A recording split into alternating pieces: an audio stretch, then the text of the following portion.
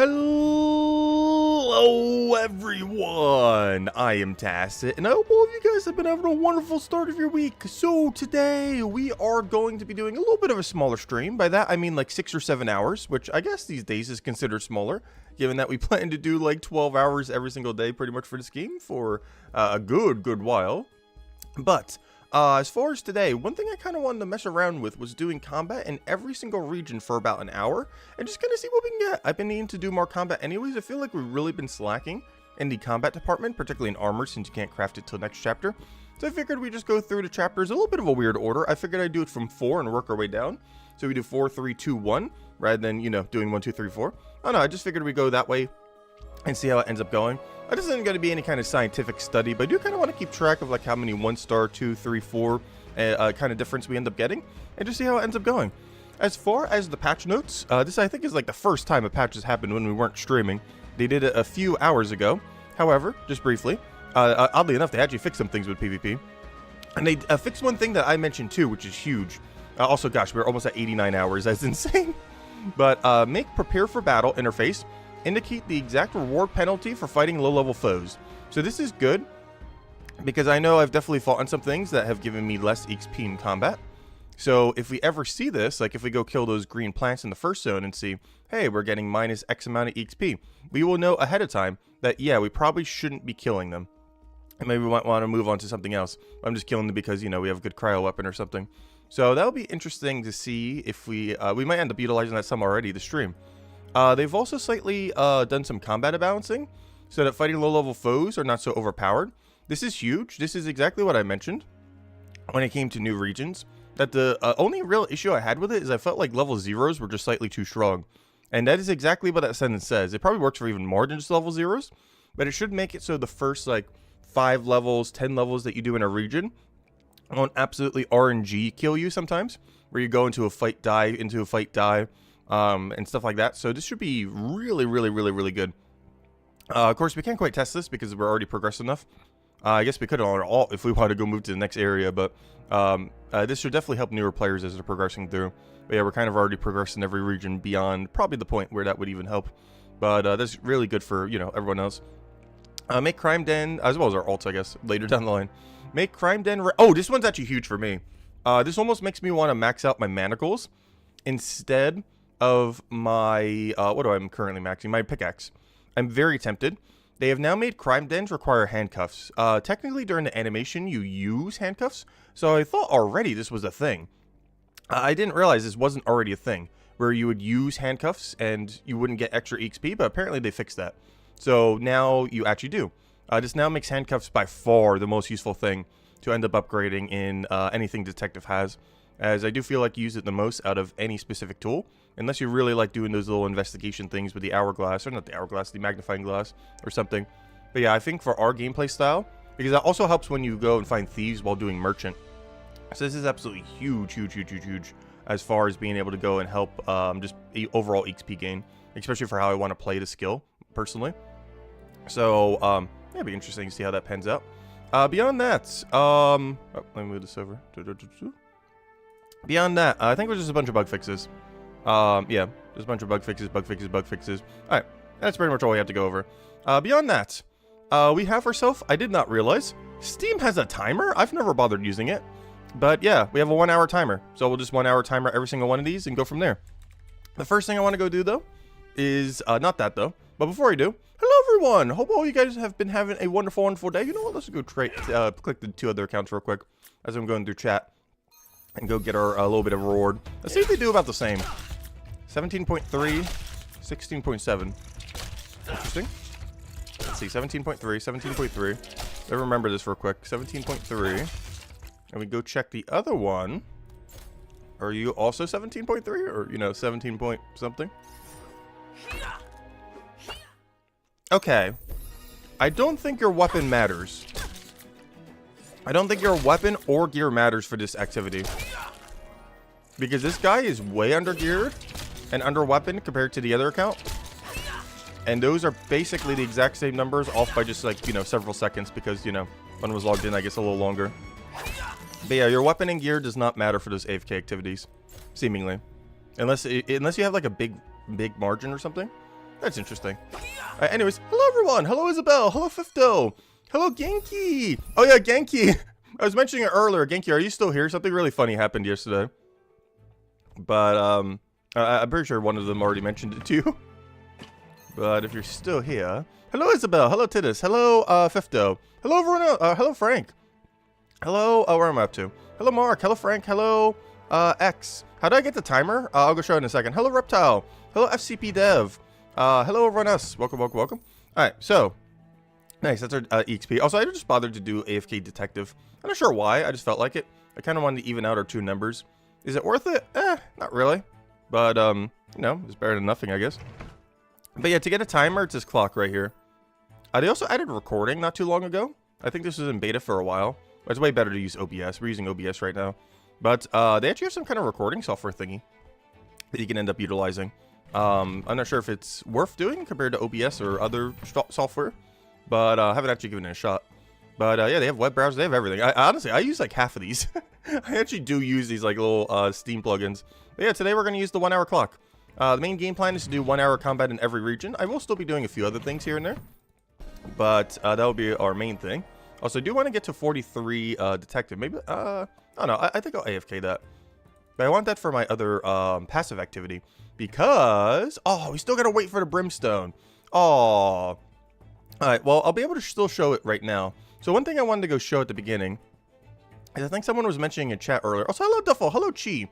I wanted to go show blast mining. And by that, I mean, let's go do blast mining. I'll only be able to do 12. So, let me go show it real quick. I've never actually done this before because I've only had one turn in. I'm not sure if you could buy explosives. I guess maybe I should go check to see. Well, let me go head over there real quick. Because right now, I've just been doing the passive activity. I'm not sure for how much longer, I guess until we get a better passive activity. This is mostly only useful if you are a hammer mage and you don't want to buy your own stones. Though you'll have to do it at least once for the first time XP bonus for each one of the rocks. So one single trip will be enough. But basically, after you complete out the 3-star quest, you will now have a venture that you can end up doing. That every single 12 hours, it comes back with about 3k mining XP and 12 brimstone. This brimstone, I can't show the animation right now, but I guess we can in 3 hours, 14 minutes after we go do a couple bit of a combat. But basically, you bring it to this guy, and he will grind it in this for you. You don't get any XP or anything for it. And then you will turn this brimstone into this 12 explosives. With these 12 explosives, can you buy explosives? With these 14 explosives, I mean 24. With these 24 explosives, we can now go. Okay, so what's the point of this? How much money does it save you? This is barely anything money-wise then. What's 12 times 735? Calculator, go. Sorry, yeah, 12. 12 times 735 is... It saves you 8.8 silver doing this. Which means per day it saves you 16 silver doing this. That's okay. That's about how much savings the grapes are doing. Because I believe we're paying like, what, 6 silver to get 25 silver worth of grapes or something? Which is, it's over 2 hours, so it's like 20-ish? Or is this only 16? But you get mining XP. Mining XP is way better. But, yeah. It's about 16 silver saving. Or sorry, not 16. I mean, yeah, 16. You have to multiply it twice. It's about 16, 17 silver saving per day. Is what this is. But it has no upfront costs or anything. But, anyways, and it gives mining XP. Anyways, let's go do blast mining for one inventory for the first time. Let's see how this works. I'm just going to do one inventory. So, he basically took 1-to-1 what blast mining is from old school RuneScape. The only difference is you get something that's actually good. Unlike in old school RuneScape where you only get the best XP and money in the game, which no one does it for, other than bots. Because there's so many more chill methods. And just other methods in general that you end up utilizing. That almost no real player does it. But it's worth it in this game because this is the highest tier stone. This is very, very, very exceedingly relevant if you are a hammer mage. Because, well, you need this. You very specifically need this. Alright, can I multi them? I can't do explosive, all explosive going. Yeah, 562 per. It's not bad.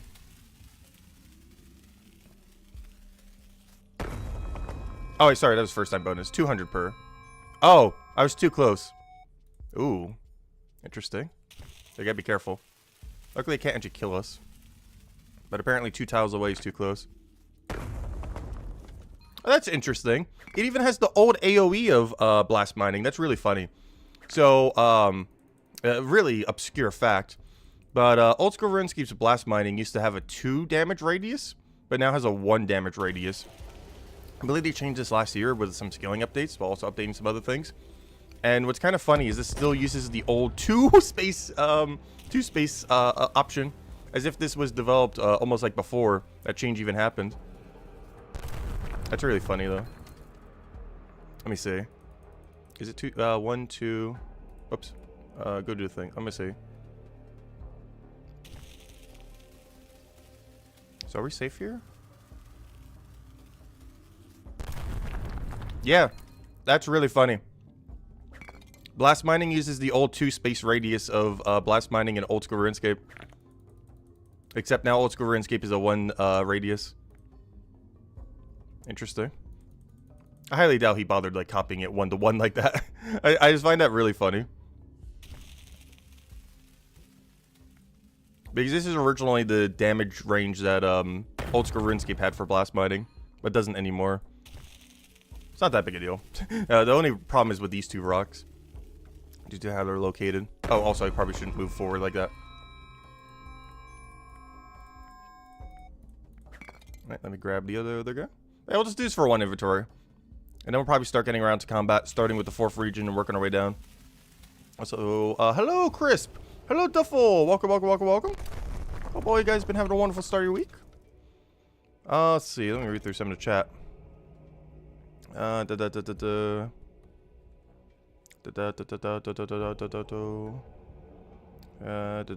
good morning, Reptile. You made an AFK fishing ult. He makes 600 copper per hour. Oh, that's huge. Really? That much? Wait, then again, wait. Isn't all my ults making a silver per hour? I think they are, aren't they?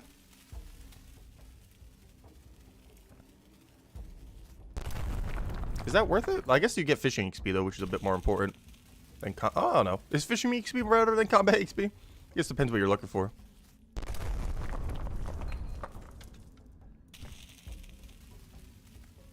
But yeah, overall verdict on blast mining is perfectly fine. I've done it some in the corresponding similar game to this. It's nice that you get a unique rock for it, that I definitely prefer. There's actually some incentive to doing it. I feel like the XP rate is super not worth it though. Also, I found it really weird that you don't make these through herblore, or you know, through alchemy, like some kind of explosive potion. I find it really weird that you have to just talk to an NPC to make it, rather than, you know, your own character making it themselves. Because apparently that stun locks you as well, the noise from the blast mining.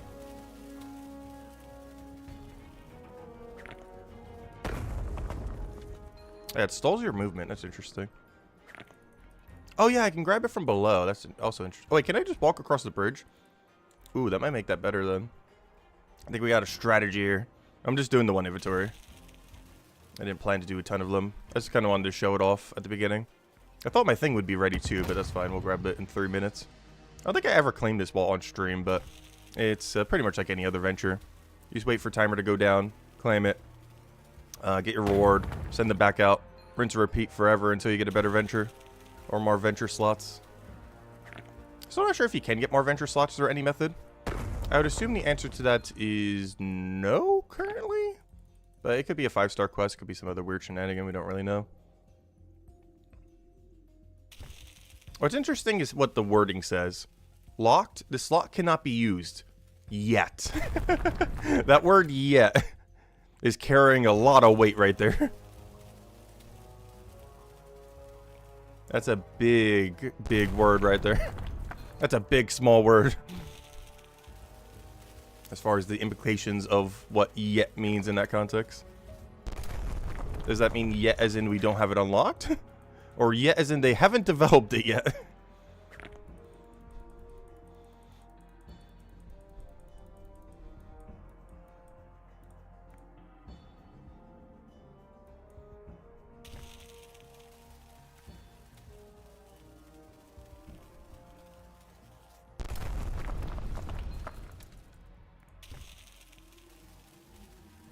Alright, and this will be the last one. But yeah, this is how you get the best rock in the game. So any hammer mages out there, pay attention. Because what we just did is how you get the strongest rock in the game. It does require the chapter 3 quest though. Yeah, that's blast mining. I don't think it's worth it for the XP though. But we got our first time bonus and everything. And if we need this later for all the other first time bonuses, we got it. Which was one of the other main reasons for doing it. Alright, also I believe there's a storage bin right over here. So if you want to go and store all your blast mining material. Oh wait, but you still have to get more explosives. That's kind of annoying. I just realized, if you want to go do this, you would have to go, where am I right now? You would have to go walk all the way over here, store in the storage bin, but then after that, you need to go get a whole nother set of explosives. So for example, if I wanted to keep doing this, let's say I wanted to do another inventory, we're not going to. Let's say, hypothetically, we were going to go do another inventory. We have to walk all the way over here, from that storage rift, all the way to the shop, and then go buy a billion explosives. Unless you have a bunch stored from the brimstone activity. So you would either go all the way over here, and then you would either grab your explosives you already made from the brimstone activity every 12 hours, or if you don't, you would buy 24 from this guy. Or just pre-buy them all, put them in there, and just grab them from there. Either or. But then you would just buy another inventory, or use the ones you already have from the venture. Interesting. Yeah, I'm not sure if that's like super worth it. I guess hammer mages would care a bit more about that. But we're not a hammer mage, so that's about all the blast mining we're doing until the next rock unlocks at like level 50, 60 something. So, yeah, we don't really need to worry about that. It's okay.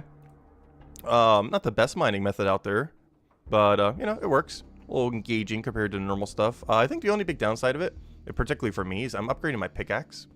So, one thing that's particularly notable is that does not give me extra XP in that regard. It does not give me the 3.2% bonus or whatever we're going to get it up to. So, yeah, it's even less worth it for me, personally. But hammer mages would care a lot more about that. Anyways, let me go and let's go do some combat. So today, as you probably see from the title, we have one big goal. And that is to do 1 hour of combat in every single region. I am going to be doing it a little bit weird. I'm going to be starting from 41 and working our way down. Starting from Chronopolis and working our way down. So we're going to do chapter 4 first, then chapter 3, then chapter 2, then chapter 1. In that order. I don't know. I just figured it'd be slightly more interesting that way, since we get to see some of the higher content first. I feel like I'm also slightly better geared for it. This isn't anything scientific. I think the main thing I kind of want to see out of this is how many, like, 1-star, 2-star, 3-star equipment we get compared to, you know, the other ones. Obviously, it could be that things have different drop table or other things like that. I don't know. I kind of just want to see the difference, and we just need progress on all of them anyway, so doing 1 hour in each just seems like a good excuse to go get all these up. As for the 5-star quests, we are eventually going to need like level 45, 50 combat or so. I think most of the enemies are level 60-ish, like 55 to 60-ish. We could probably cheese it at a bit lower than that, but I feel like 45 plus is a pretty comfortable spot to be. They could probably cheese it at 40. Like, we might be able to take it on right now. Who knows? I'm not sure how cheesable the final every 5-star boss is in every region. The most important one is definitely chapter 3, I would say. Also, we're going to be starting with the meme enemy. Do you guys remember that mall chest guy from before launch? I feel like this was the one that got the most memeified out of any single thing in this game. So we're going to start with him. That's another reason why I want to start here. As he is actually weak to Cryone, you know, the blue one, the ice one. So any Cryo Knights out there, you got the advantage of fighting the meme mouth chest guy from the trailers and everything else. But yeah, we're going to be killing him because he's weak to Frost. So yeah, let me go and double check that we're all geared. I got a level 40 rapier. Technically, we could do a 41. I'm not going to make a new one just for one level, though. For some of the other regions, maybe I'll go gear up a little bit. Also, the other 3 regions are pretty much the same combat, so we can kind of see it from there. This is the only region that's, like, absurdly higher than all the other ones. But, yeah, I think that's what we're going to do. Start up the timer. Go from there. Let me just double check chat. What happens if you place an explosive, then move out of the area? Oh, I didn't actually test. I assume it would despawn? I'm not sure if it would remember. That's actually a really good question. I kind of almost want to test that now. Yeah, I'm not sure. Because, I don't know, maybe we'll remember it if you move 2 rooms out of the way, but I don't think you have enough time to move 2 rooms out of the way. Oh, hello, Richard. Oh, we're getting strong? Yeah, we're getting up there. We're at 522 total right now. We're getting there. Anyways, let me go start the timer. And yeah, let's start our 1 hour in every region. Starting, of course, with Chronopolis. And working our way down. Chapter 4 and working our way down to 1. And then after that, we'll still go for a little while. We're probably going to go for about 6-7 hours today. So only the first 4 hours or so are going to be, you know, combat. And then after that, I'm not sure what our plan is, but, you know, we'll do something. Obviously, one of our biggest goals right now, particularly over the next few streams, Tuesday, Wednesday, Thursday, Friday, or however long it takes, is to get 60 smithing, 48 stonemason, and 40 bonewright. So maybe we'll work a little bit on that. Maybe do some of the gathering for it and start processing starting tomorrow and stuff. I'm not sure. But those 3 I really need so we can get the 5-star quest so we can start making 4-star equipment. So because apparently you can make 4-star equipment after that quest, which sounds very, very, very absurdly broken beyond belief. Possibly even more so than Storage Rift. So I really, really, really want it. You also basically have to have it unlocked before Chapter 5. Not because you have to, but because Chapter 5 is going to be adding special attacks to all your weapons that are 4-star. And being able to craft 4-star weapons through this process sounds really, really good. Oh, did it say 46? My bad. I thought it said 48 earlier. I feel like the numbers change every single day. So whatever the wiki says today is hopefully correct. Because so far, every single day, the requirement for it has changed. Every single day, they add something else. Originally, it was like just 60 smithing. It's like, oh, you also need... no, it was just bonewright initially. Then it was, oh, you also need smithing. And it was, oh, also you need stonemason. And also, the stonemason number is slightly different. Because I could have sworn it said 48 earlier, not 46. Maybe I just read it wrong. But anyways, let me go and start our timer. And yeah, let's begin. So this isn't anything scientific with the timer and everything. I just figured just to get a rough estimate of an hour. But, you know, we're just kind of seeing how many 1 stars, 2 stars, 3 stars we get. And just isn't a good excuse to go get XP in every single combat. So that's what we're doing. 1 hour of combat in every region. I might gear up a little bit in some of the regions if our gear's a little low.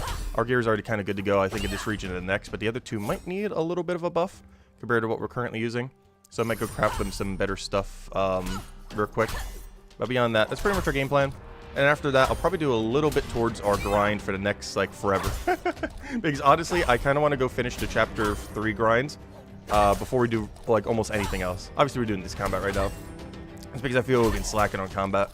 But after that, going into the next several days, once we actually get back to doing 12-hour streams, because today's going to go for about 6 hours. 6, 7 hours, probably 6-ish hours.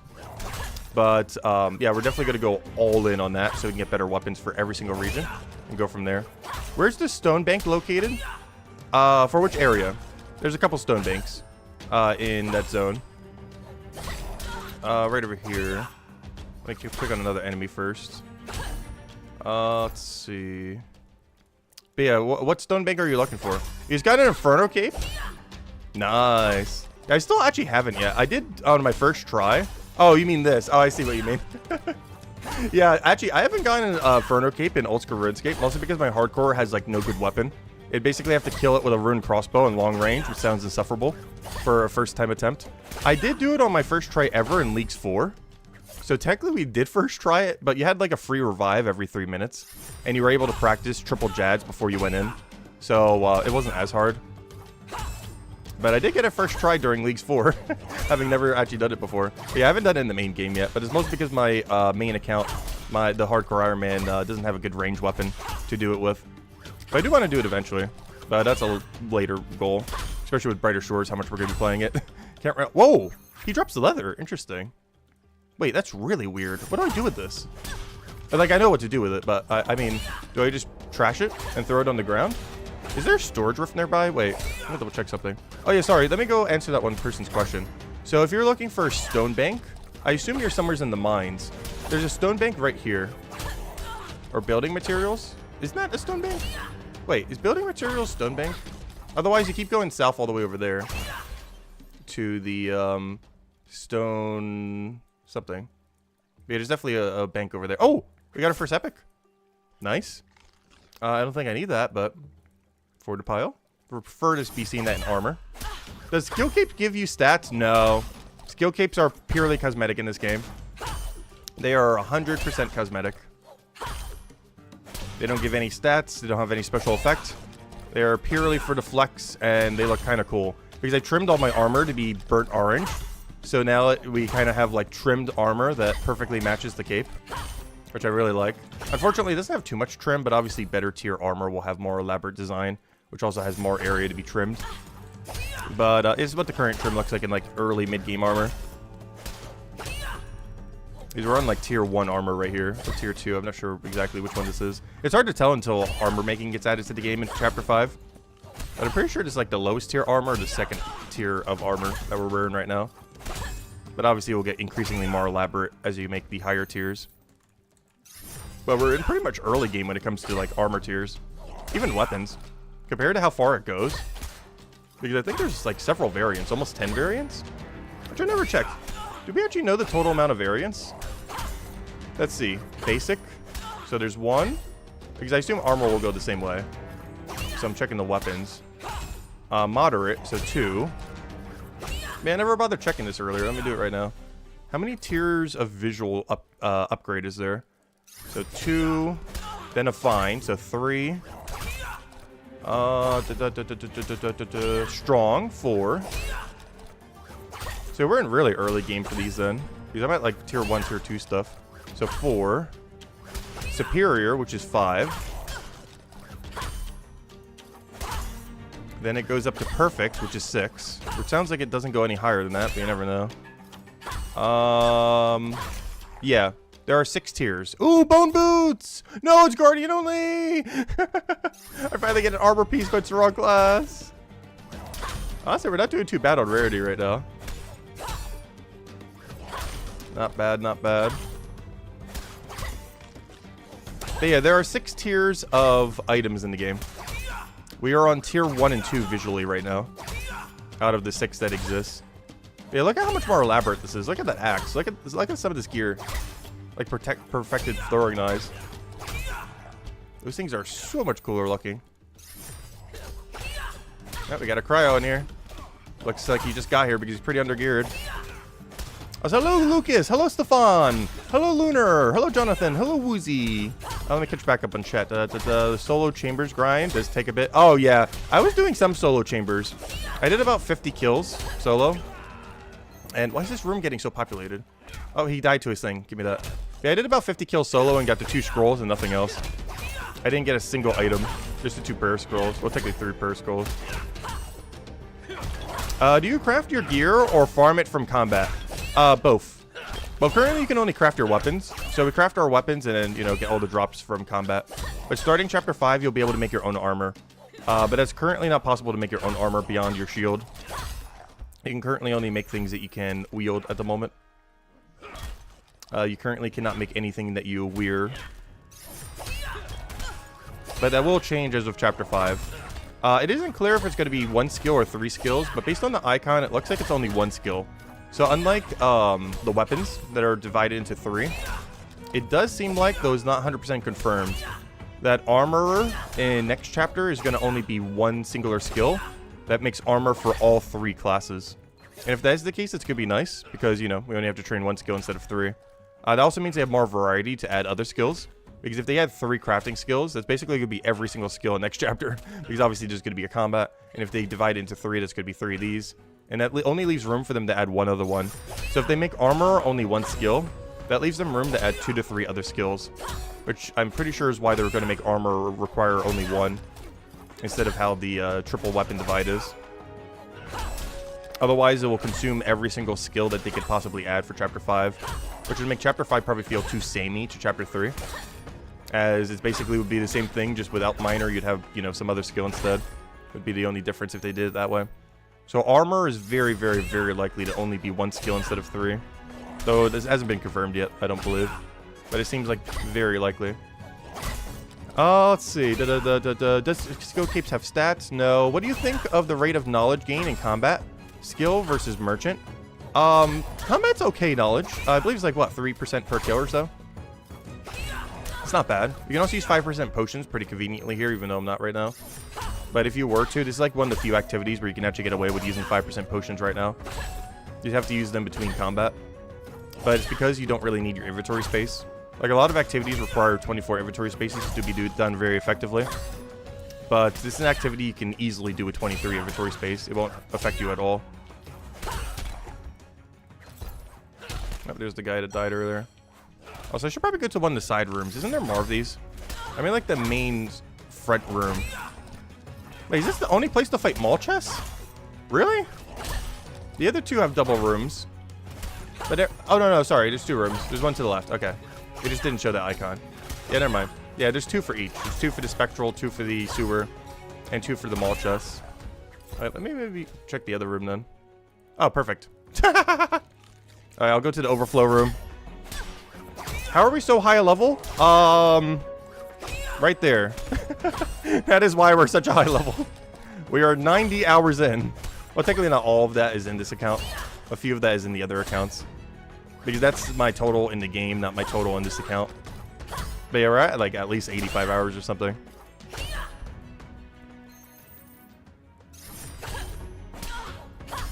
Do you craft your... I read that. Tell me about it. Never mind, run through some of those. Do you think your rated knowledge, already answered that, people is saying farming knowledge, then dumping it into skills, like Greater Shores Alchemy, would be their best in slot methods for HP right now? Pretty much. I'm not sure what the best way to farm knowledge is right now, though. Is there like a meta that's been established? Because I kind of just do whatever. Obviously, more quicker XP drops and such give you, you know, a decent amount of knowledge. But yes, most of my skills have been trained through just dumping a bunch of knowledge in it. Speaking of which, after this kill, we're dumping into smithing for our dopamine hit. They said merchant because of today's patch. Ooh. Okay, maybe we'll be doing some merchant after all of our combat then, because I need to be doing that anyways. Alright, let me dump that into smithing. I didn't see anything in the patch notes that mentioned any change with merchant, though. Or was it a change to how knowledge works more so than merchant, specifically? Yeah, I was already needed to do the 55 merchant grind, so I don't mind doing further than that. The further you go, the more discount you get on Nether Maker, which I believe is the most profitable skill in the game right now. Also, speaking of which, I do have 2 bison leathers on me. I'm not sure if I should just scrap them or what, because I don't think there's a storage rift nearby. Let me go check. I was gonna check this earlier. Yeah, they didn't put a storage rift there for some reason. I would have to move like 4 rooms away to get to a storage rift. I guess we could, but it doesn't feel worth it for like 3 hides. I guess we could, though. It seems like quite a walk just to store 3 hides away, though. I bet I didn't mean to walk.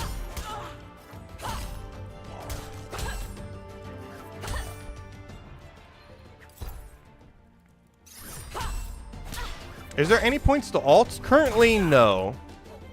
I would say right now, an alt is kind of pointless.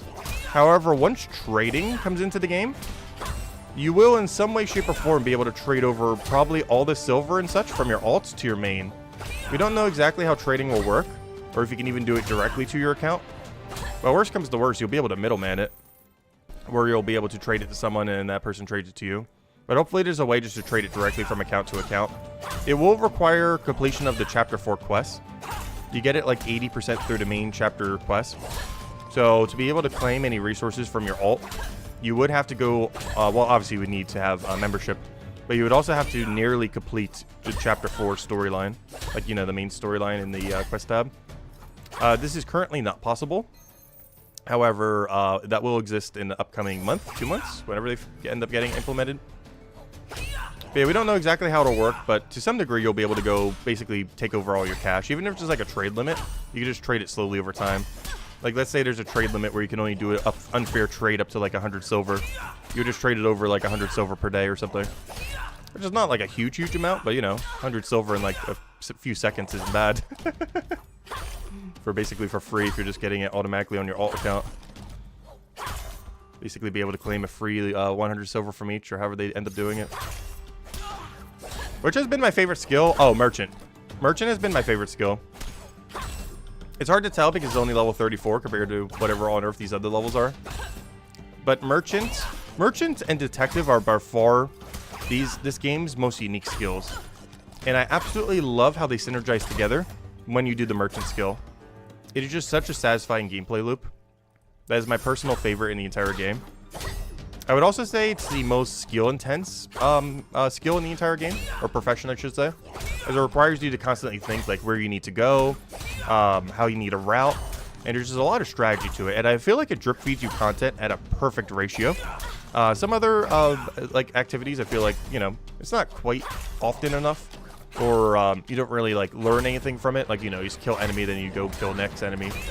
But it is balanced really well for the Merchant skill, as far as like how it slowly drip feeds you the content, which gives you just enough time to learn the pathing, and then it drops you a new one, and it just keeps going like that. Yeah, it's really solid.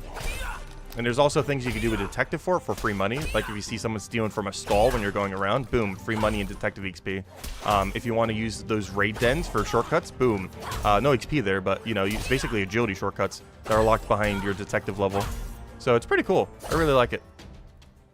I feel like out of any, it's really weird. Even though this chapter only has 4 skills instead of 5, I personally feel like chapter 4 has the best in-chapter synergy of any chapter in the game. Mostly due to how watch person, detective, and merchant, particularly merchant and detective, synergize together. I feel like out of any double synergy, this is the best double synergy in the game, or at least the most unique.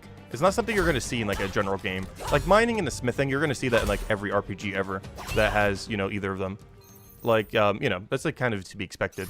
But you're not going to see like merchant detective synergy in like any game, or very, very, very few. It's really unique to Brighter Shores, and I hope they do more of this in the future. Not like standard RPG things like, oh, you do mining into blacksmith, you do gathering into herblore or alchemy, you know, those kind of things, like the really obvious ones, fishing into cooking. But we need like more unique ones, like detective into merchant is such a cool combination concept, and it works just so well. I love how they implemented it. Also, hello, stuff versus things. Is there any point to alts? Oh, sorry, I already answered that. But yeah, in the future, you'll be able to claim their money in some way, shape, or form. So yeah, you can play different classes too if there's a big class difference. Obviously, given that there's 3 slots, I'm obviously making each one into a different one. Since we went Cryo Knight for the left one, we'll go Guardian for the middle and Hammer Mage for the right in the same order that it's displayed in game. But yeah, it allows you to play every class, which is the whole reason why there's 3 slots instead of 1. Hello, hello, Savine. Welcome. You think when you get to Merchant, it'll be hard for you, as you won't remember the roads and stuff? I feel like Merchant leaves a really bad first impression when you first do it, for 2 reasons. One is figuring out where on earth you have to go is awful when you first start Merchant. The other thing that's bad with Merchant initially is if you don't give it a fair shot, it just feels like a walking simulator. Like, it just feels like, oh, what's the point in this skill? You're just walking around forever. Like, you're not even doing anything. But the skill doesn't really start to really open up until you get to, like, I want to say, like, level 10-ish.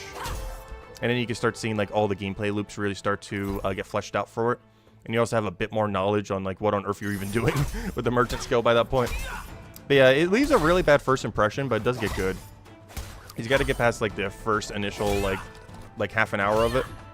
And then it really opens up. That's one thing I would say that's a little bad about Chapter 4. I feel like Detective and Merchant, despite how good they are, start very, very weak as a skill. Which is really weird. Like, they're some of the best skills in the game, but the very absurdly low level range, like the first 5 levels, of course we would... God, come on! Alright, we got 2 2-stars and 2 3-stars. Why? Obviously it's gonna happen. They're like only a few levels lower than us. But also, I'm not bothering with any walk under or anything right now. Obviously, we could do that to try to survive, but we're just clicking on them. I probably should implement that some, but we have been for some other things. Oh yeah, I can go, I guess, store these hides away when I go back. I guess at least this gave me a free storage because I can just go and do it when I walk by to go back to the thing. The only problem is it's such a long thing. Yeah, we need to teleport soon anyway, so I guess it's a free tele. It is still quicker to just teleport rather than wait until they kill us. But if you do die in a situation like that, it's not that big a deal. You literally spawn... Well, for one, there's no penalty to death. But also, you literally just spawn next to the shop where you need to go sell everything, so... Kind of works out. Oh, our grapes are almost ready. Soon TM. What other chat did I get to? Levels 18 detective raids, and then no more raids until 50 is whack. Yeah, I hate that. I do feel like there should be another one. Because I've been doing so many level 8 raids because it's a lot more AFK than the 18. I still do some 18s here and there, but only if I'm, like, active AFK. If I'm going, like, true AFK, I do the level 8 ones. If I'm going away for, like, you know, several minutes. Because it's just consistently AFK compared to the other activity. Oh, yeah, where's the storage rift? Where is it? Isn't it in this room? Am I blind? Where is it? Hello? Hello? Hello? Also, for any of you that don't know, you can use the storage rift spell and it'll auto-find the storage rift in your area. It's not a thing I've needed until that exact moment in time, but I did accidentally figure that out at some point. But, yeah, if you currently cannot find your storage rift because you're blind like me, just click the storage rift button, and if there's a storage rift in your area, it'll auto-path you to where the storage rift is. So if it really blends in, like in that room where it's like stone on stone, and you can't figure out where it is, just click the storage roof button and it'll auto path you there, which is kind of nice. Normally it's pretty obvious where it was. I think that was the first time ever I was in a room with one where I couldn't find it. And the rare situations where you can't, just click the button and it'll move you there automatically.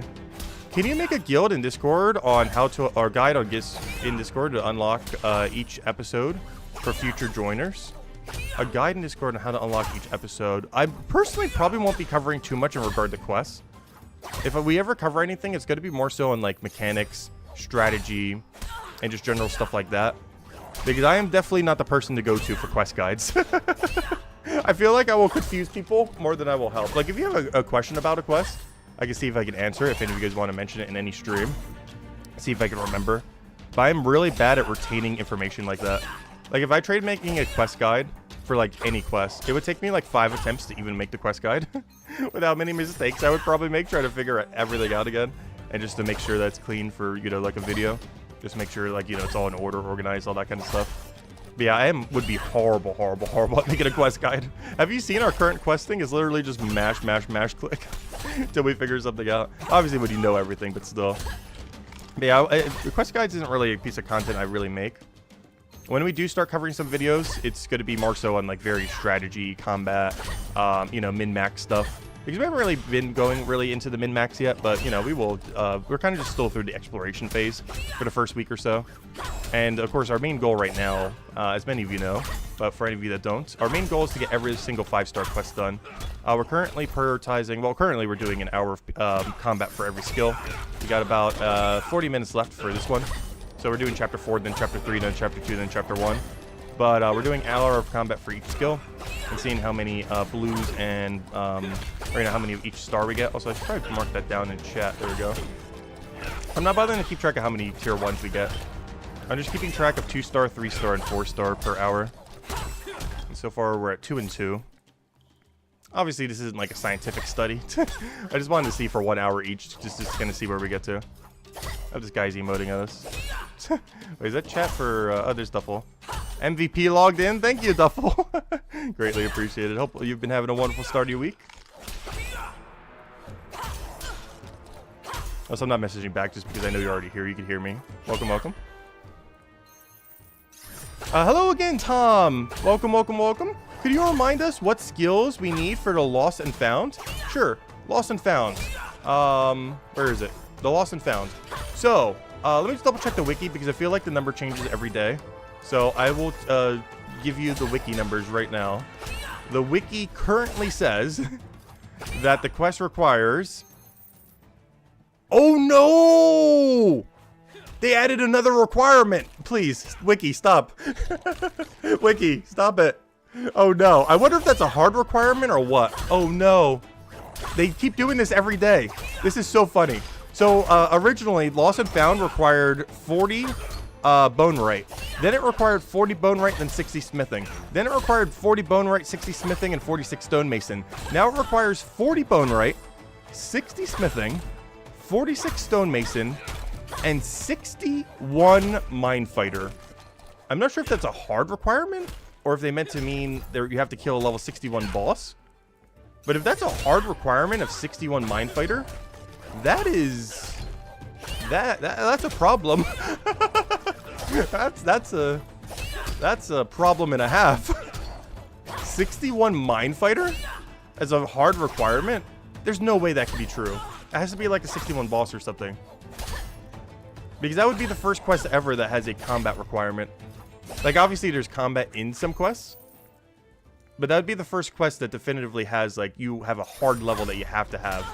The only other one, I guess, was in Chapter 1. You had to get 15 combat. Oh, you got a first kill epic? Nice. Oh, yeah, this is Duffel. I didn't realize. This is Duffel right here. Nice. What did you just say? How do I check local chat? Let's see. One more, you'll leave the server. All good. Good luck on your drops. Yeah, we're currently at 2 and 2.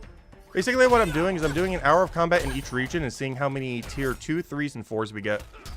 Right now, we are at 2 tier 2s, 2 tier 3s, and 0 tier 4s. This isn't particularly scientific, and the stuff we're going to be killing in every single region is going to be different, as well as our DPS in every region. But, you know, it's not a scientific study. We're just kind of doing 1 hour in each, you know, just messing around. Yep, thank you, Duffel. Best of luck on your grinds. Also nice with the Hammer Mage. I feel like Guardian got the short end of the stick. I feel like no one's Guardian. Did anyone pick Guardian? Like, has anyone in chat picked Guardian? Are you happy with your choice, or do you feel disappointed? Not that Guardian's bad.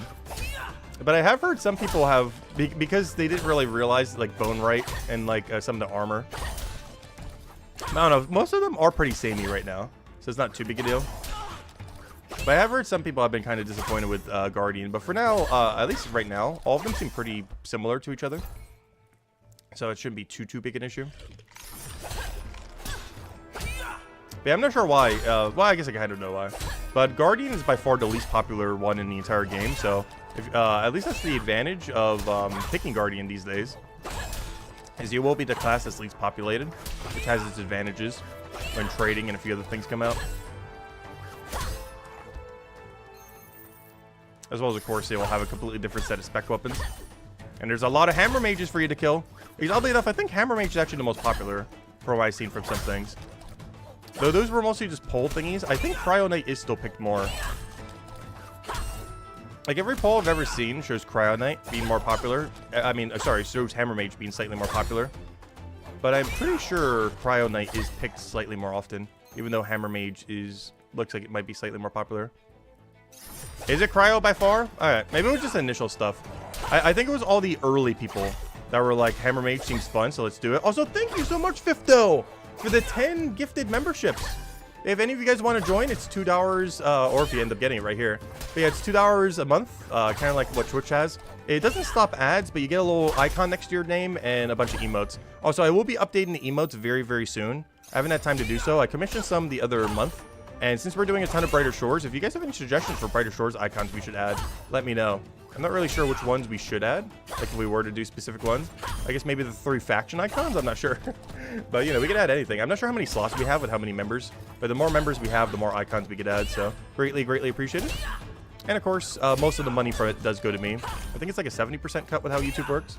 So I do get most of the money from those. It's actually even more than the Twitch thing. But I believe with Twitch, you only get 50%, I'm pretty sure. But on YouTube, you actually get 70% of all those. So greatly appreciated for the 10 gifted. Alright, also I'm putting this all in smithing. I think we already know that, but let's keep going. There we go. But yeah, also, hello, Galaxy Beard. Hello, let's see. Let me say hello to all the lurkers. Hello, Gills. Hello, Kurt. Hello, Unbox. Hello, Brittany. Hello, Diabolic. Hello, GM Jordy. Hello, Jason. Hello, Shoehorn. Hello, Raven. Hello, Arpian. Hello, Bun Bun. Hello, everyone else. Welcome. Do I stream full-time right now? Yes. We've been streaming full-time right now. We've been going like 12+ hours every day. Or, though today will be a little bit shorter. We're only doing like 6-7 hours today. I think we're probably going to go for about 6 more hours from right now. But yeah, we do it full-time right now. But that's even more time for us to go do Brighter Shores. But yeah, it is currently our full-time job, so any tips and everything else, really greatly appreciated. Because it helps keep the channel afloat.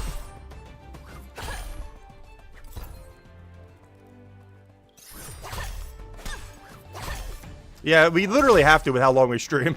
Are you kidding? We have like a double full-time job right now. We've played for like 90 hours this week so far. And it hasn't even been a week yet. It's been, what, 6 days? Like, today's the 6th day. It is like a double full-time job.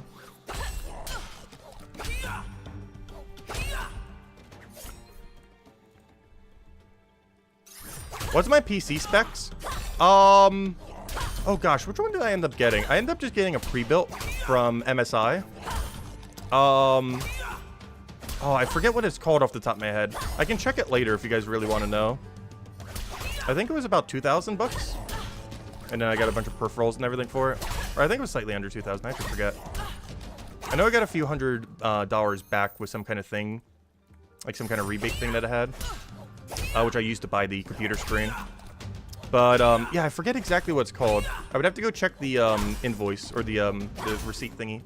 But I do forget it off the top of my head, the name of it. But yeah, it's pretty decent specs. I actually just got it 2 months ago. The main reason being is my laptop from like 11 years finally died. So I was like, okay, well, time for an upgrade. Because I currently have a side laptop right now. Like, I had 2 laptops at the time. But my really old laptop from 11 years ago that I used during college, that one finally broke. But, you know, 11 years, that's pretty respectable for a, for something like that. But yeah, it finally died. So that's why I got this new computer set up. And yeah, it's pretty fresh. We just got it like 2 months ago. I really enjoy it. I also got my first ever ultra-wide monitor. It's only a 2K instead of 4K, but that's fine. But it's like basically the like 2.5 like normal monitor sizes. I forget the exact dimensions on it, but it is so wide. Oh, we got another drop. Nice. Actually, that might be an upgrade. I need to go check. Yeah, so we're at 3 2-stars, 2 3-stars, and 0 4-stars. With how much time on the clock? With half an hour left. So we'll keep going for a half an hour on these guys. See how far that brings us. And go to the next region. Is it ultra-wide OLED? I forget if it was OLED or not. I know it had like a eye-safe screen thingy thing on one of its specs, so I was like, yeah, why not? Oh no, I just needed a monitor at the time, because one thing that was a stipulation, I ended up just getting it at Best Buy so I could get it locally, so I didn't have to wait for like a shipment or anything in case it got broken or shipped to the wrong house, because I didn't want to have to deal with that. So I just ended up getting it from Best Buy, and they had some kind of thing where you get like a couple $100 back with something, like some kind of promotional thing or whatever it was.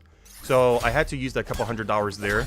So I used a couple $100 to buy the monitor. So I had to choose one of the monitors that they had available rather than just any monitor online. So I ended up going with, I think it's called an Omen something something. I forget its exact name as well. I'm really bad when it comes to names. But yeah, it's the brand is Omen, if any of you guys happen to use it. But it's one of Omen's ultra-wide monitors. I forget specifically which one though. But yeah, basically just use like the $300 cash back or whatever they had on the monitor, because you had to spend it specifically in their store.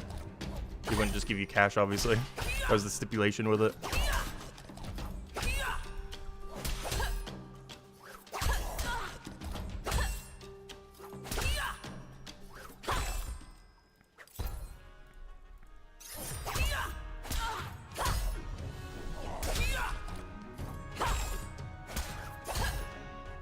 But yeah, I wanted to get it locally just because the way my house works is it's like an apartment number. I don't live in an apartment, but I live in a weird thing that's next to a bunch of apartments, even though I live in a house. But a lot of shipments get confused because the naming convention of where I live right now is like the weirdest thing ever. I've never seen it before because it's like an HOA kind of thing, but it has like the same address as the apartments, but is a house. So people get really confused with like the number because it's like an apartment number, but it's actually one of the houses rather than one of the apartments on the side. It's really confusing. And I have had issues with stuff getting shipped to the wrong place before. So whenever there's anything too expensive that I need to get, I just buy it in person these days because I don't trust the mailing system to get it to this house.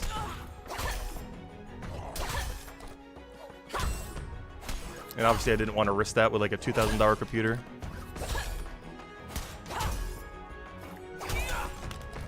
You live in a weird thing. I live in a pineapple under the sea. Oh.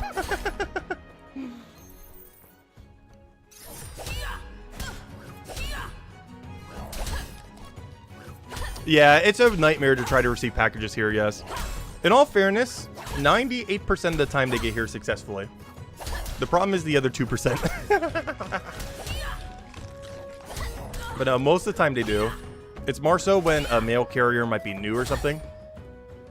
Because it's a very confusing kind of like numerical system. I guess a lot of them are kind of used to it.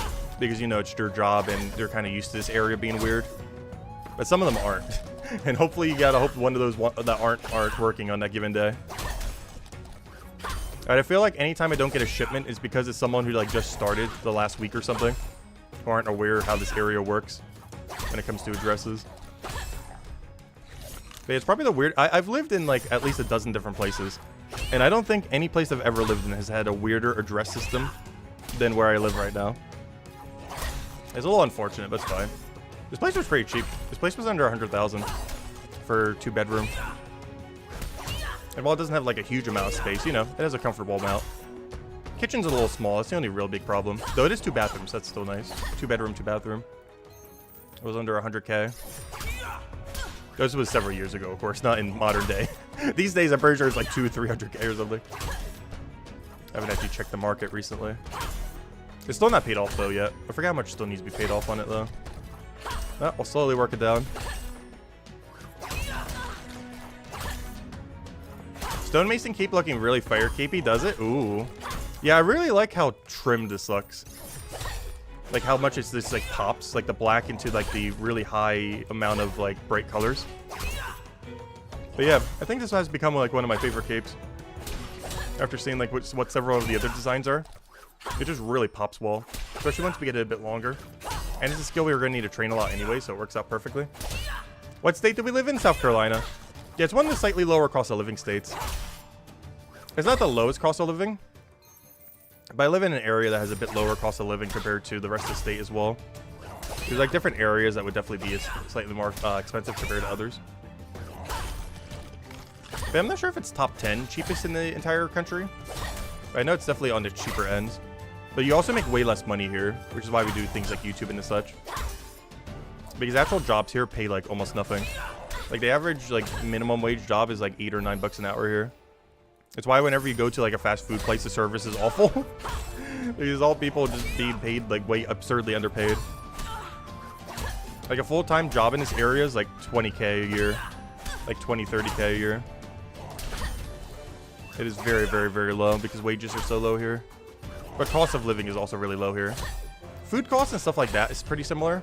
But like housing costs and a few other things like that are a bit lower.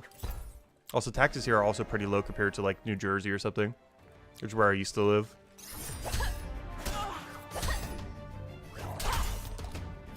One Bitcoin would be worth a home someday? Probably.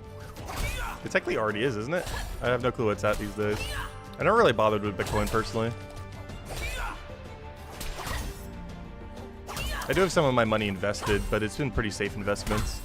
It's not a lot though. But you kind of have to when you're doing something like YouTube full-time. Because, you know, you don't have, like, other means of investment. So you gotta have to invest yourself.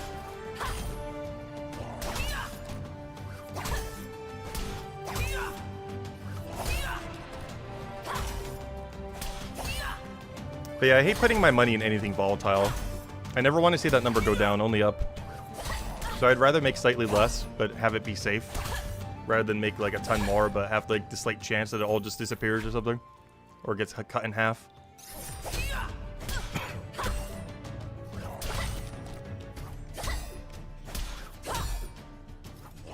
Bitcoin's at 84K? That's insane.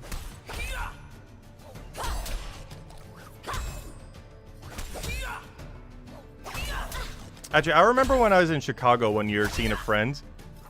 There was a Indian ascent kind of person. And they were basically like trying to sell me Bitcoin. Or, you know, sell me on getting into Bitcoin. And I think at the time, Bitcoin was like closer to 20, 30K at the time. So technically, I would have doubled my money. I didn't bother though. I always found that pretty funny. It was like one of those persons who was like absurdly into crypto. Like, you know, they invest like every cent they had into crypto with how they were talking. Like they had at least like 100K into crypto, if not more, at the time. If not like hundreds of thousands.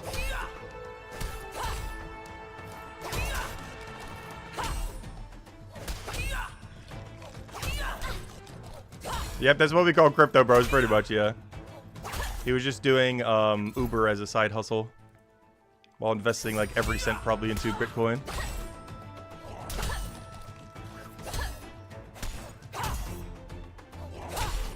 Any epics today? No.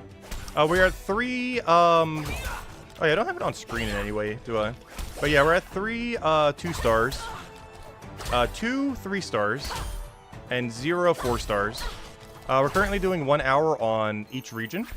We're on our first region, aka Region 4. I'm working from the top and going down. And we got 22 minutes left. But yeah, I've gotten 0 upgrades. Actually, that's not true. Are these legs an upgrade? Oh, these legs have been upgraded the whole time. Whoops. What am I doing? Let me go wear them real quick. Maybe I actually did get an upgrade. Never mind. I'm saying 0 upgrades. I have one just sitting in my inventory right now.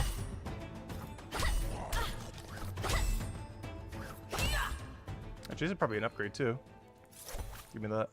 I'll make sure we don't die to these on accident like we have been. Alright, there we go. Yeah, I'm saying we got no upgrades. We just got a double upgrade right there. It's not much of an upgrade, but, you know, anything helps. But yeah, this chapter's gear, not the greatest, but it's getting there. I feel like our most cracked gear in any area is Chapter 3. I have a full set of Tier 3 with some Tier 4s. It is by far our absolute best geared region. It's not even close.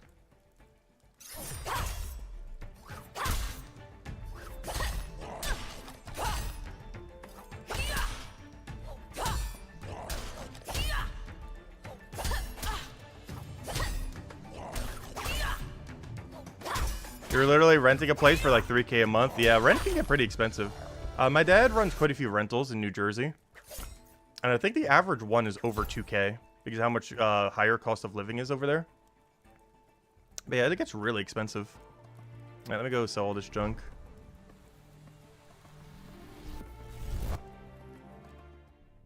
I'm not sure what current costs for everything is in New Jersey these days, though. It's been a little while since I've been in New Jersey. I'm gonna go use my 1 point. But I have a lot of family that lives in New Jersey. I normally go there. I used to go there for winter, but ever since the year I got snowed in there, I've been going there mostly during Father's Day to see my dad, as well as either 4th of July. Like around like the 4th of July, Father's Day kind of time, normally. Because I normally go see him, my grandma. Actually, last time I saw Isabel, I'm not sure she's in chat right now, but I actually saw Isabel last time I was in New Jersey too. She's from New York, so I ended up, or she ended up coming to me. We ended up going to the Sawmill, if any of you guys know where that is on the Jersey Shore. Really, really good, great place if you're ever in the area. They have really large pizzas, great cheese fries. And if you've never stopped by there, if you're ever in the area, great place to go. What am I doing? Oh yeah, going back to Chronopolis. Yep, there she is. But I saw Isabel last time I was in New Jersey as well, while I was seeing family.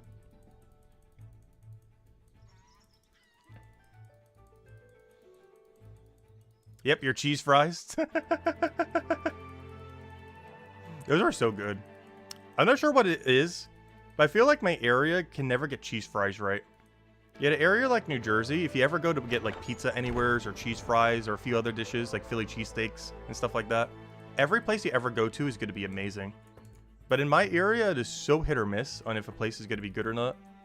Which is kind of annoying because those are all great foods. Actually, even tomorrow, I said I was going to get a pizza today. I think I'm getting it tomorrow before I start streaming. Because I'm just going to have leftovers of something else today. But I think tomorrow I'm just going to get order a pizza before the stream. Because I don't want to have to go and make something tomorrow morning before we go do the 12-hour stream. And tomorrow's stream will definitely heavily be focused on Zone 3. Pretty much, honestly, we're focusing on Zone... After the stream, every stream will be 100% focused on Zone 3, I think, until we get it done. I'll try to do a little bit more variety here and there. Maybe just for a little bit of change of pace, like a little bit of merchant here and there or something. Just to change up the pace. But like 80% of our time, probably, until it's done, is going to the Mines of Matrabin after today. Because I want to keep going until we have the Lost and Found quest completed. It seems like the most important quest in the entire game, even more so than Storage Rift. Maybe not more so than Storage Rift, but comparable to Storage Rift. It's basically the Storage Rift of Chapter 3. As far as like how much you have to get it, because it's so important. But the requirements for it is probably one of the steepest of any quest in the entire game right now. But it is 100% worth it. But yeah, it's 61 Mind Fighter, 40 Bone Right, 60 Smithing, and 46 Stonemason. At least that helps our class the most, because we're obviously Cryo Knight. So having a really high blacksmith is a level we'd need anyways. But those other ones are really high. Why that quest? It unlocks the ability to craft tier 4 weapons. I'm not sure exactly how the system works. But seemingly you just break down a bunch of tier 3 weapons and you get a tier 4 weapon. Exactly how that works, I'm not sure, but regardless of how it works, that is insanely good.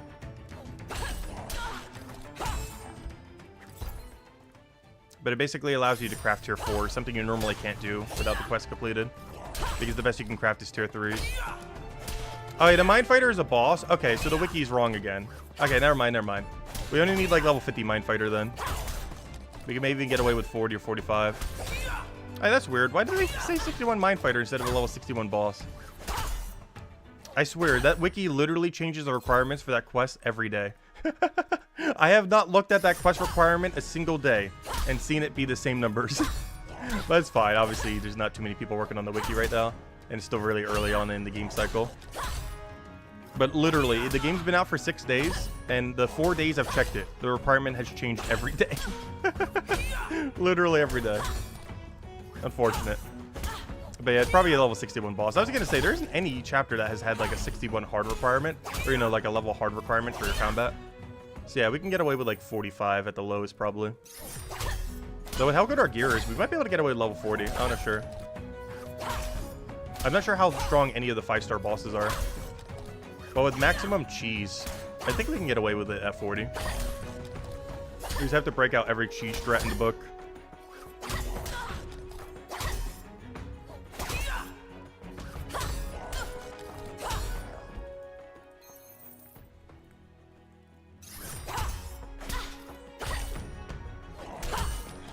How are we doing on timer? We're at 15 minutes. That'll also bring us to the 90-hour mark of hours played. We have 15 minutes, and we'll move to the next region then. And we'll go to Chapter 3. That's also the area we'll need to do the most amount of combat as well.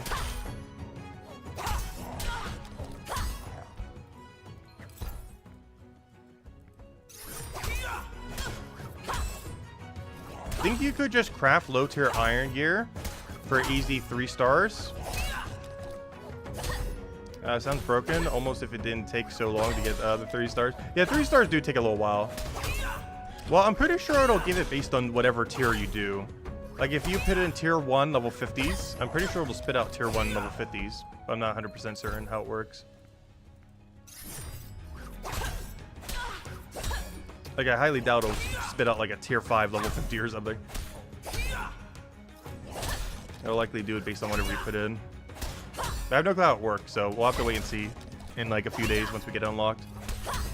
I think what I might try doing is get one skill done every day starting tomorrow. Obviously today is kind of just a kill for 1 hour kind of stream and just do whatever after. But our goal for tomorrow might be to hard focus each one down. That way in 4 days we can get it done. Or even 3. Because I can technically just passively get Blacksmith all the way to 60. I don't actually have to train it directly if we just keep using our dopamine hits on it. Because I think that's doable. Mind Fighter to level 40 or 45 in a day. Bone Right to level 40 in a day is probably the easiest one. And Stone Mason to level 46 in a day. Which it will be a little bit harder, but definitely doable. And doing all 3 of those, we'll get level 60 smithing automatically without training it at all. So that may be our game plan then. Which means by... what is that then? That means by Thursday, we should be able to try the quest, maybe even earlier. Up, another drop. Add it to the pile. We're at 4, 2, and 0 right now.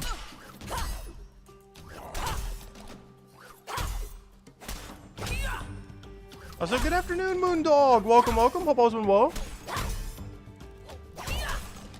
You don't think that's how it works, because when you have a Hammer Mage item, you are a Cryo Knight. It says you can use this item after Lost and Found quest to upgrade or make it. I think that's only for unattuned, isn't it? My thing that I gathered from it is it only works on unattuned 3 stars.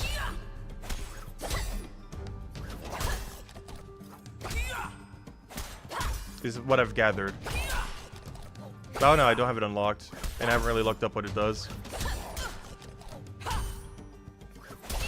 I just heard there's ability to make 4-star weaponry, and I am immediately rushing it.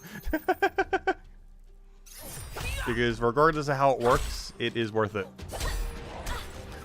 Like, as far as with the specifics, it doesn't matter at all. Just being able to do that to any degree is so strong. But my understanding of it is, you scrap a bunch of 3-star unattuned, probably 3 of the same type. But they have to be unattuned. But of course, everything you craft is untuned. And then it makes like a 4-star or something. I think it was only 3. I'm not sure if it was higher. Like if it was 5 or 10. I think someone earlier said 3 though. Oh, whatever the number is, it's worth it. I don't care if it said 20. Yeah, I think that's worth it. Oh, that's a little overkill. I think 10's the highest you can make it while still being worth it. Without it being too much of a grind. But it's like 3 or 4 or something. Oh! Oh! Aw. Is that an upgrade? It's a side grade. Actually, that's a downgrade. Never mind. This looks cool, and it adds to our number, but it's not armor. That would have been way cooler if it was armor. But yeah, I don't need this. I can craft better. That's the only problem with getting weapon drops. Given that we have a weapon making skill, but not an armor making skill right now, weapon drops mean almost nothing. Unless it's 4-star. That's the only exception. But anything that isn't a 4-star weapon drop is kind of lame in the current state of the game. It will be a little bit better, more even once, you know, once armor making comes into the game. But right now, armor drops like the only thing you want to be seeing, since you can't make your own until Chapter 5. Like a weapon like this literally is just gonna get trashed instantly, because I can make stronger than this if I want to make one myself. I can make a level 43 version of this right now if I want to. I'm not going to, but I could.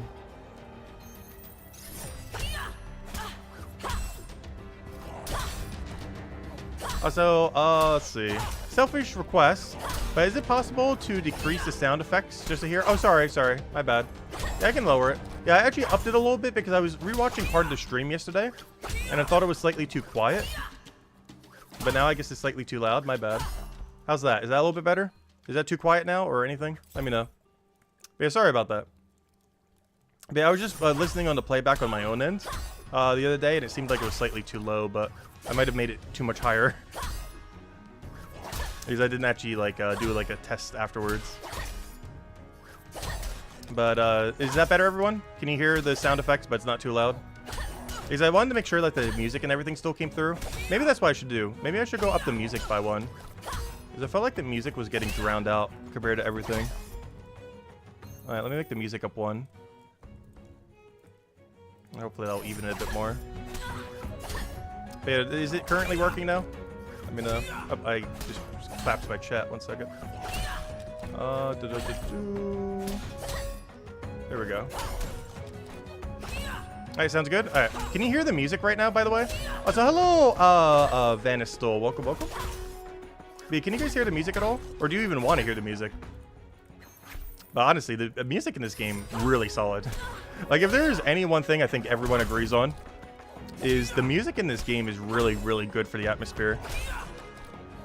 Like, out of any one aspect, I think it's the one thing that almost everyone can agree on. Whoever did the music, really 10 out of 10 job for this game.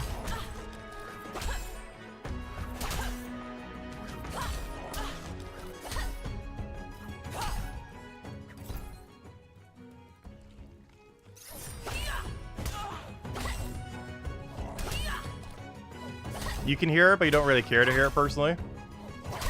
But you could just turn your music off. As long as it's not too loud. Oh no, I can lower it if you guys prefer. Because I know some people prefer listening to a stream that's just audio only and no, you know, sound. Or, you know, like no, like music or anything else. Like, I never play music in the background.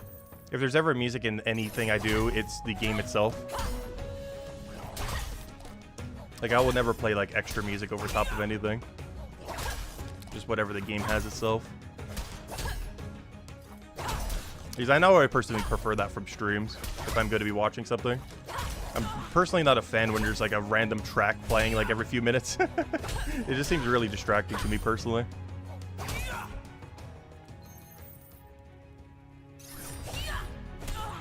Hello MK Jets, welcome, welcome. Hope all's been well.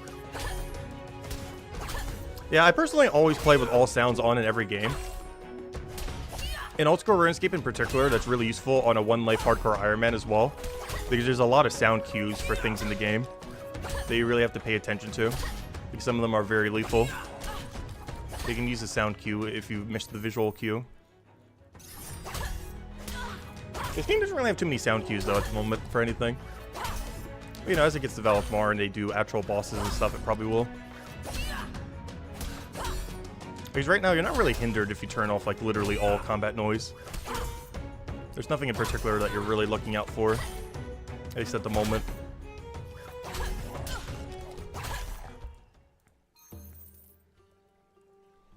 And when you hear the sound of Ice Barrage, I know, right? Honestly, that's probably one of the more iconic sounds in Old School RuneScape. When you're, like, in the wilderness and get hit by Teleblock or Ice Barrage. Actually, one thing that was really funny. So, when I made the Hardcore Iron Man last year, that we have since maxed and gotten, you know, like a bunch of progress on since then. But it still hasn't died yet. But I nearly died in free-to-play because one thing I didn't realize, because I came back after being away for like several years. Like, I think the last I played prior was like 2018, and I came back last year to Old School RuneScape for a little bit to make a hardcore Iron Man. But basically, I almost died within the first week because I was still in free-to-play. And there's a shop in the wilderness where people can attack you that's in multi-combat that buys stuff at a higher price. It's the only one in all free-to-play. In members, there are a lot of shops that'll buy at a higher price. But that was the only one in free-to-play, so you had to go there. But basically, it's in multi-combat, about 20 wilderness, so enemies about 20 levels higher, or, you know, players 20 levels higher could attack me. And a duo, like two friends ended up, like, attacking me there. Or, you know, not friends of me, but, you know, like a duo group ended up attacking me. But what I didn't realize is they added teleport block to free-to-play. So I have never felt more fear in my life than when I heard the teleblock sound in a free-to-play world, when for the longest time that spell was members only.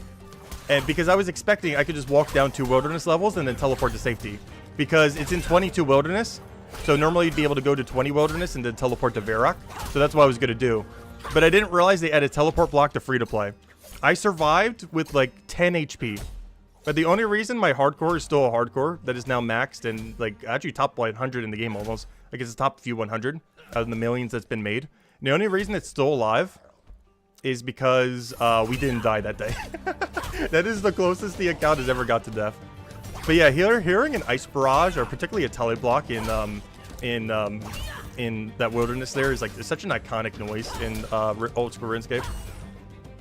But yeah, that was like the most fear I think I've ever felt. Because you weren't expecting it at all, because it shouldn't exist in free-to-play. Oh! We got the drop. Oh. 100 all stats, except for 2 of them. That's so nice. Oh, that's juicy right there. Hey, our first one. Let me add it to the numbers. So far, we got 4 2 stars, 3 3 stars, and 1 4 star right now. How much time is left on the clock? Oh, that's the last drop we're probably getting.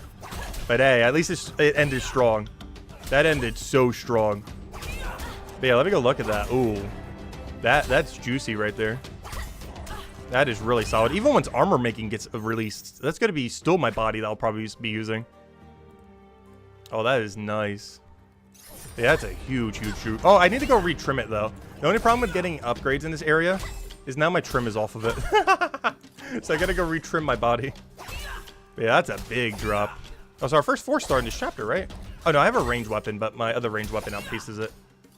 It is technically my second 4 star, but the other 4 star was like a level 6 throw weapon, which at this point has become weaker than my main weapon. I'm still keeping it in case it has a good spec, but this bow is stronger than it, as long as you're not immune to Arbor Ray.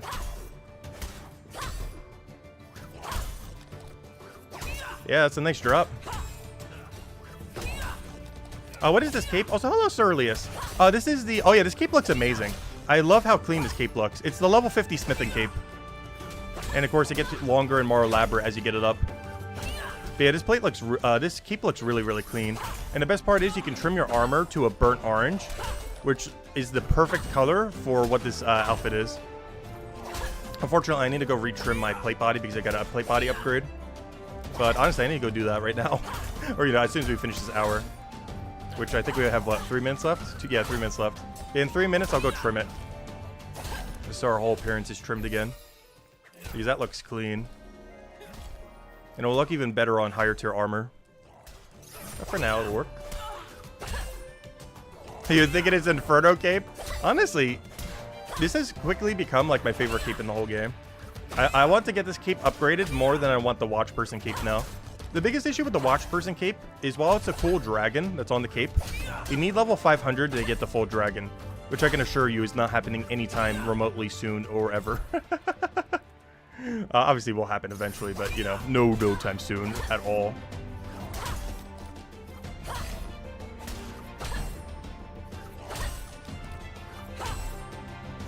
Yeah, I can't wait till I get level 100 smithing though. I'm not sure if I'm going to try rushing it. Probably not. I still want to prioritize getting all the quests done, in case there's eventually a quest point requirement. Or I guess maybe not a quest point requirement, but I don't know. What would the equivalence be in this game? Like if there's a quest that requires X number of quests to be done before you can do it. I'm not sure if he would do that, but he's done that in his last MMO. so I wouldn't put it against him to do it this MMO eventually. I just don't think he has enough quests to do it with yet. But I wouldn't be surprised if there's a quest that requires you to have like 20 quests completed eventually down the line. So I want to try having every quest done, so if that ever does happen, we're ahead of the curve. Plus they drop insane XP drops. And some of them give really good features. Particularly the one that we're doing in Chapter 3. Do capes give any bonuses or stats? No. That's actually what I hoped for, but they are 100% cosmetic. So you can completely ignore them if you want to. But they are completely cosmetic for the flex, and literally nothing else. And for, of course, I guess the visual. If you want to have a cool looking keep on your back. But yeah, just for the visual and for the flex of having it. They serve no functional purpose beyond that. They have no stats, they have no special effects. It literally just puts a little cosmetic thing on your back.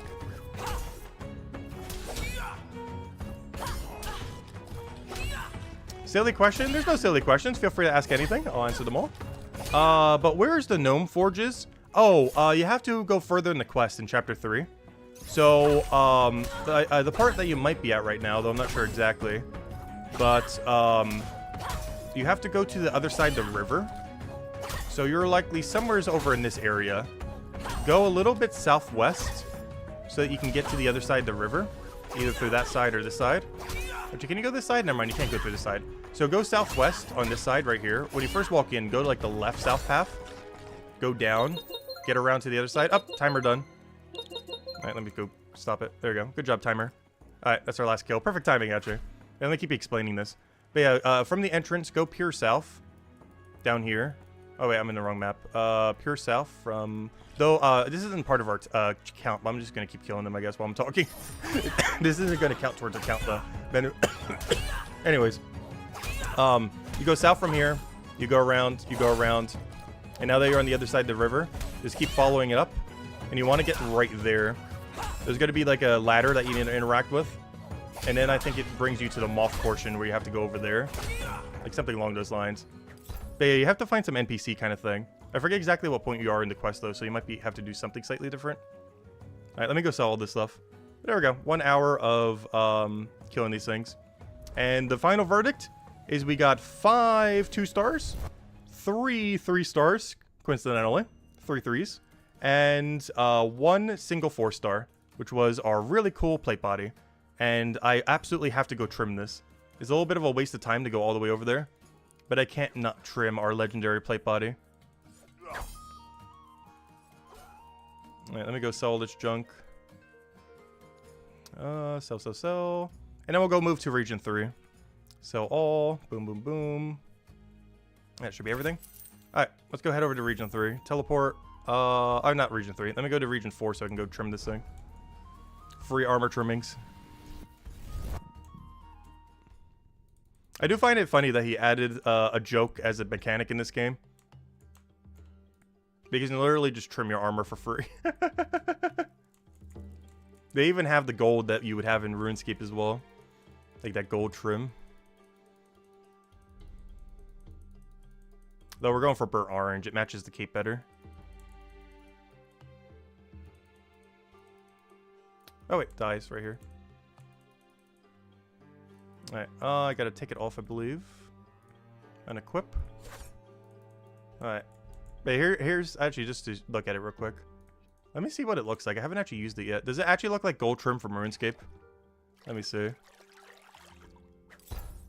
I'm gonna use burnt orange on it, but... yeah, kind of close. But that's not the one that works really good with this. Let me go get that burnt orange. Because it's pretty much the exact same color that's on the cape. Alright, burnt orange. And of course you can freely change them as much as you want, which is nice. Alright, there we go. There we go. Look at that trim. Obviously, higher tier armor will be a lot more elaborate with it. But for tier 1 armor, that still looks so clean. It's not much, but you know, it's a little subtle. It does what it needs to do. Oh yeah, did I ever retrim my legs? I'll go do that real quick. Why do I feel like my legs have no trim on it? Oh, because I upgraded them. Let me go get it. It looked like they weren't trimmed, but yeah, they aren't. Let's see. I wish I put a little icon in the corner, like what color they're trimmed with. Like some of them that are a bit more subtle or hard to tell. But there we go. Our burnt orange trim for our burnt orange cape. I like how that's literally called burnt orange. They all have a special name. Like that one's burnt orange, that one's pure gold, scarlet red, dark red, deep purple, royal purple, dark pink, pale pink, admiral blue, azure blue. Oh, that one's solid. Same as that one. Mist blue, aqua green, dark green, emerald green, and it was got black and white. Anyways, all right, let's go to chapter 3, which is also trimmed. What am I killing in chapter 3? I haven't actually decided yet before we start the timer. So if you guys haven't already, definitely feel free to leave a like on the stream if you've been enjoying. Helps a lot and is greatly appreciated. If you guys still have any other questions, feel free to leave it in chat and we'll get around to them all. Oh, I forgot. I need to go put them in the storage rift. I forgot. I still have these hides. Let me go do that real quick. I don't know. Am I killing toads? Didn't we establish earlier your drop table is kind of weird? I'm not sure if I should kill toads or not. They also drop a secondary that requires like level 137 alchemy or something. Something absurd. Which makes me almost not want to kill them right now. I'm trying to think of anything else in this region that's like cryo weak. That isn't the slimes in the room next to me right now. Because I want to try killing something cryo weak with our gear. Oh yeah, that reminds me. Let me go gear. I'm in the wrong gear. Chapter 3, please. There we go. Also, look at how cracked our chapter 3 gear is right now. It's not like the best of the best. But it's the only chapter I have all 3-star plus as far as gear.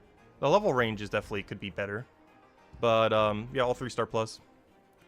Anyways, what am I doing? I was about to go check something. Oh yeah. Is there anything else other than these slimes that's cryo weak here? You're immune. You're not. You are not. You are not. You are. You are immune, I remember. You aren't. You did too much damage to me. Let me go check the other thing. Let me go check the lowest tier. It'd make more sense if I do it this way. If I scroll down. Let's see. How do I do this? Alright, you're immune. You're not. You're not. Oh, to toads. Ooh, where are the fire toads? Wait, what level is the fire toad right now? Does it tell me? Wait, are they still level 6? What level do you get the better fire toad? Oh, no, no. They're level 24.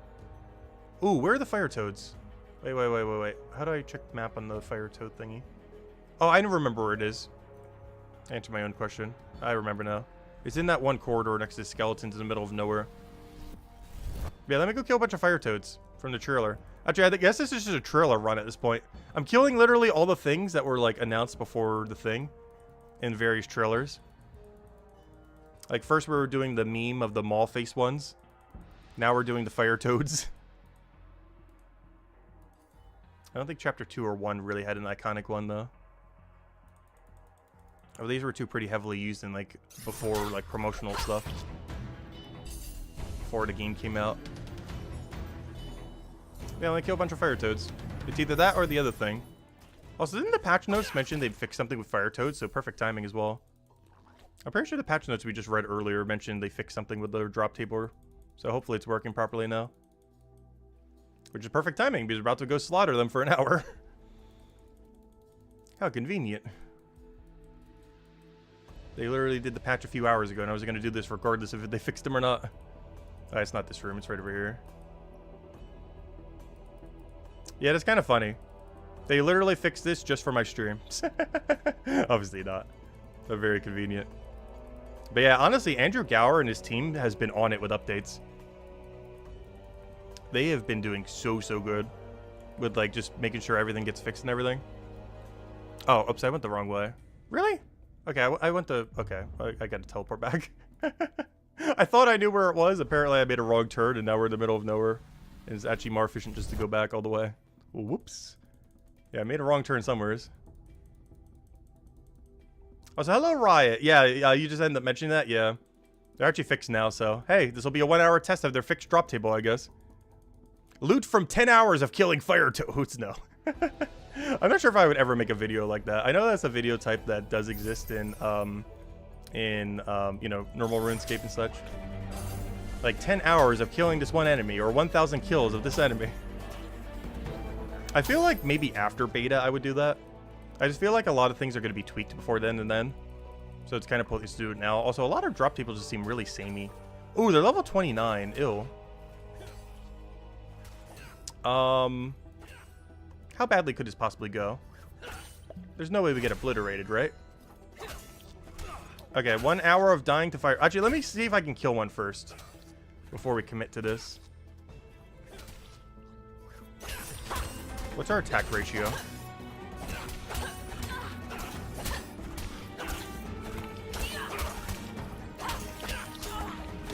Alright, we're gonna have to do 3 to 2. Because we have a higher attack speed weapon. Yeah, I'm not gonna be able to, I don't think. If I drink a potion.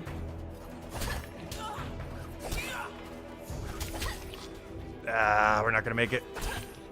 Yeah, we can't do them. I gotta do slimes. That's unfortunate. He's level 39. We're level 26 in like 20 gear. I kind of want to go for the 1 kill bonus though. Yeah, I wish he was a little lower level. 39 just a bit too steep. I think I'm just gonna have to kill the slimes. That's unfortunate, but I would have to waste a chrono potion every kill we do. Which is almost like 1 silver each or whatever it is. To like buy these supplies to go make it. I don't think that's worth it. 1 chrono per kill. And even then the kill's not guaranteed. Though out of curiosity, this isn't part of our 1 hour test, but I'm probably just gonna do the slimes, but I want to see if I can just kill one. I kind of have a vendetta against these now. Alright. Also, let me go update the stream thingy too. Because I want to keep track of how many we got for each thing. I might even put timestamps in it later. Because I want to go put down that we did 531. Where's my current stream thing on YouTube side? The actual stream itself. There it is. Alright, 1 second. I want to go update this. Just for later reference. Let's see. Chapter 4. I don't have the timestamp at the moment. I want to put down what we got. 531. Alright, there we go. Okay, it has been saved. I want to mark it down so I can put the data in the description for after the fact, as well as probably the pinned comment, as well as with timestamps later. I haven't really been timestamping a lot of the streams, so I do want to timestamp this one just for reference. I'm pretty sure this data is pretty, like, not that particularly relevant, but oh no, I still want to collect some data just to see. Because I feel like we've been getting so unlucky with drops, so I just kind of wanted to, you know, jot down some of our actual data that we're getting based on our drops. Okay, time to go die this thing. Alright, we're going to pull out all the stops. 1, 2, 3, drink. Oh, I did that in wrong order. Or wrong cycle. Let's see, 1, 2, 3. Now we can walk. 1, 2. He hits too hard. This isn't going to work. 1, 2, 3. It's not going to happen. Yeah, it's not worth it. Well, 39 at level 20 something is not cutting it. Alright, we're killing slimes. So, and anyways, let's go kill slimes for an hour. Let's see. Yeah, we're not killing that. With enough RNG attempts, we would. But we're not consistently killing that thing. Not at this gear in this level.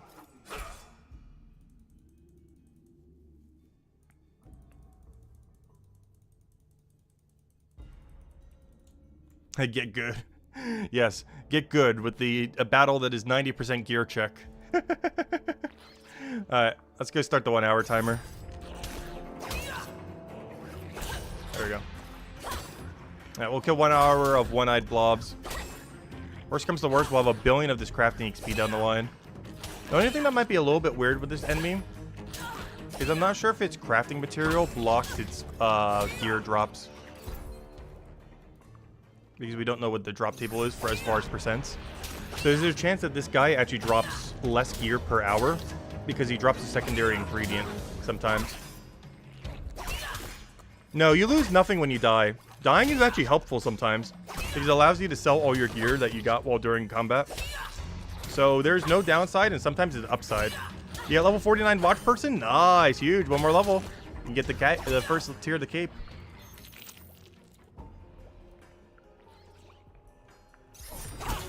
But yeah, you lose nothing on depth. You lose no money, you lose no gear. If anything, it's just a free teleport to go sell all your junk. Yeah, if anything, it's a benefit. Dying is actually good in this game, currently. I'm not sure if they're going to tweak that in the future. But But yeah, there's 0 penalty. Sometimes even a benefit to death. With how it's currently structured. Oh, we already got one. Nice. I don't think that's an upgrade, but there's an item. Alright, let me go restart the number. So we're at 1, 0, 0. We're at 1, 2 star, 0, 3 star, 0, 4 star. Let's see how much we get after an hour. Of which we just started. And then we'll do chapter 2, and then we'll do chapter 1. And then from there, I'm not sure what we're doing, but we'll do something. Maybe a little bit of merchant. Or maybe some of the grind that we need for this level. Or, you know, for this region. You know what? Maybe I'll do some of the gathering I need for this region. So it'll be ahead for when we need to go process it all tomorrow. Because we're basically stuck in this region until we do the 5-star quest. Starting tomorrow. Like, I'll still do a little bit here and there. Just for change of scenery. But the rest of this week is going to be real, after today, is going to be very, very heavily focused on this region. And so, well, the next hour until we move on to the next one. Thought you're only doing combat today? I am, for the most part. Oh no, I could still keep doing combat, I guess, in chapter 3. We can make it our vendetta to kill the fire toad today. I can make that my goal. After we do 1 hour in each region, I could just kill or I could just try to kill stuff. Oh! Oh, that is juicy.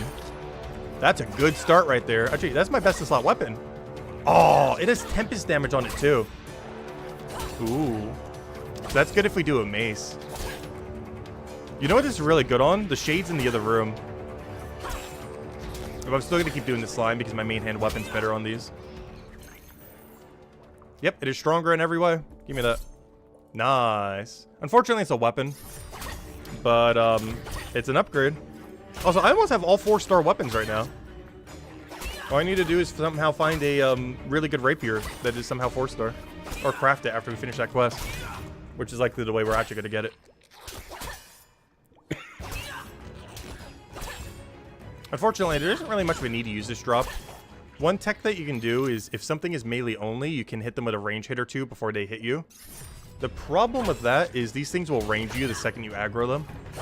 So it is pointless to try to pre-hit them.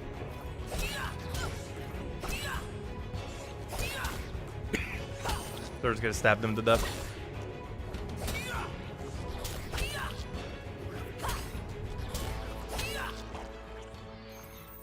It's so weird. They only give like 1 singular coin when you get the other drop. I'm not sure if that's intended or not. That's the only bad thing about killing these, but they're the best thing for us to kill at the moment until we can take the fire toads. Is these things only give 1 coin when they give a resource drop. I'm not sure if that's a bug or intended.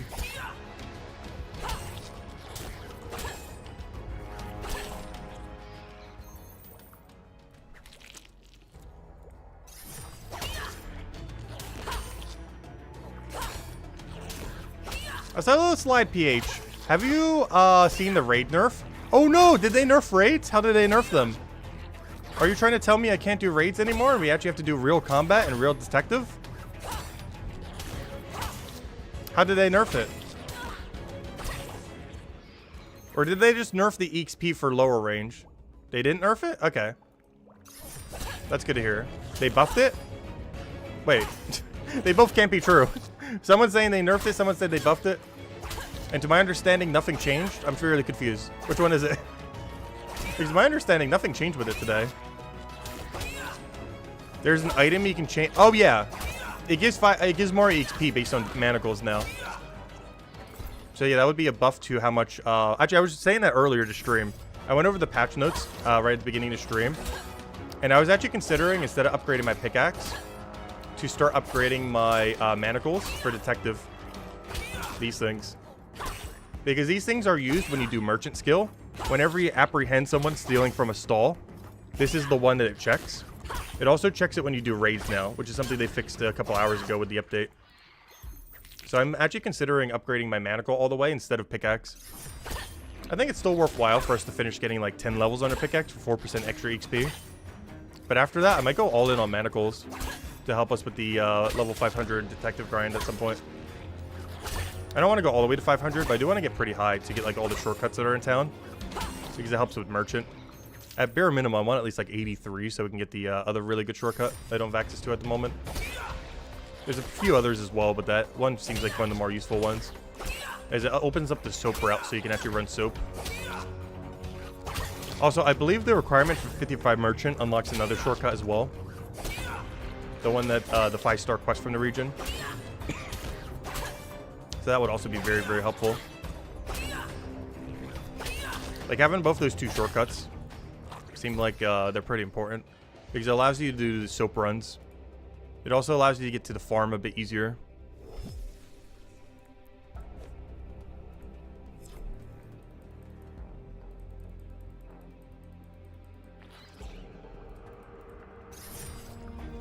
They did balance it, so it says it always been in there. Lower XP fishing, lower mobs were already a thing. Yes. Oh, oops, I didn't mean to range them. But yes, getting less XP from lower mobs was already a thing. The game just tells you it now. I haven't actually checked it on something to see what it looks like. But yeah, there is a mechanic where you gain less XP for killing a weaker mob. But that was already a thing. It just now the game tells you how much of a thing it is. But the mechanic was already there. The game just tells you that it's happening better. Because it was already happening before the patch. It just wasn't clear that it was happening. So you can tell if you kill a bunch of them. Because I was noticing that while doing low-level raids, that you kept getting less and less XP as you went on. I kind of expected that. But now the game just indicates it better.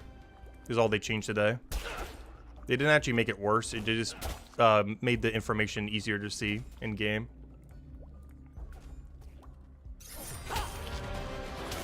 Which skill do I use my knowledge points on? Currently smithing. I need 60 for a quest in this region. And it's by far the highest requirement. Right now we're currently doing 1 hour of combat in every region. Starting from 4 and working our way down.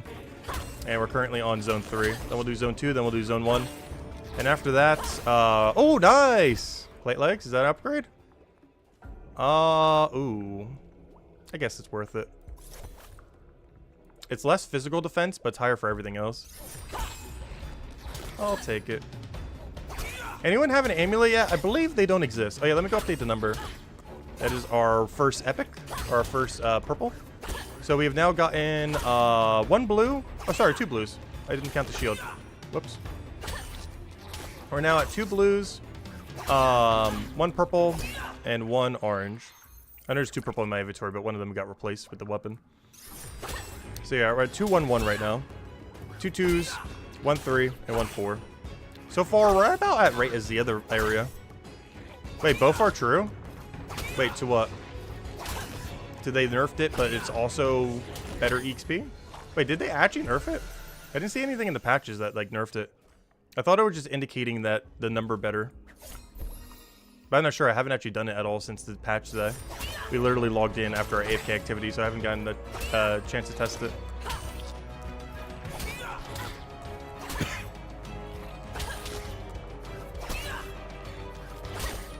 Yeah, I assume maybe a 5-star quest does have it. Also, thank you for the 2-tower tip, Titus. Aim at the crafting when you complete the monument. Is that actually true? Is that confirmed or just speculation? Because that's hilarious if true. Is that actually confirmed? Because if so, that is so funny. But yeah, thank you for the 2-tower tip. Thank you, thank you. Helps out a lot and is greatly appreciated. It's not written in the patch that you get less detective XP based on combat level. Well, you get less detective XP, I believe, based on your XP difference, right? Because the higher, like if you keep doing a level 8 activity, for example, and your detective level is 41 or 40, or, you know, keeps going higher and higher, you're going to keep getting less XP. That was already a thing. I think it just denotes the less XP better now, but I haven't actually done anything that gave reduced XP so far this stream. So I'm not sure. I haven't actually seen what the update ends up doing, because I haven't tried it in the lower ones. Maybe after this, once we finish this timer, we'll go try to test to see what it looks like. I'm even gonna go do a raid just to see.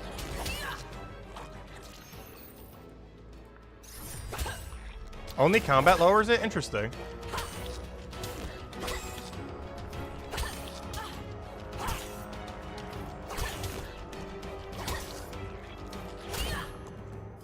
Yeah, I don't think anyone has finished the monument. Unless people data mined it somehow. But I highly, exceedingly, ultra, mega doubt anyone has level 490 foraging right now. I'd be surprised if anyone even has 200 yet. Though there definitely is, there are like 5 people who did. There's definitely that 5 handful of people that already have level 200 foraging. But there's no way anyone has 490.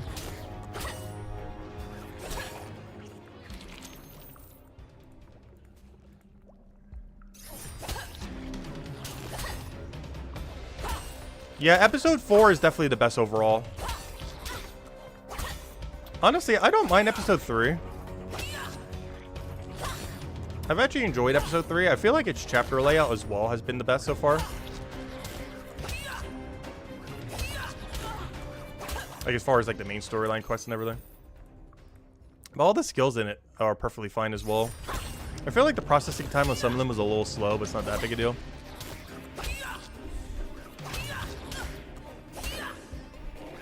But as far as overall in-chapter synergy, Chapter 4 is definitely my favorite.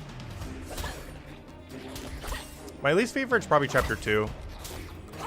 I wonder why. I wonder what skill. I'm not sure which, but I wonder what skill made me think that. None in particular. None at all.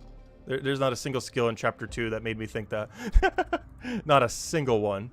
But I just hate Chapter 2 for some reason. I'm not sure why. There's no one skill that is the exact reason why Chapter 2 is the worst thing in the world. None that I could particularly think of.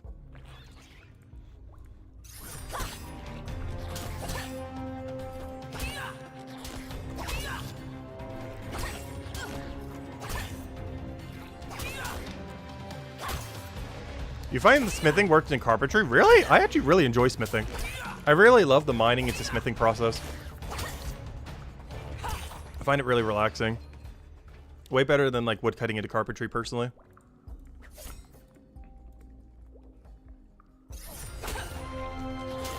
Though that might be biased because we're a cryo knight. And because it's a quest requirement. Well, in all fairness, that's also a quest requirement. You eventually need 45 wood cutting and 50 carpentry. Whenever we hate ourselves one day, we'll go for that. One weekend at some point, we will go for that grind. But we have to really, really be down to want to do that. The only reason I will do that early is I believe it's the lowest requirement for any 5-star quest. That's the only thing that's good about it. Every other 5-star quest has a substantially higher requirement than what you need for Chapter 2. The only problem is 50 carpentry. Well, 45 woodcutting as well, but particularly 50 carpentry.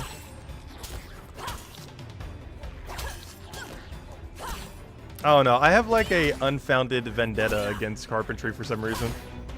It's not as bad as I keep saying it is, though. But it is definitely definitively my least favorite skill. It's not even close. But it's not as bad as I say it is. We just have a vendetta against that skill at this point. But it's not bad. It's just the worst of what exists. Or at least I personally feel so. It was our highest level at one point, though, which was kind of funny. But that's just because of the requirements. You need 32 and then 50. Well, at this point, smithing is our highest because I need 60. So even after 60, obviously, we'll keep getting it up. I want to make sure my smithing level is always higher than my combat level in any region. So if my Chronopolis level goes up, so does my smithing. And I want it always a little bit ahead so it doesn't fall behind. Kind of like right now, it's like 10 ahead. Well, technically 9, but you know what I mean. Imagine cutting all the logs yourself, too. Well, I will be when I do carpentry again. When I go back to get 50 carpentry, I'm cutting every log myself. Because we have to get 45 wood cutting anyways. So I have to.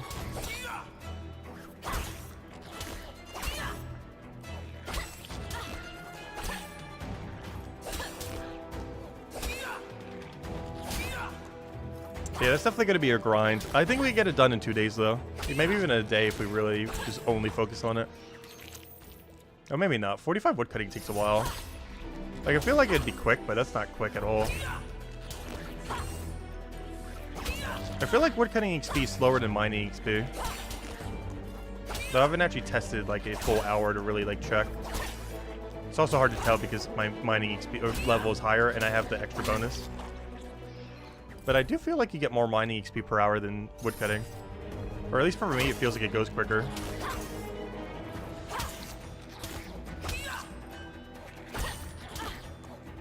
Anyone test co-op woodcutting XP? Yeah, they fixed it recently. I don't think it's worth it, but they did recently fix it the other day, or a couple days ago. Because before it was reverse, where you were getting the co-op XP for doing single, and vice versa. But supposedly they fixed it a couple days ago or something. But I've never tried it. I'm not sure if it's worth it. Oh no, does anyone want to do co-op U-trees later? I could try it real quick. If anyone wants to test it for several minutes or however long we feel like going. I'm going to do all the combat first though. The 1 hour of each of these regions. But after that, I might go try it. I haven't tried any co-op option in this entire game yet. It just didn't seem like any of them were worth it.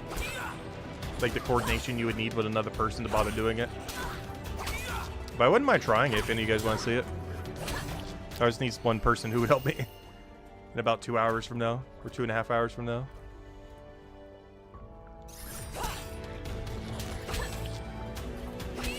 Also, hello Wormsworth, welcome. Can you explain how the combat works between episodes? Is there any crossover at all with the skills? Yes, there's a lot of crossover with the skills. Combat, basically, I'm not sure if you've ever played RuneScape, but it's basically if you combine Slayer and combat together, but then region locked it. So essentially you're starting somewhat over, but some of your gear that you have from the previous region still helps. Oh, Twisted Necks. Oh, that's nice. Anyways, someone got Twisted Necks there. They still want the next name. Anyways, what was I saying? So, basically what happens between chapters, so that's basically two questions. The synergy between chapters and the combat. So let's mention the combat first. So basically every single skill or every single area has its own Slayer and combat level combined together, where the enemies that you can fight up to is based on your combat level, and the gear that you can wear up to and everything is based on your combat level. This, every single time you go into a new region, is 0. You can still use your old gear from a previous region, however, it'll be greatly reduced, like almost by like 90% or something. However, you will still be able to go and kill level 0 enemies. They actually, as of today, scaled level 0 enemies in some of the early game combat down. So you're not going to get as snowballed if you get unlucky. So basically, you just kill a bunch of 0 enemies in a new region, start to get re-geared, start to basically derobe everything you have from the previous chapter, and start to apply your new chapter stuff that gets the full 100% bonus. And then from there, yeah, just play basically normally. This does mean that combat directly currently doesn't have overlap. So for example, if I was level 100 in Hopeport and then I go to the next region, that would help me slightly because you keep a very, very small amount of your base stats from that, like 10-ish% or so. However, we would be starting mostly fresh going into the next region for the most part, and you would have to go through a lot of that grind again. However, the skills between chapters have a lot of synergy between them. For example, alchemy pulls from several skills. Aside from foraging from its current area, it pulls from scout and gatherer in region 2, mind fighter in region 3, as well as watch person from region 4, as you get secondary ingredients from all of those activities that all feed back into alchemy from chapter 1. Something like, let's say, carpentry, you use for all 3 of the skills in chapter 3. So not only do you use it for your woodcutting in order to go and get, you know, the woodcutting into carpentry synergy, but you also then in chapter 3 from all the carpentry stuff have both the, let me go store this real quick. You end up having the synergy between all 3 of those, where you end up using it for bone right, particularly for bone right. You use it a lot for bone right, but you also end up using it slightly for smithing and moderately for stonemason. So all those things you still end up using it for. And there's just a lot of different synergies like that. Even merchant helps with alchemy in chapter 1. Other synergies there. I think there's a good majority of them, but there's definitely skills that go cross chapter. Like the skills you have in another chapter could still help others. Like alchemy as well. The potions you get from alchemy help you in every single chapter as well for most activities. Like these potions are from chapter 1, but you know, we're in chapter 3 right now. And we can use them whenever we want to. Yep, another weapon for the stack. Make update the number. How I explain it with the Slayer makes a lot of sense. Thank you. Yeah, that's basically what it is. Basically how this game is, if you ever played old school RuneScape or RuneScape, is imagine if every region you went to, like Mauritania, Mistalin, like imagine if it was leagues, and every time you went to a new region, your Slayer level was reset back to 1. But your Slayer level was also your combat level. That's basically what this game is. It just combines Slayer and combat, so you don't have to train them separately, and then separated it per region. So whenever you move on to your new league's region, or your new region in general, you're basically just starting fresh in that kind of regard, but it just makes it so you have like a full progression. But you still keep your gear at some amount of the percent. Obviously, you still keep your gear whenever you go back to previous region, and things like potions and other various things have synergy with other chapters. So it's not like you're starting fresh, but it's mostly just to give like a kind of new experience whenever you go to a new region. It also makes it so you don't get like a bloated Slayer level. Like for example, obviously with how Slayer works in old school RuneScape. Well, for one, you normally have to train your combat before you can even train it. Whereas in this game, you train both simultaneously. But on top of that, you don't like get snowballed at a certain point where something becomes pointless. Like if there was a level 40 Slayer monster added to old school RuneScape right now, and you had 99 Slayer, or even just 80 Slayer, like, you're probably not ever killing that, ever. Unless it has, like, some kind of collection log thing. But this game, you would. You would even need to kill some things weaker than it if they end up doing that, to, like, a new region or something similar. Like, you're going to have to kill that thing for your progression. Whereas in something like Old School RuneScape, if you're higher, you just ignore it. And that's kind of like what they tried to solve for this game, is to make it so all content at some point would be relevant, rather than getting so scaled that any early or mid-game content is just irrelevant to end-game players. But that's what they tried to solve with Brighter Shores. For better or for worse. Some people don't like the system, but that's basically what the system is trying to solve. Is making even early and mid-game content relevant for everyone, not just the people who are, starting an account. Because when Chapter 5 comes out, we're going to have to do early game content, we're going to have to do mid-game content, we're going to have to do everything. Because what would happen if Chapter 5 came out in this game, but it was like a RuneScape kind of setup, is we would just go in there and obliterate everything. We'd ignore the early game content, we'd ignore the mid-game content, we would just go to whatever, the end game content is, whatever the best stuff is, we just go farm it. Because our combat would be so high, our Slayer would be so high, and we would just kill whatever the highest thing is that's relevant to us. But we would skip all the early and mid-game content. So what Brighter Shores tries to do is make it so you don't skip any of it. You have to go the whole progression.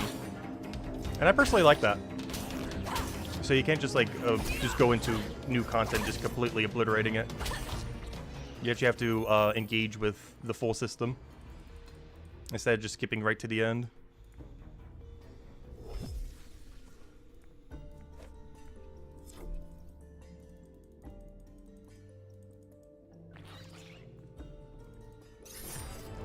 Oh, come on. What is that movement? What just happened? I'm so confused what just happened there. Let's see. No, it's not a full reset, no.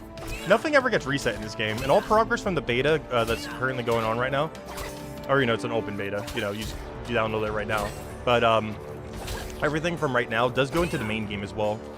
So when 1.0 comes out, whenever it does, all progress still carries over that we're doing right now. But yeah, we didn't get early access, but we've been playing since day one. When I say beta. When I say beta, I mean the, whatever they're calling it right now, the early access thing. And review bombing the game, yeah. I don't know, I feel like a lot of people didn't give it a fair enough chance.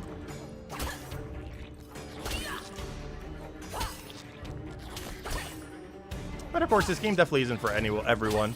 It's definitely a very, very, very exceedingly grindy game. So if that's not something you're looking for, the game's definitely not for you. Also, combat is a little bare bones at the moment. That will be fixed a little bit after Chapter 5 with special attacks and everything. But combat is pretty elementary in this game. There are a few little tricks you could do. Like similar to RuneScape, you can do step unders and red Xing in a sense. Where you can start to delay their attack with a higher speed weapon. I'm not doing it on these guys. We can try to show it on one of these kills. But you can actually do what is the equivalence of red Xing in this game by doing step unders. So for example, I'll try to show it on him. Because I have a high attack speed weapon that is quicker than his attack. What I can end up doing is right here. I can end up moving under him to delay his next attack when it's favorable for me. So let's see, based on his attack. Like right here, he was about to attack, but I can wait until my cooldown's back on and do it like that. Almost like flinching in a sense, but not really flinching. It's probably most similar to red Xing in old school, where you don't really lose ticks on your attack for the most part, but you make sure that they get less hits on you. Kind of like how you walk under on Nex if you ever do that boss, and similar things. You walk under it to try to delay one of its attacks, so you can get slightly better value on it. But that mechanic exists in this game as well. It's one of the few kind of like combat techs you can do in this game. On weaker enemies, it doesn't matter, like what we're killing right now. And when you're fighting stronger stuff, it definitely can come into play. It'd be pretty helpful. So even though combat's pretty basic, there's a few techs in the game. But it's still pretty bare bones at the moment. Right, let me go sell everything. Also, currently we're at 511, by the way. We've still been keeping track. Wait. Oh, yeah, that was my replacement one. But yeah, we're currently at 5 2-stars this hour. 1 3-star and 1 4-star. Also, thank you for the continued support, Nightmare. Greatly, greatly appreciated. Hope you've been having a wonderful start of your week. Welcome, welcome, welcome. Where am I going? Oh, yeah, back to the mines. Deep mine. Our lower level, wait. Are lover worth fishing? Or lobster? I'm not sure. I don't have 39 fishing, so I've never tried it. I think someone earlier mentioned they got, like, what, a 3K drop in 12 lobsters after 12 hours? It's actually pretty comparable to that mining thing over there that we've been doing. If you don't have any better ventures, it's better than having nothing running. Also, I heard from someone earlier, you can actually run 2 of them at once. So you can actually double venture it, unlike some other ventures. Like the mining one in this region, you can only have 1 running. This one right here, which is going to be ready in... Oh, my grapes are ready. So I should go grab that soon. I want to wait till our hour is over, though. We got half an hour left. In half an hour, I need to go grab the grapes. Then after our next hour in Chapter 2, I need to go grab my brimstone. But if you guys haven't been doing ventures yet, it is highly advised to get them set up. It's basically just free XP and free resources for just doing a daily. What's actually kind of nice about this is one thing that's always concerning about a game is how many dailies are they going to add. And while ventures are a daily, boo, dailies. But while this is a daily, one way that they scaled this is they limited how many dailies you can have. So in endgame, the most dailies you'll ever have is 6. So that's actually not bad. Like, yeah, dailies are not ideal in a lot of games a lot of times. But these are just free XP, free resources, essentially. And you will ever only have to do 6. Currently 2. I'm going to try to unlock the rest of these slots if it's even possible right now. But the most amount of dailies this game will ever have is 6, which is nice. Unless they find a way to add more.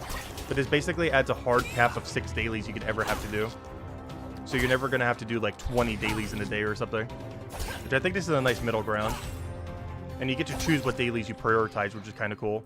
It's not like a game like... I heard Ars 3 dailies are pretty bad. I know in old school RuneScape it's not as bad. But I'm not sure. I haven't played RuneScape 3. But I'm pretty sure RuneScape 3 has like, what, 20 dailies you generally want to do? Especially as an Iron Man, like 30 dailies, something absurd. But what's nice about this system is even if they add like, let's say 40 dailies to this game, you just choose the 6 that you want the most.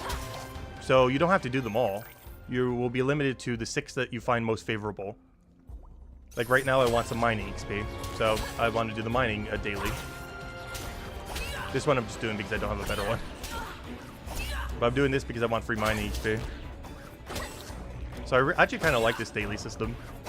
It makes it so you never get over encumbered with dailies.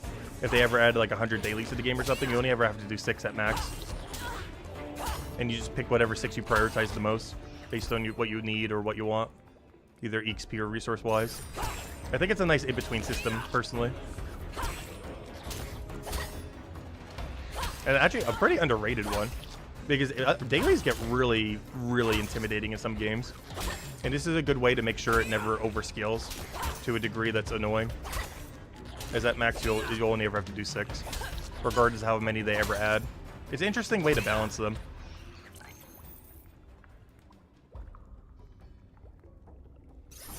But I feel like it's really underrated how they actually end up doing this. I feel like a lot of people haven't really messed with it much. But I personally feel like this is a really underrated good system for a way to handle dailies without it being a very, very annoying. Lost Ark had the craziest dailies, yeah. I think that's a really good way to kill a game, is to add too many things that you feel like you have to do every day, and if you don't do them, you are losing out. And I feel like this is a great way to combat it, because this system you can do in like 2-3 minutes. And it's never going to be more than 2 to 3 minutes. But yeah, I know, oddly enough, that's actually what killed Fall Guys for me. Their daily system, well, more so what killed it was the fact that it got so sandboxy. I'm not the biggest fan of sandbox games. But the biggest thing that killed it for me was they were getting like 1 billion dailies and weeklies that you'll have to play like almost an hour a day if you wanted to actually do. And I was like, why am I doing this? Like, yeah, I want to play Fall Guys. I don't want to play it an hour a day, though. If I want to play Fall Guys, I want to play it whenever. Like, if you won the min-max, they started to make it like, hey, every single day you got to log in. Which is so pointless for like a party-like game like that. Also, thank you for the 5 gifted gold and wavy. Greatly, greatly, greatly appreciated. Also, hello, Mr. Jesse. Hello, Beg Mercy. Hello, Dragor. Also, I like this because I can see all the lurkers. Sorry if you guys don't want your name being said. But any of you guys not chatting, hey, I could go and say hello to you. You can't hide from me. But hello, lurkers in the background. Thanks for stopping by. Even if you're just watching in the background, greatly, greatly appreciated. Hope you've been having a wonderful week. But nice to be able to say hello to you guys and see your guys' faces. Or, you know, profile picture, you know what I mean. Hello, Dragor. Hello, Anja. Hello, Petra. Welcome, welcome, welcome. Also, I will be updating the emotes soon. If you guys have any suggestions for what emotes we should have that are related to this game, let me know. I'm not sure how many I can add, but I want to add up to my limit. I currently have some that I made in like a day, currently set. And some of them are kind of bad. I just threw them together in like Photoshop one day, just really quick. But I did get a couple commissions, and I could just grab some assets from Brighter Shores and have them as some emotes. If there are any that you guys want to use in chat, so just let me know. And we can go get them. Carpentry symbol! I can add a carpentry symbol. Carpentry emote, I'll make sure to make that one. I will add a carpentry emote. Yeah, I'm not sure how many I can add right now. I want to say 11 or 12. I'll check it later. Oh, also, thank you for the double 5 gifted. I didn't even realize that was double. Wait. Or at least YouTube's showing 2 on my end. Maybe it glitched out. But whatever it is, thank you so much, Golden Wavy. Helps out a ton. Different emotes for different grinds.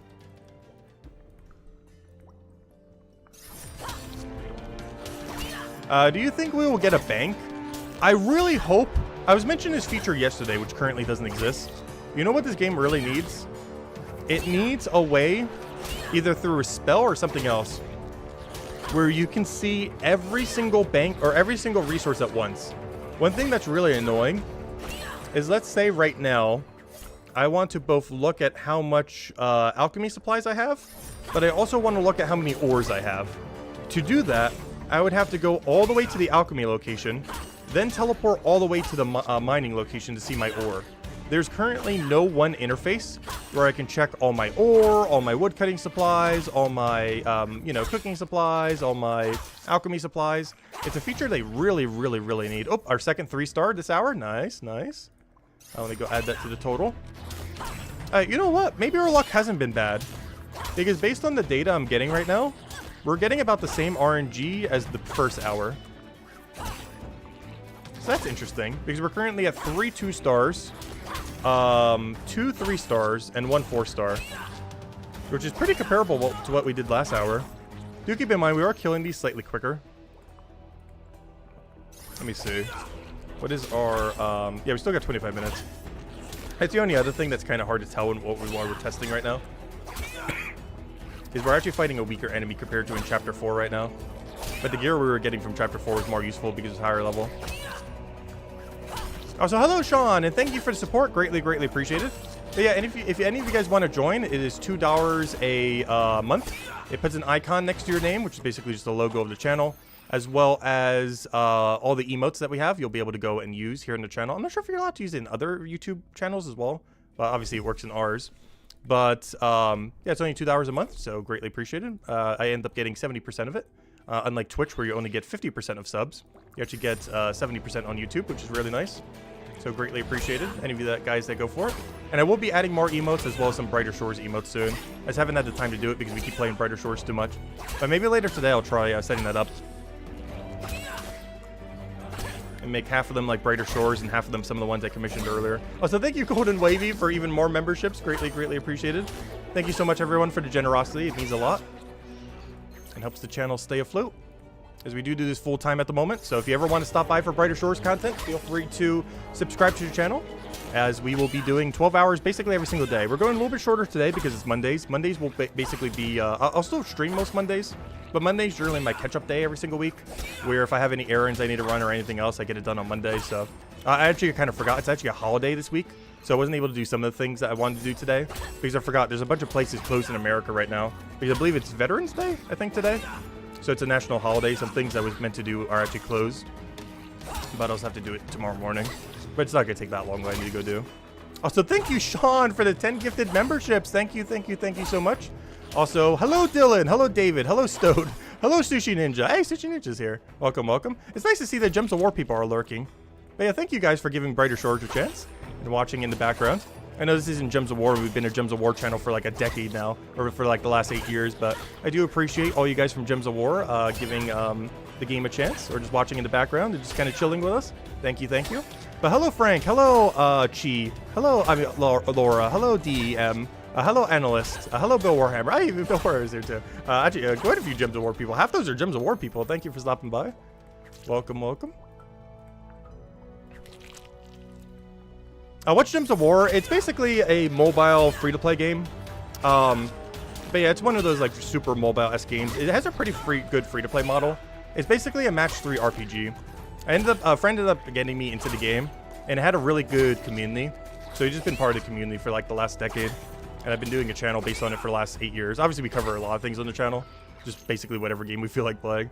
But for the longest time, Gems of War is kind of our core game. But the game's like slowly dying out ever since they got bought out by 505 Games. And the game's still good. I still enjoy it. But we've definitely been playing it a bit less and less at this point. But yeah, it doesn't have too big of a player base either. Which I don't mind playing a game that has a smaller player base. But, you know, from a monetary standpoint, you know, we make so little from doing Gems of War. But, you know, I did it as like a passion thing. Just for support for the community and everything else. And still am. But it's mostly going to be a Monday thing. Like later today at 8 p.m. Eastern Standard Time, we'll probably do a quick stream for it for about an hour. As we normally do. But yeah, if you guys don't want to see the Gems of War stuff, just ignore it. And just do all of our Brighter Shores content. Or if we ever do some other game, you know, you can either check it out or ignore it. Whatever you feel like. And just watch only the Brighter Shores if you only here for Brighter Shores. But no worries, if you are here for Brighter Shores, we're doing a 12-hour stream pretty much every day but Mondays. And today we're going to go for like 6 or 7 hours, so about another 5-ish hours right now. Right now we're trying to do 1 hour of combat in every region. And right now we are at the second one. And by second I mean third, but we're doing it in reverse order. We do chapter 4, then 3, then 2, then 1. So currently we're doing the chapter 3 grind. So we're going to be doing at least 2 more hours of combat, 1 per region. And then we're going to be doing, I guess, just whatever. I'm not sure what we're doing after that for the last few hours, but we'll figure out something. We have a billion goals, so we definitely don't lack goals, that's for sure. It's more so a matter of what you guys want to see or what we feel like doing at the time. We do want to go do the 1 hour of each of these regions first, and then from there we can just do whatever we want to do from there. Yep, another hammer mage. Oh yeah, the rift storage. It feels funny because I feel like when I had rift storage earlier, like no one had it. But now, like every person under the sun has rift storage. Why are you farming all regions? Oh no, I just figured I'd do an hour in each region for the fun of it. I eventually need all these combat levels higher for 5-star quests. And I personally feel like I've been neglecting the combat in every region as well as my gear. Though actually, my gear in this region is actually pretty solid. But my gear in every other region doesn't look anything like this. Like, this region's actually pretty stacked. I'm in all 3-star and some 4-star. But my average region, I'm still using 1-star equipment in, like, every region that isn't this region, I think, right now. So we're really behind. So I figured I'd just do this just to catch up a little due to our combat neglect. And eventually, we need, like, level 40, 50, 60 in order to take out the 5-star quest. Like, at bare minimum, I want 45 for every chapter. But we might need level 50, because most of the bosses in the 5-star quests are around level 60 or so. Like, somewhere in the 60s. And while with cheese methods, you might be able to take it out with lower. I feel like 45 is going to be a pseudo requirement for a lot of them. Just so you do enough damage and everything. And don't get hit too hard. So this is just slightly working towards that. I figured a fun way to theme it would be just 1 hour per region. Instead of just mass grind. 1 hour per region just sounds a little more interesting. And I'm also keeping track of all of our drops, by the way. I'm not keeping track of all the 1-stars, but I'm keeping track of how many 2, 3, and 4 stars we get. Also, after the stream, I'm probably going to have timestamps. So if you're watching this after the stream, there will probably be a bunch of timestamps pinned and in the description. And it'll show how many drops we got for every single category for all these 1 hours. As well as the timestamps to go to each 1 hour that we did. Though this isn't particularly scientific because we're killing different levels. We're using different gear. Like, the ratio at which we kill is going to be substantially different per region. I'm just doing it for fun, though. Just for a change of pace compared to what we've been doing, since we didn't have as much time to stream today. Seemed like just a fun thing to mess around with, just for the sake of it. Do you watch after the stream? Thank you. Anyone watching after stream, call it. Shout out to everyone who does. Greatly appreciated. But yeah, all the playbacks are here on YouTube, and unlike something like Twitch, they stay here forever. I'm not sure if you would want to see it like weeks from now, but you know, so you can just check them whenever you want, or if you want to reference something we did in any given stream, or re-reference it later. While I generally like never do like highlight videos, I'm not sure if I would ever do that unless I like hire an editor or something, but it's so expensive. But I don't do like recap things. Maybe I should at some point. But if you ever want to watch like the playbacks of streams, they're all here on YouTube. Just go under the live stream section of my YouTube channel, and you can see all of them. So if you wanted to see like our day one, for example, that will stay there forever here on YouTube. So you can reference it whenever if you want to reference something for whatever reason, or any other stream for whatever reason. But yeah, shout out to everyone who does watch them after the fact. It's greatly appreciated.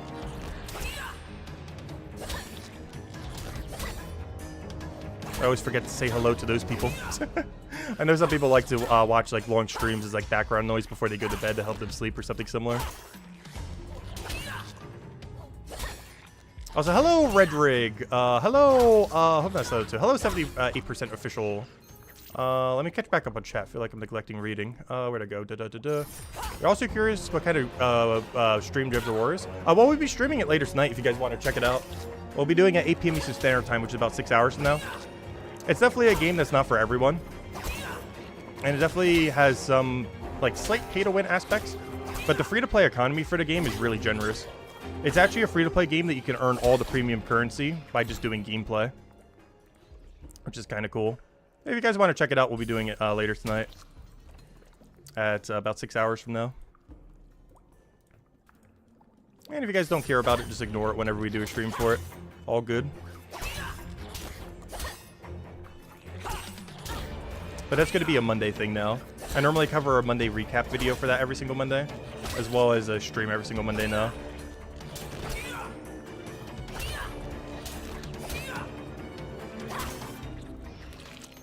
Yeah, let me go bank these. Okay, I really need to go clean up this inventory.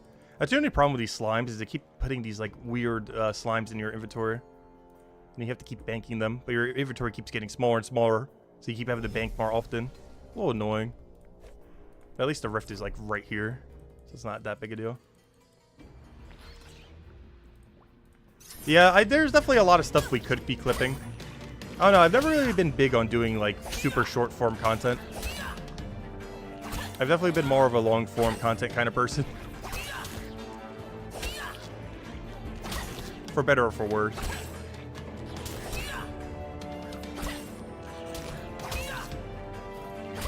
But it is helpful if it was to clip like some specific spots and other things. I've just always liked doing long form content personally, because I don't actually consume short form content. Like I have never even opened TikTok a single time. And with very few exceptions, I pretty much haven't watched any shorts on YouTube. Except for like a very small handful of exceptions.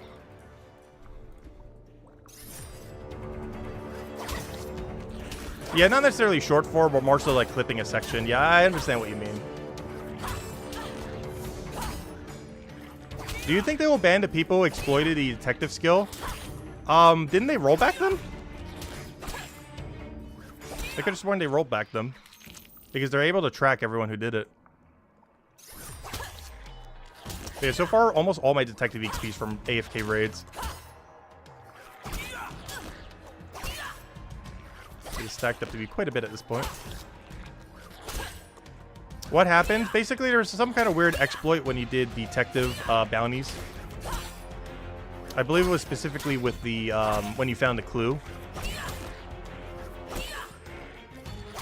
You found someone with 170. Honestly, you could easily have 170 detective without the exploit. If detective was your favorite skill and you just power grinded it, you could have 170 without the exploit. So yeah, that high is suspiciously potentially using the exploit that existed. But to my understanding, they rolled back anyone who did use the exploit. How much so, we don't know. But based on what they said, they rolled back everyone who exploited it.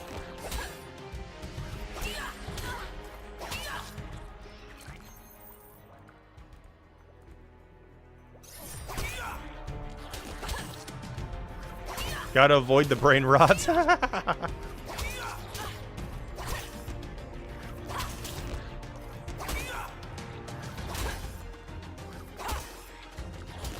Mind-numbing gameplay, and then I just randomly do godlike knowledge out of nowhere.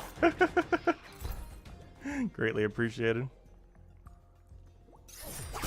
Oh no, I really love repetitive games like this. Something about just the grinds. I really love super grindy games.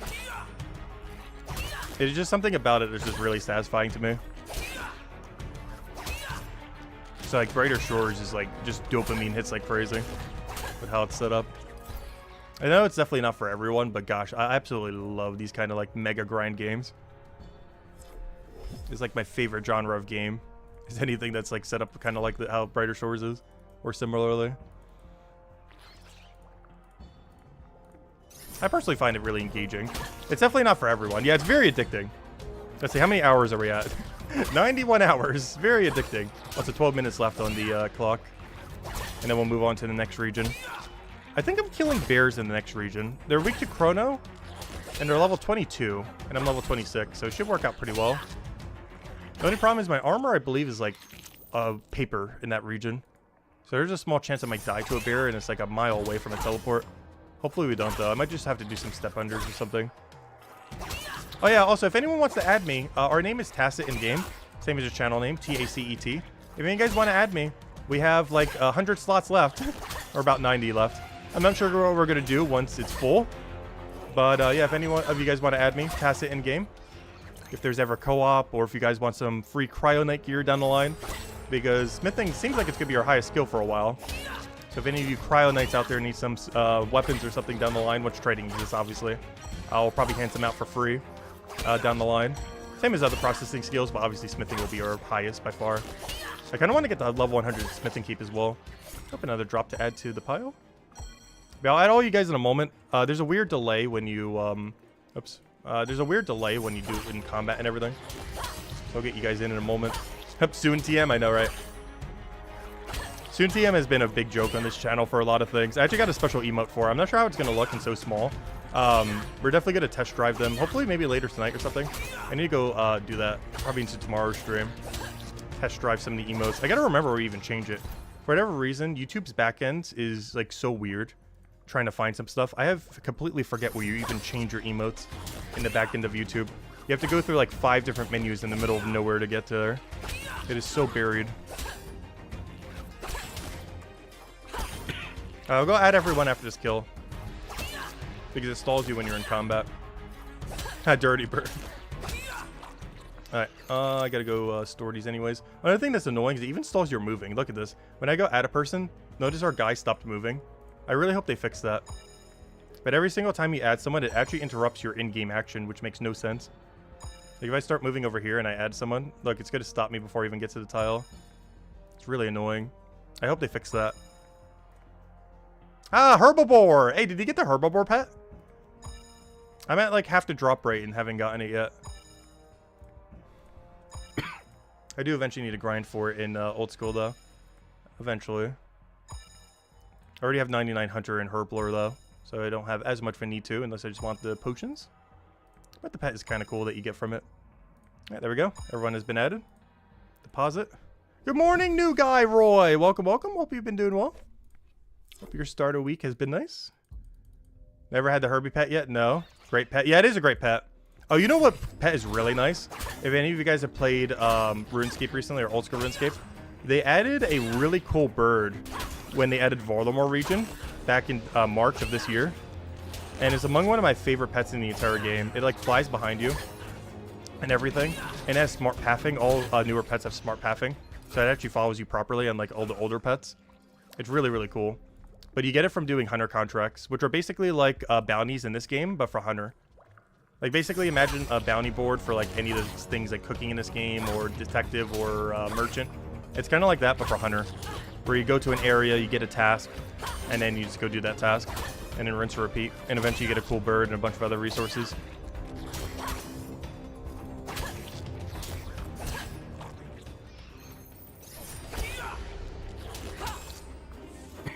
That's something I wish Brighter Shores would do more of. I was really hoping nearly every skill, if not every skill, would have a bounty system, particularly combat, where it'd basically be like a Slayer task, like, hey, go kill 14 slimes, and then go kill 14 banshees, or kill 12, whatever. I wouldn't want that to be a skill, but I would love there to be a bounty board for something like that. I really wish every skill, or almost every skill, had a bounty board, personally. The only ones that have it right now, I believe, are Cooking, Merchant, and Detective. Only 3 out of all the skills in the game, which is a little unfortunate. 3 is still better than none. Hopefully at least next chapter ends up getting one. Because I really love like that kind of task system. It helps keep you focused. Like if you don't know exactly what you want to do for a current skilling activity, it's like, hey, here's an objective and you get even more XP if you do it. So if you ever are kind of clueless, like, hey, what should I grind in a skill right now? The answer for any skill that ever has bounties is just do bounties. In the case of Merchant, I guess the whole skill is bounties. But at least in the case of like Cooking or Detective, if you're ever like, what should I go do to go get some XP right now? The answer is probably just do bounties. Okay, let's go store all this. Or sell all of it, I should say. A bunch more people trying to add us. I'll get you guys in. We're going to run out of space yet. I haven't figured out what we're doing at that point. But get in early if you want to get added. We got 120. We could add like 70 more because I want to keep some spaces early. I mean, open for like IRL friends or anything else I might need to use it for. We'll go until we get like 190 people, and after that, I have no clue how we're going to sort it. If we want to add more people, therefore, unless they extend how many people you can add, hopefully, or something. Alright, let me go sell all this junk. Where is it? Get rid of that. Perfect. Where's the sell all button? Alright, let's go head back. At least not too far from a teleport. A lottery slots after 200.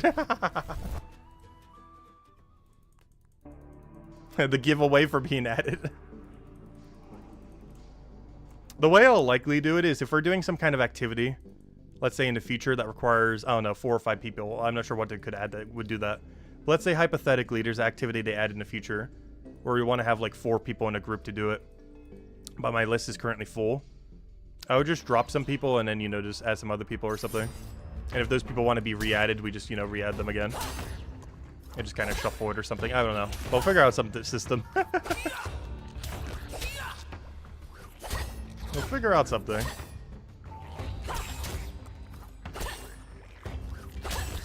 I was your first friend of Brighter Shores? Nice. He also informed you on the carpentry skill thing? Oh, nice. I didn't realize that. Thank you for that. Helped out a lot when we were doing the grind earlier. But I really appreciate whenever you guys give tips as well. I know I also try answering tips, you know, in chat and everything. If you guys have any question or anything you want me to go over. So feel free to ask. But I really appreciate all you guys who've also been helping us.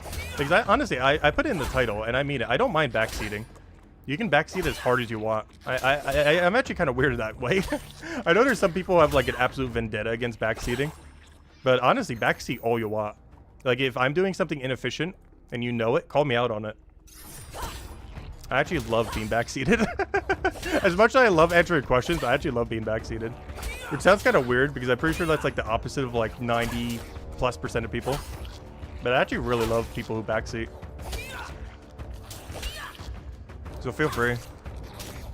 Use your potions of knowledge when fighting. True. I should. I just have a vendetta against them until they're wieldable. But yes, I should be using 5% HP potions right now. I just can't be bothered to make that many 5% HP potions. Because if we were to do it this whole stream for all combat, we'd have to make 120 potions. You know, about 30 per, because they last for 2 minutes. You know, I know exactly when I'll start using potions.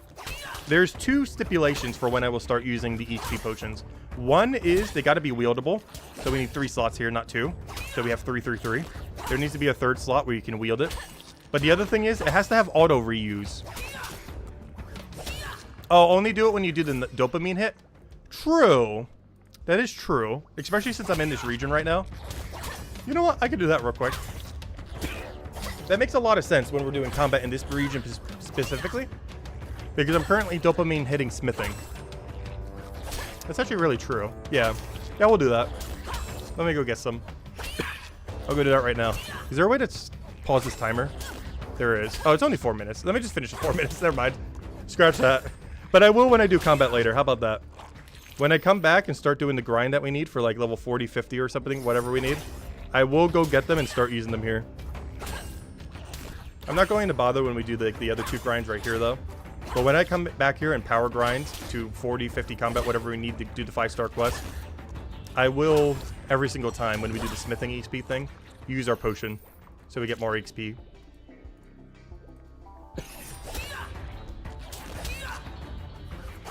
But yeah, my 2 stipulations on always using the potions, I was kind of mentioning it earlier, but there's 2 things.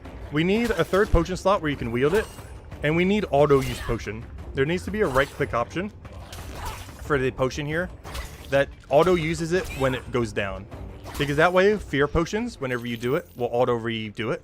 So for example, let's say you're doing a 6-minute fear potion, and you don't want anything attacking you. Let's say you're doing merchant, and you don't ever want anything attacking you. You would end up using a fear potion once, and currently you'd have to keep clicking it manually. But I hope they had a feature where you can right click it and set it to auto reuse. You need that for fear potions, and you need it for EXP potions. And then EXP potion quality of life would be so good. You don't have to keep re-clicking it every 2 minutes. And you also will always have the bonus perpetually. Like, there will be no downtime. Oh, so hello, Modmark. What in the RS private server is this? Yes, this is called RuneScape 4. Made by the original creator of RuneScape. No, obviously Brighter Shores. But it's basically RuneScape 4. Or truly RuneScape 3. I'm not sure which one you'd really want to call it, but it's basically RuneScape 4. Even though it's not RuneScape at all. It's Andrew Gower's most recent MMO. Same guy that made OG RuneScape.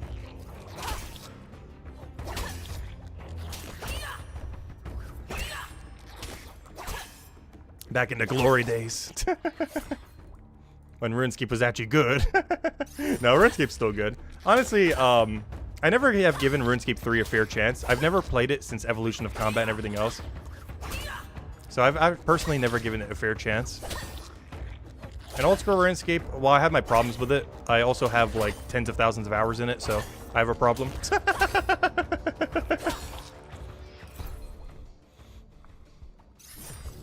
Honestly, I do need to give RS3 a fair chance at some point. No time soon, because obviously our Brighter Shores addiction.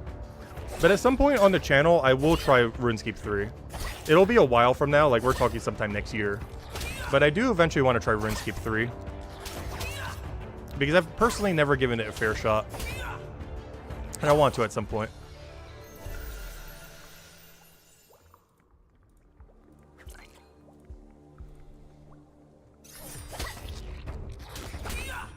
Yeah, if I do RuneScape 3, it's going to be an Iron Man. Probably not a hardcore, because realistically I'm going to die in like the first hour. Just walking around and messing around and having no clue what I'm doing. Because I made a hardcore for old school RuneScape because I understood it enough from so much hours prior. That's like, you know, I know enough of what I'm doing that I'm not going to die. And I still have it. We have a max hardcore with multiple boss cases in top 25. But, you know, we knew what we were doing. But if I do the same in RuneScape 3, I will die in like the first day. We will die on the first stream, 100%. Because I have no clue what I'm doing in RuneScape 3. Like, it's somewhat similar to old school, but it is so different. So I would just make a normal Iron Man.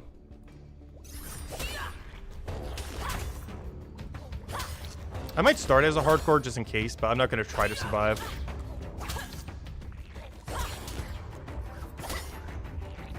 Yeah, I'm definitely doing Iron Man if I do RuneScape 3. Honestly, I wish Brighter Shores had an Iron Man mode. Alright, last kill. And we're good to go. Alright, perfect. So, the final verdict is we got 7 2-stars, 2 3-stars, and 1 4-star, which is actually exceedingly comparable to what we did on the first hour. So yeah, it does look like the rates are pretty even across everything. Because we actually got pretty much the exact same. That's not bad. But yeah, I guess that disproves our bad unluckiness. Well, we were getting unlucky at some hours before when we were grinding. But yeah, it seems like our first hour was as good as our second hour. It is pretty comparable as far as what we got the first hour compared to second, as far as rarity is concerned. So it doesn't seem like it makes that big of a difference. But I still will keep track of it on the other two. Let me go update it on the thing for later.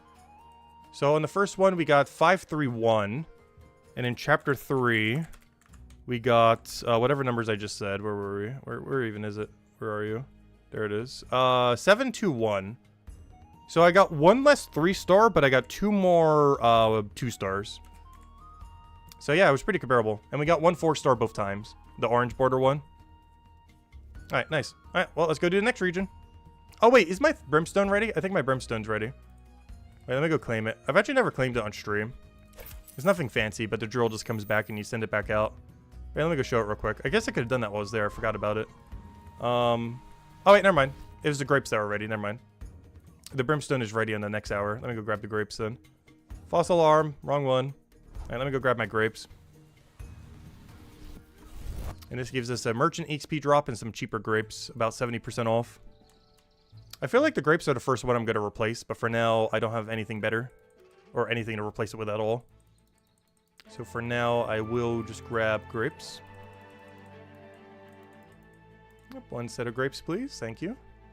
Give me my merchant XP.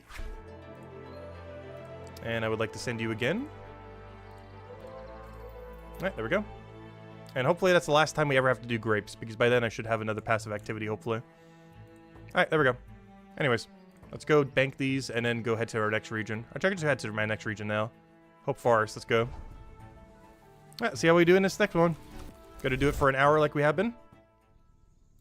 I'm doing them in a reverse order, so we did chapter 4 first, then chapter 3. Also, if you're wondering why I have 20 grapes in my inventory, I know that we're going to be passing a storage bin. So you got to remember the map. I haven't been here in a while. But I know for sure we passed a storage bin, so we're just going to be able to store it in that. So there was no need to store it in the other area. Because we would have to backtrack to go store it, whereas here, we just walk past the path. And just touch this little stone right over here. Gimme, gimme. There we go. Yeah, let me go store all this junk. Deposit all. Alright, let's go kill some bears. Alright, let me go get geared. Quartermaster. Chapter 2, please. Auto equip. Chapter 2. How's our gear looking? Ill. Ill. Oh, wait, I don't have a frost weapon. Don't tell me I need... Wait, let me check the quartermaster. Do I have a... I might need to go make one real quick. I don't have a frost weapon, pokey. Oh, no. Hey, I don't have a frost pokey. Hey, let me go scrap these. I don't need these. Withdraw. Withdraw. Oh, no, that's not good. How am I supposed to kill them with a frost pokey? I guess I could do my two-hand, but I'm going to need the defense. Okay, I might need to go do some smithing real quick. Unfortunate, but, yeah, let me go sell these real quick. I'm going to try 1 or 2 inventories to see if we can get it. But yeah, I need a stabby weapon. How am I supposed to stab the bears without a stabby weapon? Alright, quick detour. I didn't realize I didn't have a weapon made. Luckily, I think I do in chapter 1. Let me check while we're at it. Let's see. Wait, how do I check? Oh yeah, quartermaster thing. I'll just check while I'm in his shop then. Alright, let me go check. I thought I did, but I didn't realize I didn't have a... I wanted to pre-make the weapons, but I didn't realize I didn't have some. My bad. I meant to do this before the stream. Yeah, I gotta do it for both chapters. Ew. Well, let's go make 2 weapons. Well, not the detour I wanted. But like many streams, it has turned into, we gotta go do smithing. Wonderful. Alright, no worries, this is not a smithing stream. I assure you, once these 2 weapons are made, I am not gonna touch smithing the rest of the stream. I promise you. I feel like every single stream lately has just become a smithing stream. Mostly because I need level 60, but also because I need to keep making gear.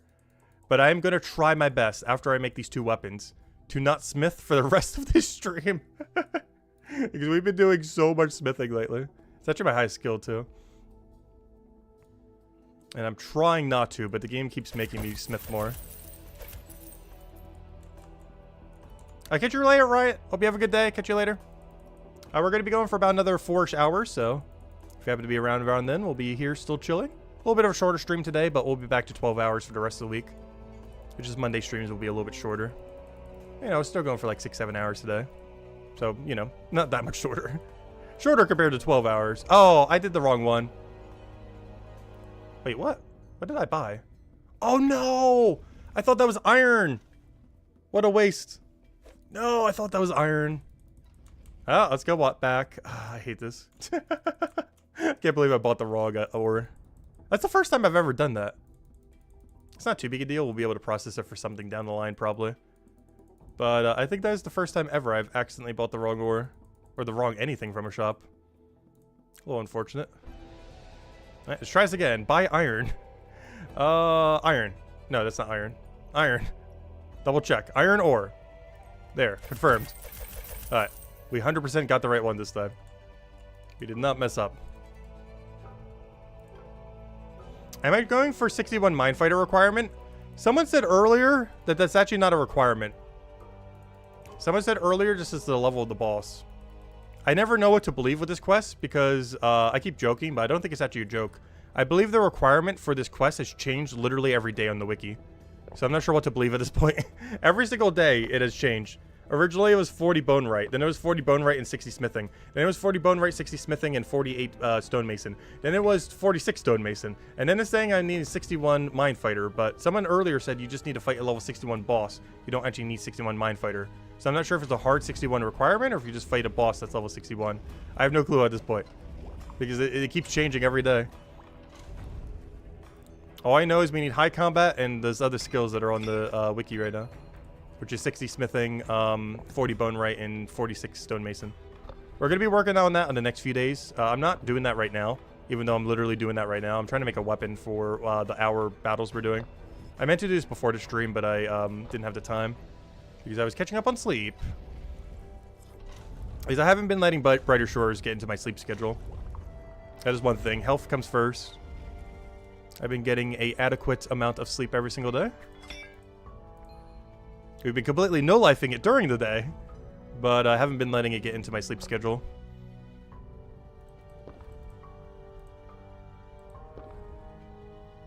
Sleep is for the weak.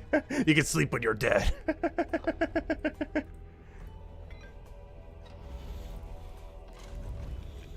So hello, Garrett. Hello, AJ. Hello, new guy. Welcome, welcome, welcome. Hello, Bat Ninja. Hello, Urger.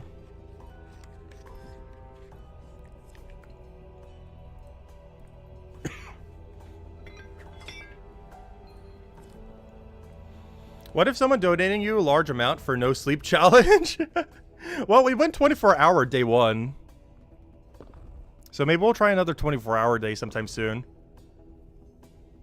The problem with that is the stream the following day might be a little bit shorter. But we would be able to 24-hour potentially on a day again. I'm not sure quite when we would do that if we do it sometime. 48 hours? Oh, I could never do 48. I could barely even handle 24. I'm not sure how some people do it. But yeah, 24-hour streams are so hard for me. I've done it a couple times, including on Brighter Shore launch day. But I'm not sure how some people do it. Because one single one wrecks me for like months. As far as like, oh, I'm not sure if I'm going to be able to do it again. But I'm so addicted to Brighter Shores. Honestly, I want to play for 30 hours in 24 hours. There needs to be more time in a day. There's not enough time in a day to play Brighter Shores. I don't want to play 30 hours per day, if not more. There's not enough hours in the day.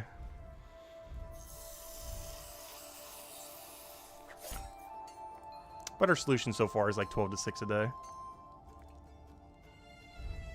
I mean 12 to 18, I mean. Today's just going to be a little bit shorter at like 6 or 7 hours.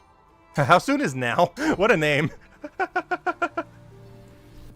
There's some crazy names that some people have gotten. We've seen like the whole range of names at this point. Everything from super creative ones to really cool ones that they were actually able to secure. Actually, one thing that I found really funny yesterday's stream, someone's name was Storage Rift. Their name was literally just Storage Rift. Which I found really, really funny. But yeah, we were following around a Storage Rift when we were doing a merchant contract. Actually learned a decent pathing from him too that I wasn't using. That saves a few seconds.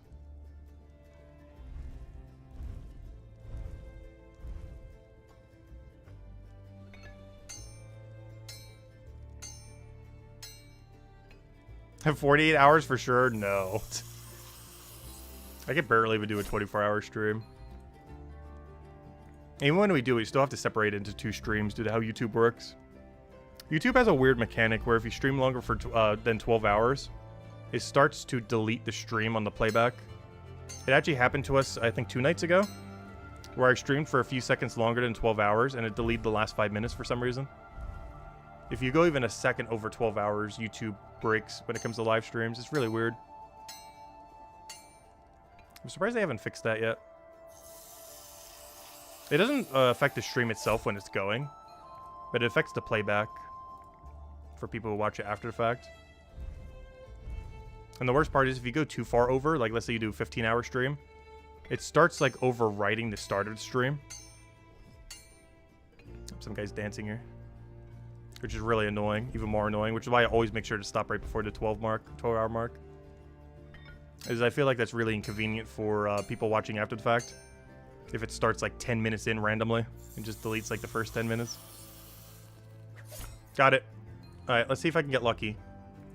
Alright, 1 roll. The magic roll. Let's see if we can one-shot a level 24 for chapter 1. Yeah, I still need to go make another one. Come on, 1 shot, please. Please, please, please, please, please, please. Come on. RNG, if there's any time today you could trigger, now would be the perfect time. Come on. Let's 1-shot a 3-star. Because otherwise I gotta go get a whole nother inventory. Come on. Oh, no. Ew. Unfortunate. Alright, let me go put this in storage. Drop the rest. Unfortunate. That would have been so good. But let's go make the one for chapter 1 now. I did not mean to click. Gosh, no. Why is the default not deposit? Why is the default... Like, who would ever equip in this situation? There we go. Alright, let me go drop all this junk. Let's go get another inventory. Alright, hopefully we can get it in 1 inventory. And then I'll have all the weapons we need for this grind so I can stop smithing the rest of the stream, hopefully.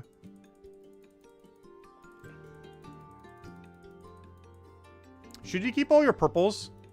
No. You should definitely keep your best in slot purples.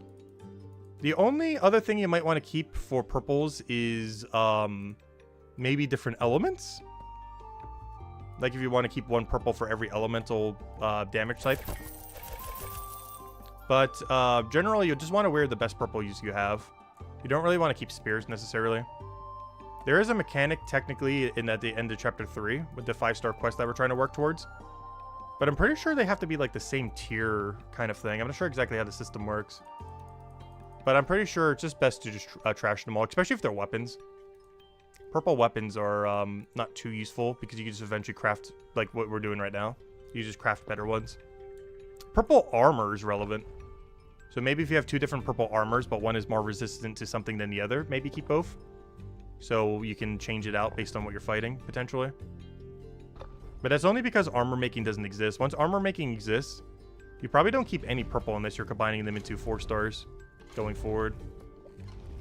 But right now, the only ones that really matter is armor, because you can't make your own armor until chapter 5. Which of course is not released yet.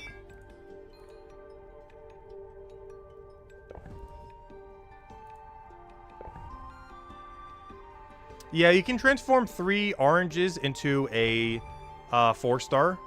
I'm not sure exactly how this works, but I'm pretty sure they have to be the same weapon. Potentially even the same level. As well as, I believe it only works on weapons and shields. Or maybe even only weapons. I don't believe it works on armor. I'm like 95% certain it doesn't work on armor, but who knows, maybe it does. Oh no, we don't have it unlocked, and I haven't been looking up any info on it yet. But I do plan to unlock it in the next few days. After today, all of our grind is going to be entirely focused on trying to get it unlocked. Because I really want to rush it, because be able to make 4-star anything is just so broken. That is basically the strongest quest comparable to Storage Rift. It's basically the Storage Rift of 5-star quests. Storage Rift is a Storage Rift of 3-star quests. But the Storage Rift of 5-star quests is the, what is it called? The one we're trying to do right now. If I can get its name. The Lost and Found is the Storage Rift of 5-star quests.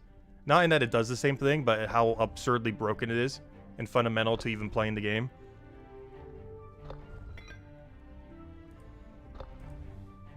Because the amount of extra DPS you're going to get from a 4-star weapon at a high level range is way better than anything else you could have. Better than armor, better than anything.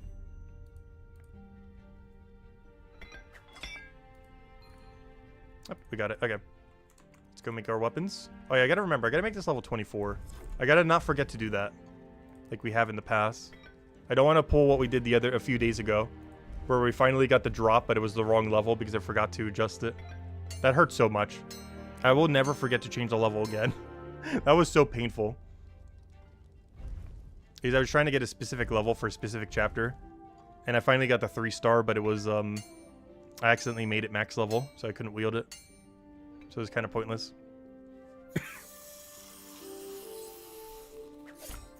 Yeah, hopefully we get it in this inventory. I really hope we don't have to do another one. The 100 guard cape is 1 gold, 290 silver. Ouch. That is pricey. You tried AFK fishing over 24 hours, but you only had 1 bait instead of an inventory full. So you missed out on 23 hours. Oh no! That's unfortunate. That is really unfortunate. Oh yeah, you know what? I actually AFK'd a little bit last night. Only partially AFK'd. I didn't do it the whole night. Because I was doing something else during that time. But, I AFK'd greed potions. I actually have 3 of those greed 250% potions. So I could technically AFK combat for a few hours if I ever want to unlock that somewheres. I'm just not sure if it's worth it. I believe they sell for like 3 or 4 gold each. I mean, sorry, 3 to 4 silver each.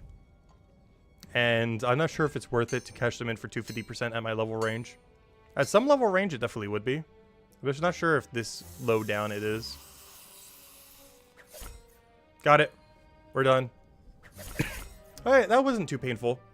That could have been far worse. Could have been luckier, but honestly, that's fine. I feel like that was pretty decent as far as amount of time that took. Alright, let's go attune these two.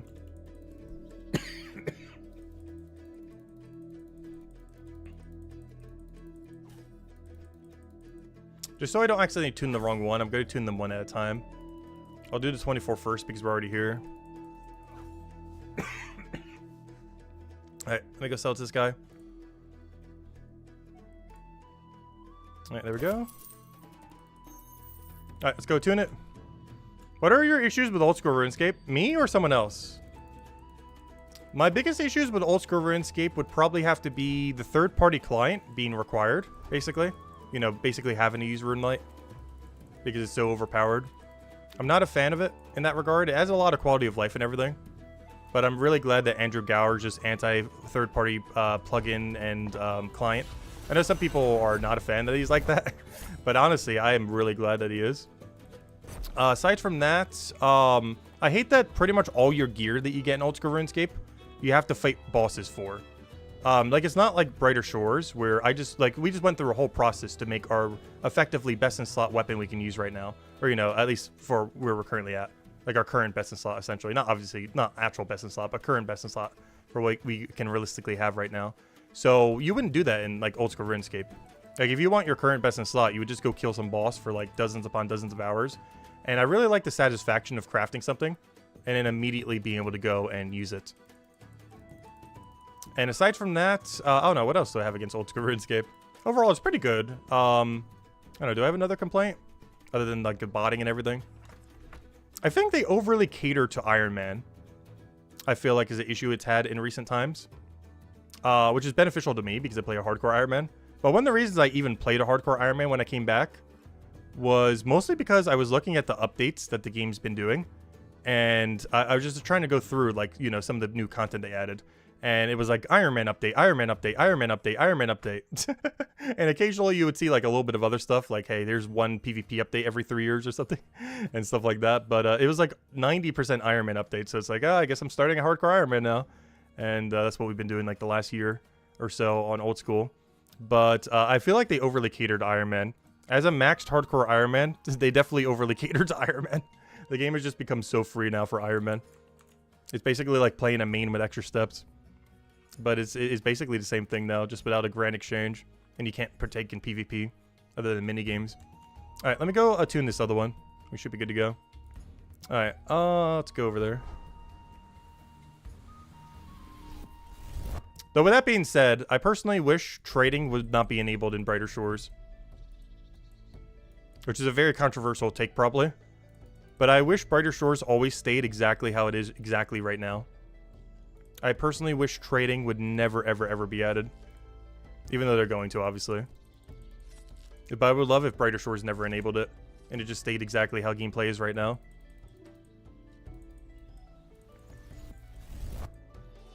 Wait, why'd I come here? I'm looking for the obelisk. Where's the obelisk in this place? Is that it? Wait, where's the... Oh, it's one down. I always do this. I do this every time. Every single time I'm trying to get to this place, I always do it one off.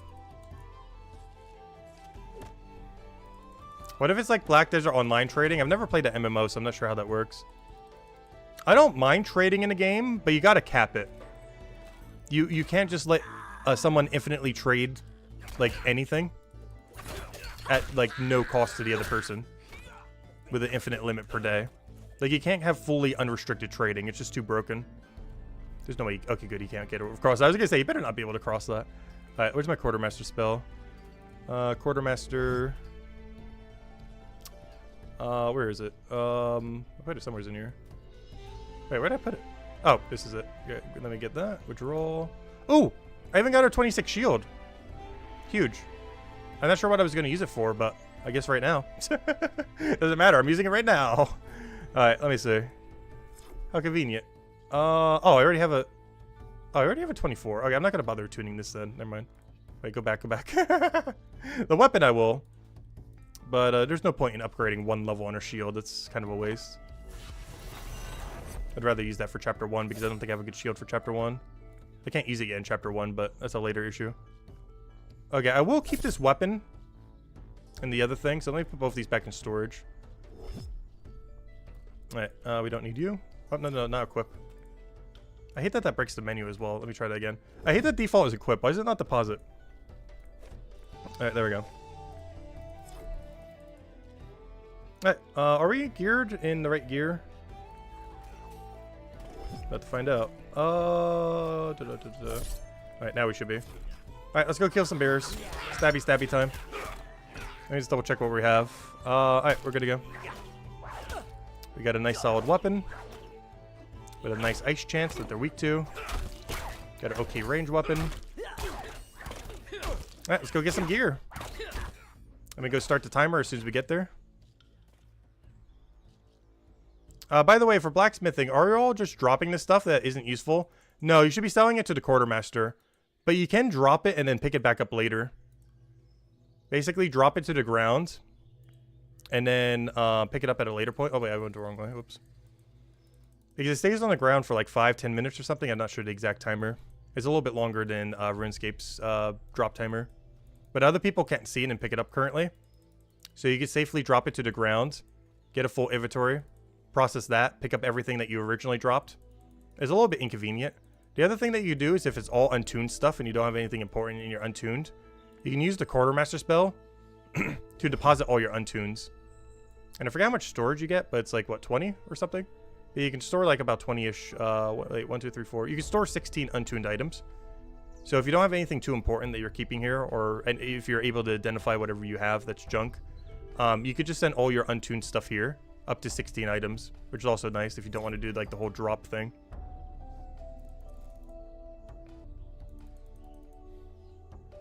But either or works. Oh no, lag! Oh no! Oh no! Oh no! Oh no! Oh no! Alright, we're back. That was weird. We were walking in the void. Did any of you guys also get lag, or was that just a me thing? It might just been my connection. I don't think the stream was lagging out at all though, but there we go. That's what you're doing? Nice.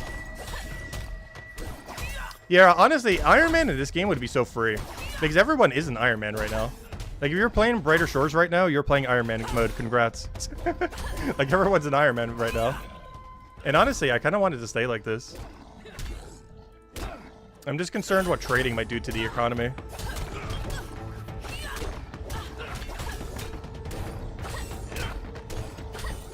Oh, stream did lag? Okay, it was probably on my end then. Hopefully my service provider isn't laggy today. Yeah, I see it right now. It is on my end. Oh no. Oh no, are you guys seeing buffering right now on stream? Oh, why is my connection being bad today? Hopefully it'll sort itself out.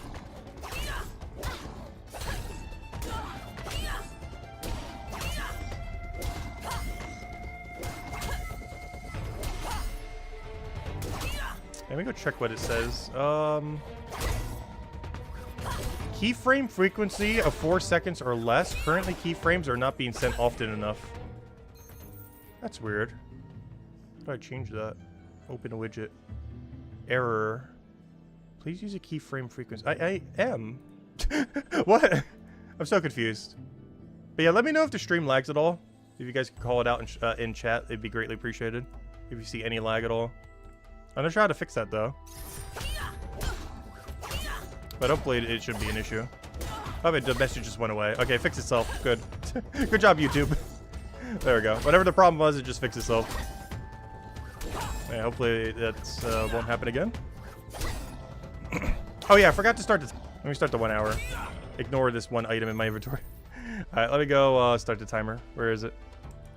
Forgot we're doing this for 1 hour. Alright, there we go. Alright, let it begin. 1 hour of bears. Main reason I'm killing bears is they're weak to chrono. Main reason we're killing anything today is they're weak to chrono.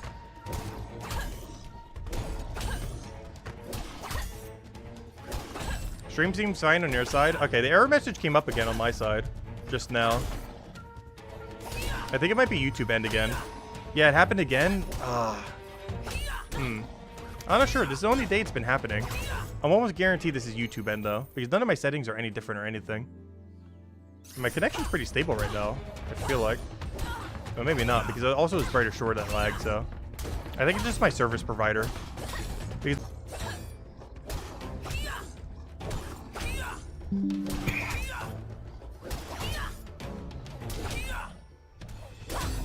yeah, OBS went down for a second. Alright, hopefully it'll sort itself out on its own really soon. But yeah, sorry for the lag, guys. It's so far the only day that's happened. But from what I can tell, it's service provider side. So I'm pretty sure there's not a single thing I can do about it right now. MVP, let's see, what was the other one? Oh, that was the other person. There we go. Oh, that guy's frustrated. He has to click every time. Yeah, it'll be fine. Yeah, sorry for any inconvenience with the buffering and everything. But just gotta deal with it today, it looks like. But hopefully it doesn't happen too often. Should be fine though. Luckily on the playback, generally YouTube's playback doesn't have the lag, which is nice. Obviously that only helps people watching after the fact.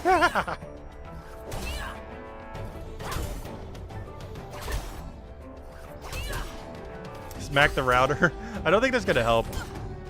Also, I am using a wired connection right now. Actually, that's one thing I wasn't able to get working on the computer. I wasn't able to get the Wi-Fi on the computer working. It has some kind of like antenna thingy that it uses, and for whatever reason, it doesn't seem to be compatible with Windows 11. But because I have a wired connection, I just haven't bothered setting it up because I never really need it. Like, when are you gonna need Wi-Fi on your computer? Like a laptop, it would make sense, but I don't really need the Wi-Fi aspect on the computer. And I'm just using a wired connection anyways.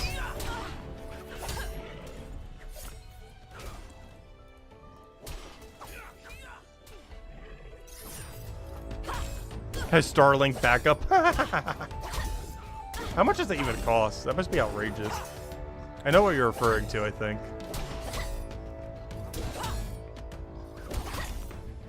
Is that even publicly available?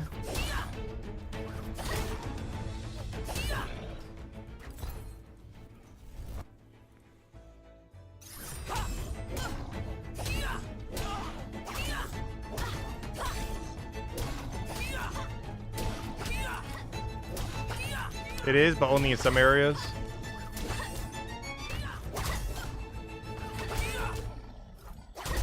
That's one real big issue with service providers in general. Not specifically that Starlink thing you mentioned, but, you know, just in general. For, like, legacy methods. You know, the main method most people use. There's generally only, like, one service provider in your area.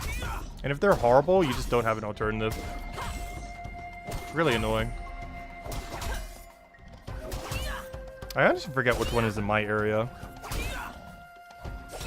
Oh, I know that they've been horrible. Oh, no. It's stable enough a lot of times.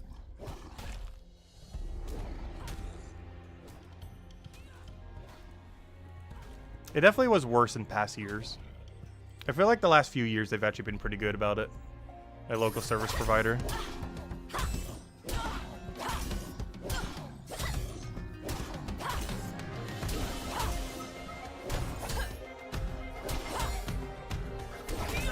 We still have a lot of time. Yeah, we still got 55 minutes on this one.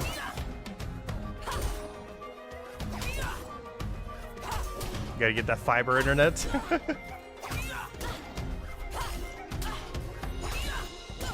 Hope someone changed your name. Kind of interesting that it notifies you whenever one of your friends change your name.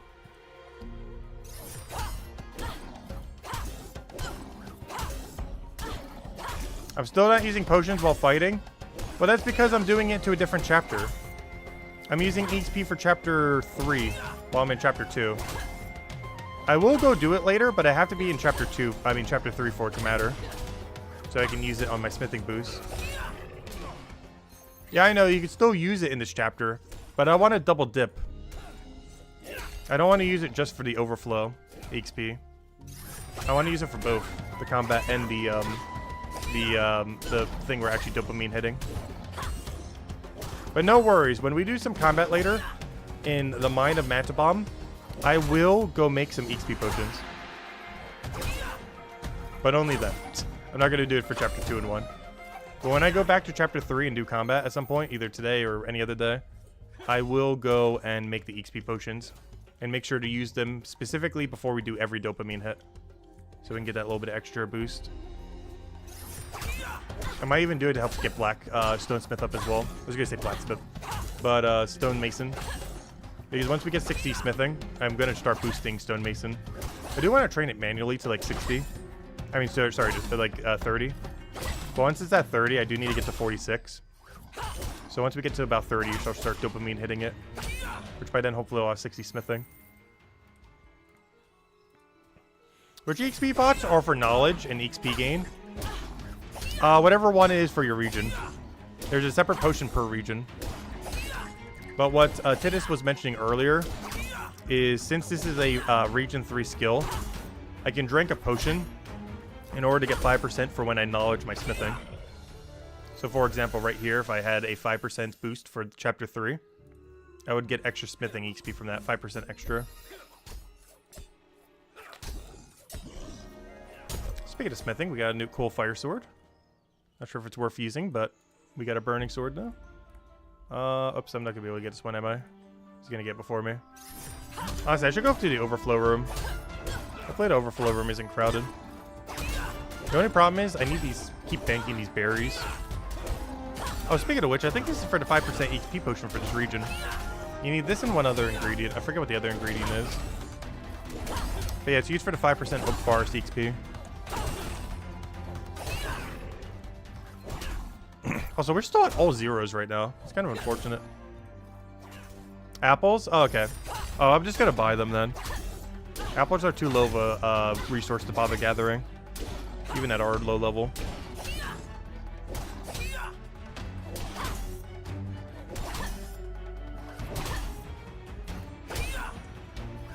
Yeah, and after we finish this hour, we'll go to Hope Port. And then after Hope Port, oh no, we can just do whatever. Since it's a pretty combat-oriented stream, I might just do more combat in Zone 3, but actually use potions and make a bunch of potions beforehand. Might be what we do then. So we can keep getting our smithing up, get our combat up, go from there. I also have a vendetta against the fire toad that killed me earlier today. I have a side quest to stream. I want to kill a level 39 fire toad. That's one of the reasons I want to do some combat in that area. I want to kill the fire toad that killed us today. The 39 fire toad. That's going to be the final boss of this stream right now, since we're only going for a few more hours. I want to kill the level 39 fire toad in the mines. Luckily it's weak to ice. Hey, our first drop that isn't useless, except it's still useless. And by that I mean anything higher than 1 star. Alright, we'll add it to the pile.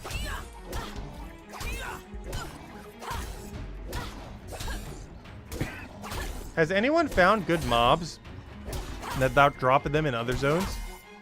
You know, thieves dropped the low-level ones. Wait, drop what? What specifically? Oh, the potions? I'm not sure. I got an EXP potion from a thief, as you mentioned. But I haven't seen anything other than that thief drop a potion for the area. In all fairness, I haven't really killed a good number of everything in every area. But yeah, so far the thief in Hopeport is the only one I've ever seen as well. There's a chance he's the only thing that drops it for some reason. Like, this one we're killing right now drops half the potion. We got the berry. But yeah, the Hopeport thieves are the only thing I've seen drop the actual potion itself.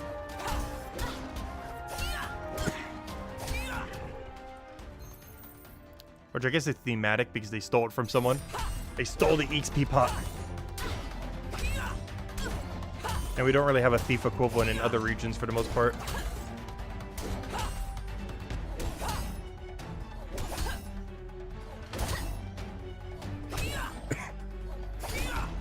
Also, thank you everyone who's been stopping by today. Greatly appreciated.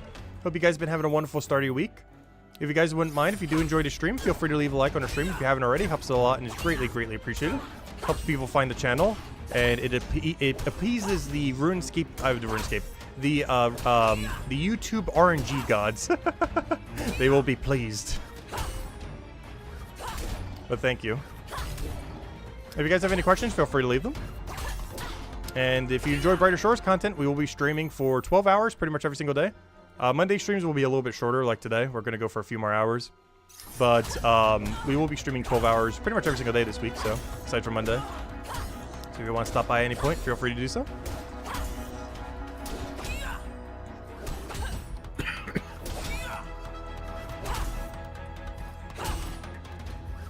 Can't wait for someone to create a loot drop table. Yeah, I mean, I'm curious how loot works in this game.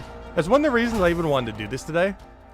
Is just to get more familiar with how on earth drops even work in this game. Because we've been doing pretty minimal combat, I feel like. At least compared to the average person. But that's one of the reasons I want to do 1 hour in each region. Other than just to bolster up the levels a little. It's just to kind of see like what some of these drop tables even are.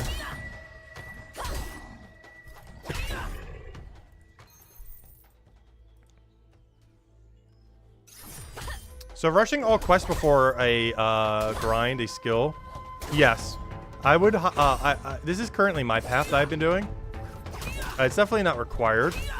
But the way I've basically been playing Brighter Shores, other than just doing whatever we feel like, and just kind of having fun and exploring and everything, and just experiencing the game. But one side underlying thing that's been keeping us going so far is I want to complete every quest in the game.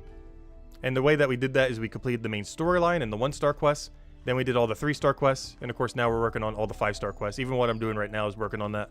I'm trying to get combat up for every region, because you have to fight a pretty hard boss in every one. All of which are like level 50, 60 or something.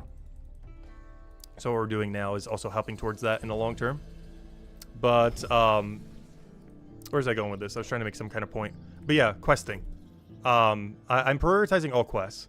This is generally something worth doing in any MMO, just generally speaking.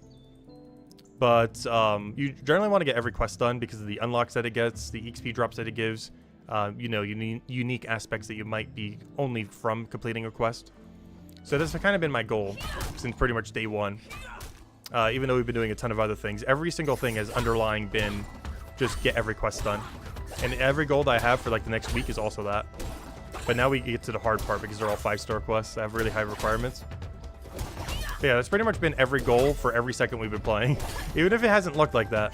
That has always been the underlying thing keeping us going for now. And then once all quests are done, then we're free to just do whatever we feel like it. Which honestly might be smithing grind. I really kind of want to get smithing to a really high level. So maybe go like really crazy on mining and smithing, particularly smithing. I'm considering it. Because when PvP comes out, I want to be able to make, if it doesn't have a downscaling system, I want to be able to make really good gear. I don't care if I'm the high smither in the game, but I want to be able to make my own really, really good gear for when PvP comes out. Like level 200 or something, if not higher. I'm not sure if it's going to have some kind of system that makes it fair or even. But if it is basically who has the best power crept gear, I want to make sure I have a good number. if that is a thing that will matter. I should probably go to the overflow room. This room's starting to get too crowded. Though I say that, the overflow room is probably going to be even more crowded. But yeah, that's my current plan. Is basically do all quests. Since day one, essentially. Do all quests, which we only have the 5 stars left. Then after that, mass grind smithing for PvP. And one other benefit of that is any cryonites out there, I'll be able to make free armor for you guys when trading exists. Or not free armor, but free weapons, I mean. Alright, let me go to the overflow room. It's starting to get annoying. Let me kill the bear along the way, though. There's too many people in here.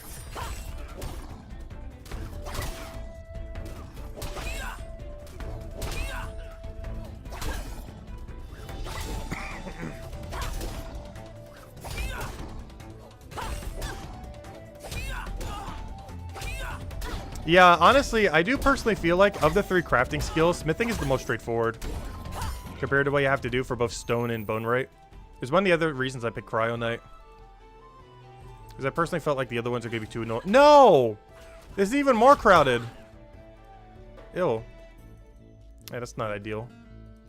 Maybe we should reroll what server we're in. But then again, this place got uncrowded all of a sudden.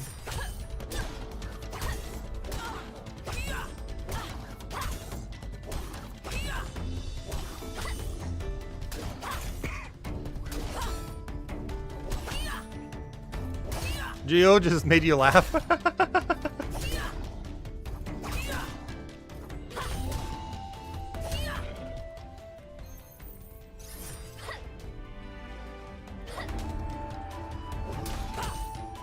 You got a clip and put it in Discord?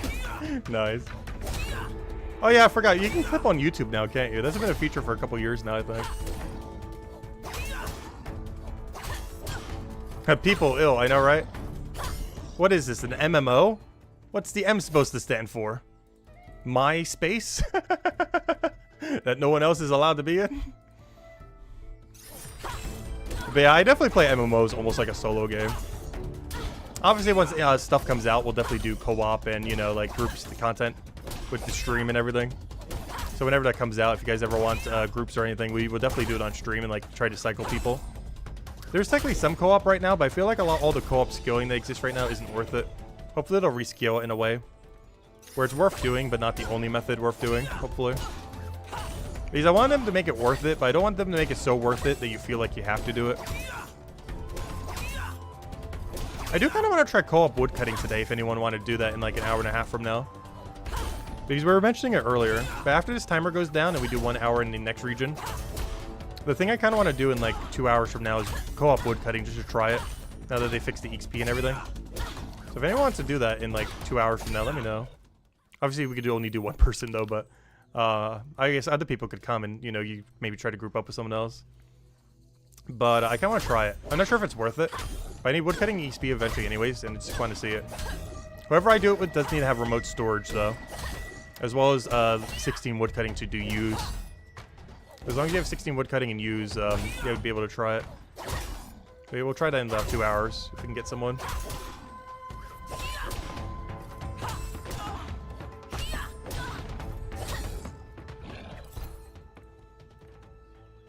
Yeah, group woodcutting. I'm not sure if it's worth doing, but I kind of want to try it now that they fixed it. The XP rate and everything. I think they fixed it a couple days ago, but the patch notes just mentioned it.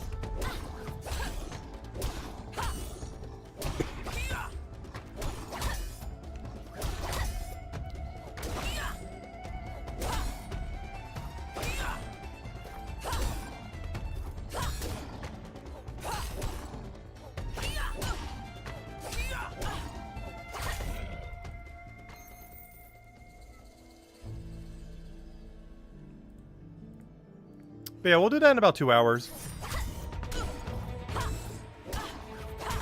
And hopefully there'll be some other people in the server too, so even if you're not grouped with me, we should hopefully all have a buddy system. So we just all do it at once.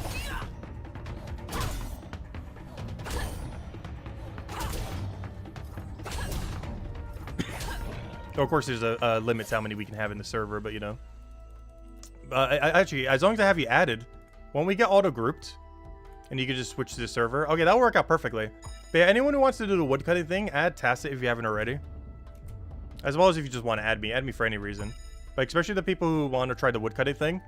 If all of us are added, maybe we can all get to the same server. Everyone switches to my server. And then we could just have a whole little group woodcutting party. And see if it's worth doing. The only requirement you'll need is 16 woodcutting and remote storage. So as long as you have that, you should be able to join. Because it's really far from a bank, so you kind of need remote storage. And you need 16 in order to do the tree to begin with.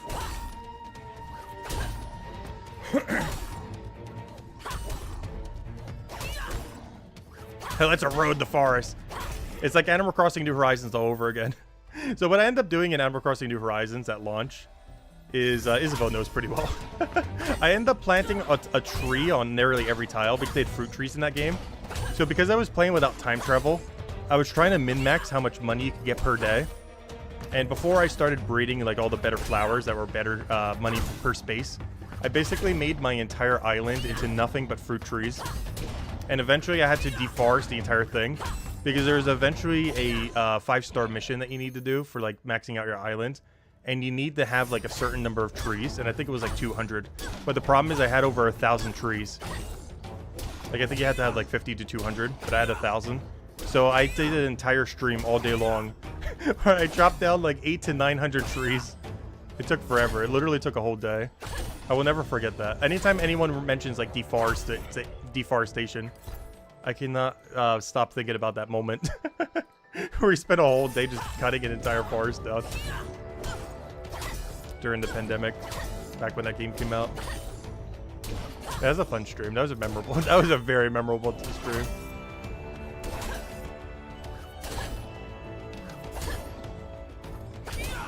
Good times, good times.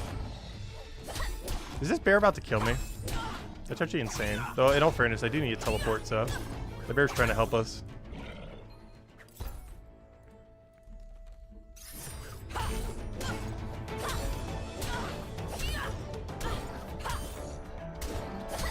Currently doing 0 to 20 mining. Just got the to members. Nice. Oh, so hello, Apex God. Hope the start of your week's been good. Yeah, you do need level 20 mining to complete the Chapter 3 quest. You need 14 for a skill check during it and 20 to finish it. So yeah, at some point you might as well just go all the way to 20. Because you're going to need it eventually anyways. The high skill requirement for mining right now is only 29. 29 is required for a 3-star quest in that area. So after that, you can just start buying your ore and stones if you really want to.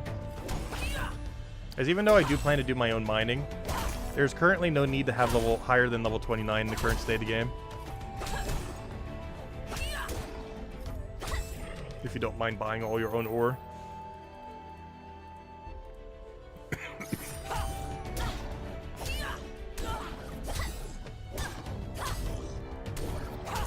Also, so far this is a really bad hour. How far are we deep? We're half an hour in with 1 drop. This is my normal RNG right now. This is the RNG I get whenever I feel like I'm getting nothing. This is what I was expecting. But yeah, we're almost a half an hour in with 1 2-star and nothing else. No 3-star, no 4-star. Alright, let me go bank this.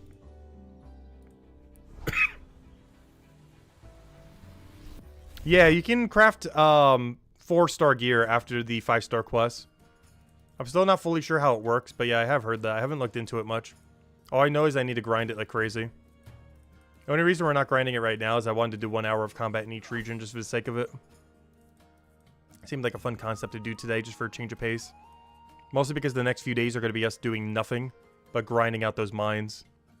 It's going to be a little repetitive here and there, but we kind of have to do it. Like the ability to craft... It's similar to carpentry grind, where you just have to pigeonhole ourselves into doing the grind.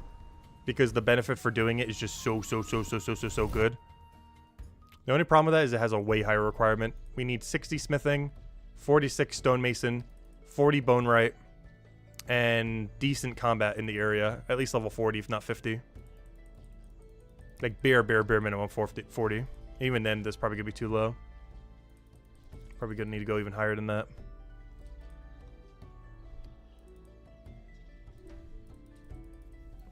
This is the right way, right? Yeah, it is. Oh, and there's the yew trees we're going to cut later. When we do co-op wood cutting. And the storage bin's right over here. Oh, whoops. Speaking of storage bin. I'm supposed to put these in. There we go. Yeah, this is where we're going to be doing woodcutting later. So any of you guys who want to join, make sure to add me if you haven't already in game. And this is where we're going to woodcutting later with the co-op, because you can click fell co-op by right-clicking it, or just by normal clicking it at you. I forgot. Everything is right-click in this game. And that's what we're going to do later. But it's going to be in about an hour and a half, 2 hours from now. Yeah, that's what we're going to be doing in a little bit. I want to see how good or bad it is.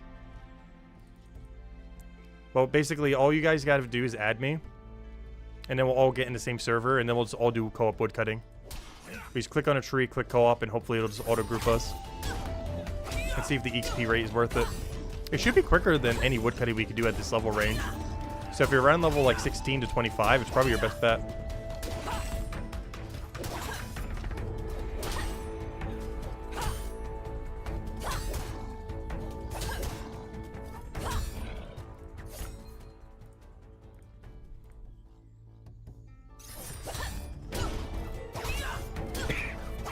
How much time do we have on this one? Okay, we got about half an hour on this one. Then we do zone 1. Oh yeah, that's something I want to go check that I haven't yet. I want to see what it looks like when it shows you get less XP from killing an enemy. I haven't checked that. Supposedly they updated that today. Up, Tacit. Oh, is someone calling me? What, does someone want to test it now? I do want to test it later just so we can get the full 1 hour in. I want to get smithing in. That way we can make it a little bit of a gathering event so everyone can do it, not just us. If we do it all at the same time, and you guys all have me added, we'll all be in the same server. And I'm not sure how many people we can get in one server. So I guess it's a first come, first serve basis. But we should all be in the same server doing it at once. Because if I try doing it right now, everyone else might not get a buddy. But if we wait and do, make it a little bit of an event out of it, then everyone should be able to get a partner, hopefully. Rather than just us. Hey, who's calling us right now? What are they trying to say? Someone said Tacit twice. I'm waiting until they say something. All he said was Tacit 2 times. My man, you there? Yes? I wonder if that person's not from stream. They're probably not. He probably saw my total level was going to ask up there.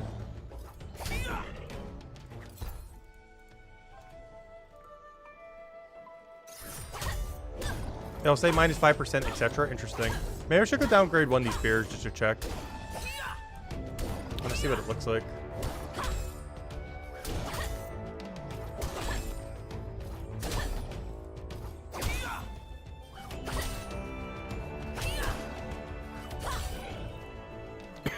Also, I just realized something. Let me see. If I attack this, where does it say how much less XP I get? Or does it say when I get the XP drop? Because I should definitely get reduced XP for killing a level 4. But I'm not seeing where it shows it. Unless it does it when the XP drops.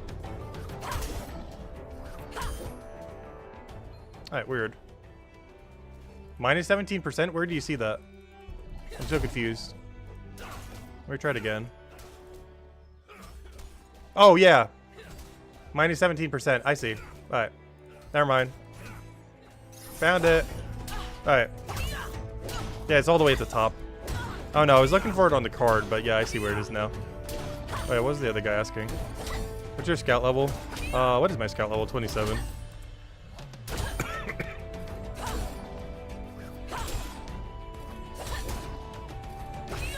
Also, I just realized something. When you chat in a room, it's actually global, isn't it? In the sense that it doesn't matter what part in the room you're in, everyone will see it. I never noticed that. It's not like RuneScape where you can be in the same area but still walk far enough away that you can't see the chat. But I'm pretty sure even if I'm on the far right tile and I'm there in the far left, I'm pretty sure chat still goes through the whole room, so that's kind of cool. If you do the same thing in RuneScape, you won't be able to see chat. Even if you're in the same chunk, it doesn't work by chunk. It works by a closer proximity than that. It's kind of weird how it works in RuneScape, or at least old school. I'm not sure how it works in RuneScape 3. But yeah, that's really nice. So you could be literally on the opposite side of the room in a bigger room, and you can still see everyone's chat. That's cool. I didn't notice that till just now.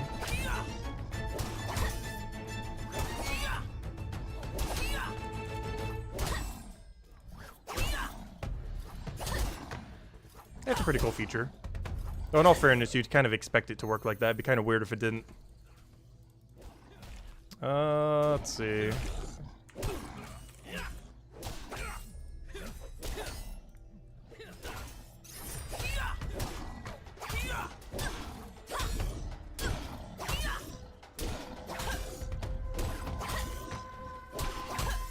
Yeah, I never tried New World.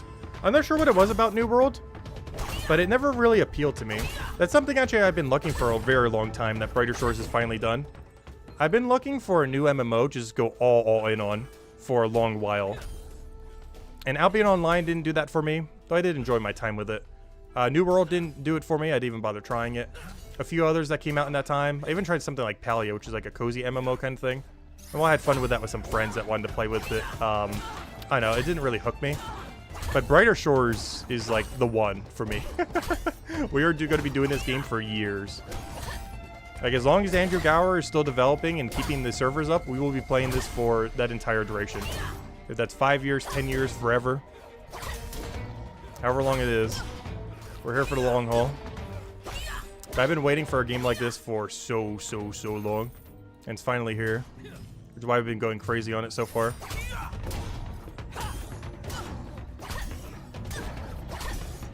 But yeah, this one is finally the one for me. It still has its flaws here and there, but I trust that Andrew Gower will, you know, iron out everything, add more content, refine everything. I'm really curious to see where this game is in like another year, a couple years from now. Because obviously even right now, it's still in early access. It's technically not even in 1.0 right now. It's basically the beta right now in a sense.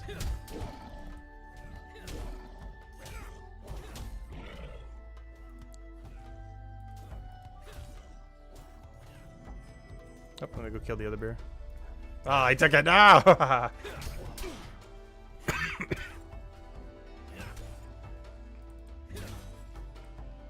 Yeah, I've really enjoyed my time with this game so far, as you guys know. That goes pretty much without saying.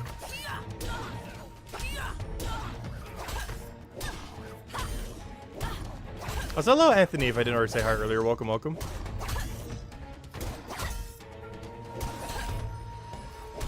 Yeah, this game does remind me of the good OG years of RuneScape, especially back when skilling mattered.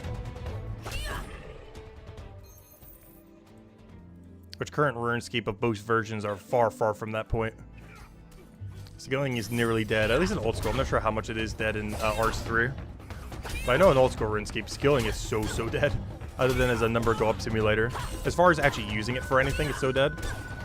But in this game, you actually use the armor you make, you use the weapon. Oh, you can't make armor yet, but you will once you can. But you use the weapons you make, you use, you know, the materials to make other stuff. You use pretty much most of the potions unless you want to sell them. Like, it feels so rewarding. Also, thank you, Titus, for the 5 gifted memberships. Greatly appreciated. Thank you so much. Every bit helps out a lot. And if any of you guys also want to join, it's only $2 a month, very cheap. And unlike Twitch, where you the streamer only gets 50%, on YouTube, I actually get 70% of the revenue from that. And you guys also get some emotes and some little icon of the logo for our channel next to your name that keeps upgrading as you stay a member for longer. I also will be adding some Brighter Shores emotes in the near future. I have some that I commissioned a little while back, so I'm going to do like half and half. So I'm going to do half of the ones that I commissioned a little while back from a friend, as well as the other half just being Brighter Shore icons. So far, the only one I know for sure is carpentry, because I know people will troll me with the carpentry icon. Because it's the best skill in this game. It is so wonderful. But yeah, I hate carpentry so much. I have like such a vendetta against it at this point. It's not that bad. But I definitely have a vendetta against it that I will never let go.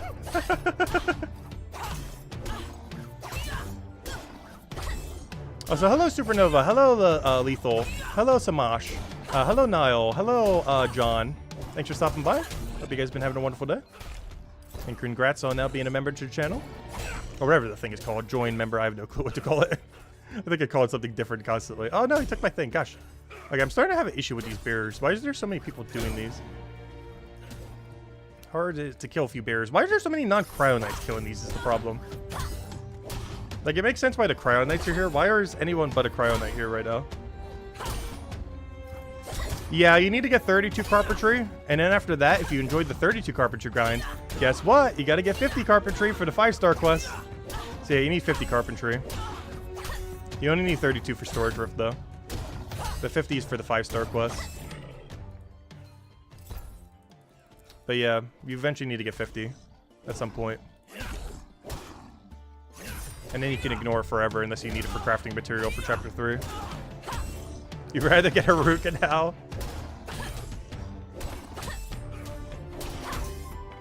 Yeah, 100. I do have to say, 32 is worth rushing.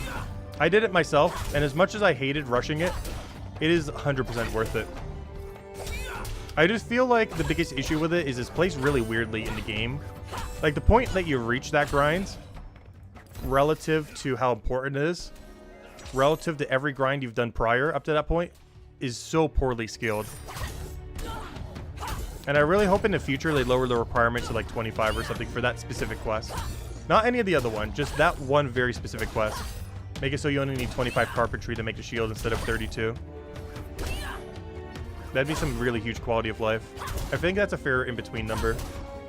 It's just placed at... It's just such a required quest, while being placed at such a weird point prior to any grind you had to do prior to it, that I feel like it'll really scare some people away who don't like grinding. Not that... well, I guess maybe that's the thing that weeds everyone out.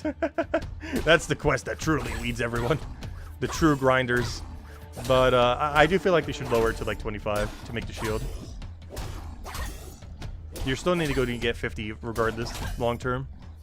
So it's not like you still, you know, you're still gonna need to get 50. But that specific quest does need to be down a little bit. What's this guy saying? I haven't seen anything. Just wanted to say hi and T for, let's see. Wait, is he talking to me? Or T for the inventory? For the wood cutting is a thing. But hello, welcome, welcome. I'm not sure if they're talking to me. Can't tell. Oh, that's a big bear. Wow, what's his level? He's just punching a level 71 bear. Also, I'm about to leave this room. I'm going to the overflow room. Is there a way to re-roll what server you are? I think someone was mentioning that earlier. Ah, I hate it. How do you re-roll your server?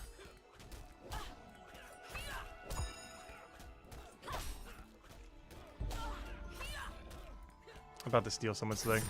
I don't care. This is my beer now. Right click, offend, and hit server. I guess that could work too. Leave 2 servers away and come back. Okay. I'll try that. Actually, I could just try servering to someone too. Let me see. So if they're not in the same room, I assume it doesn't work.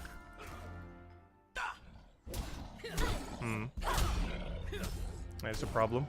I'm seeing a reoccurring issue here. Where is my friends list? There it is.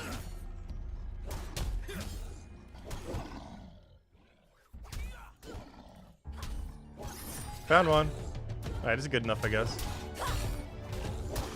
But yeah, bears are so crowded. I don't understand why. Oh, it's a free-to-play area. Duh. I keep forgetting that. Come on, we need some members-only rooms in this area now. I keep forgetting. I keep wondering, like, why is chapter 1 and 2 so much more crowded? I keep forgetting. It has all the free-to-play people that aren't paying anything for the game. So the population density is a little higher. Or a lot higher, apparently. And even with the server thing that they have, it's not quite enough. Yeah, I keep forgetting that. Oh, so I got another blue. I've only gotten 2 blues in this hour. That's actually so bad. I got two 2-stars and 0 3 and 4s. It's definitely been our worst hour so far. And we're almost at the end of it.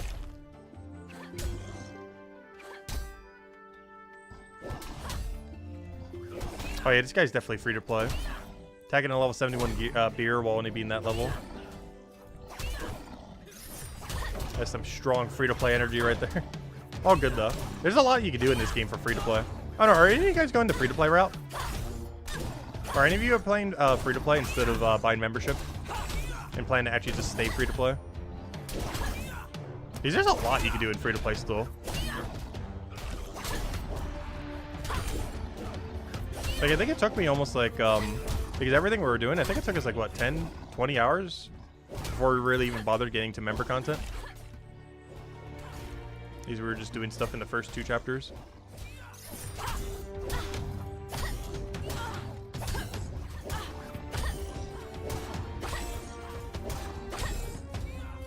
You're staying free to play until the cap, and you'll get some members. Nice.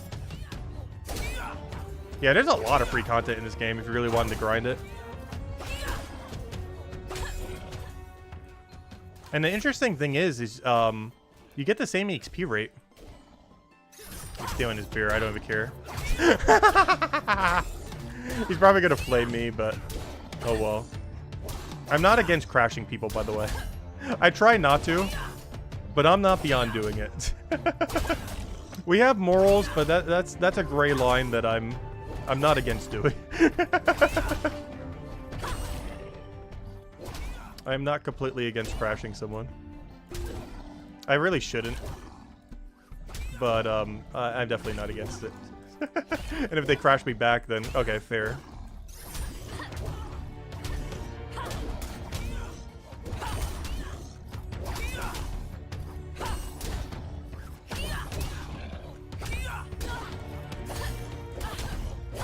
Just tell him I'm a streamer? No.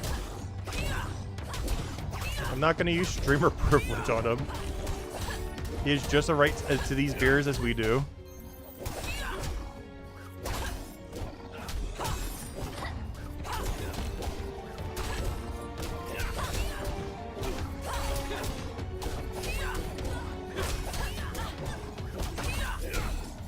I just realized there's 4 beer spawns.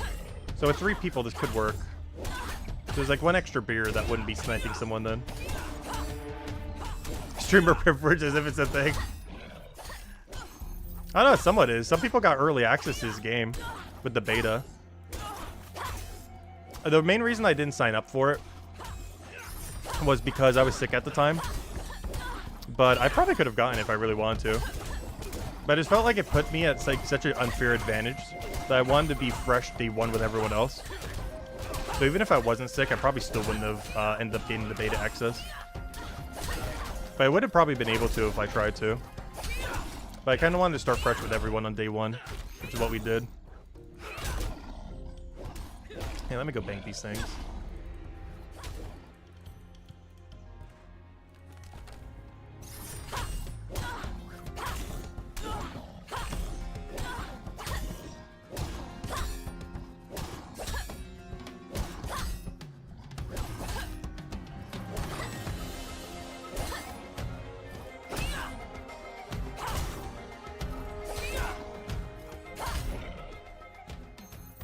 If there's an item under an enemy, you can click a second time to switch the item. Okay, thank you.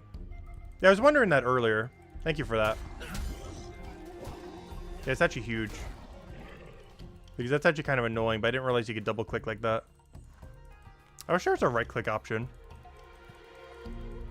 It's kind of weird that they didn't do it like RuneScape. Because currently your left click and your right click is right click. It's kind of weird that your left click isn't just do most important action. Or whatever one you bind it to, if you can like change it if they add that feature. And, you know, right click is your actual right click. There's one thing that still somewhat throws me off that personally hasn't been that big a deal to me. I'm pretty sure some people it's been probably a lot bigger problem if they came from, you know, RuneScape.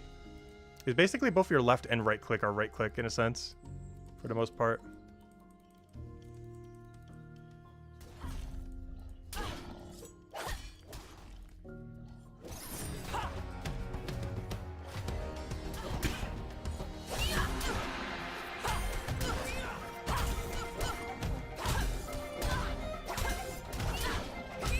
But yeah, I would love if left click is whatever option you set it to, and then right click is what all clicks are now.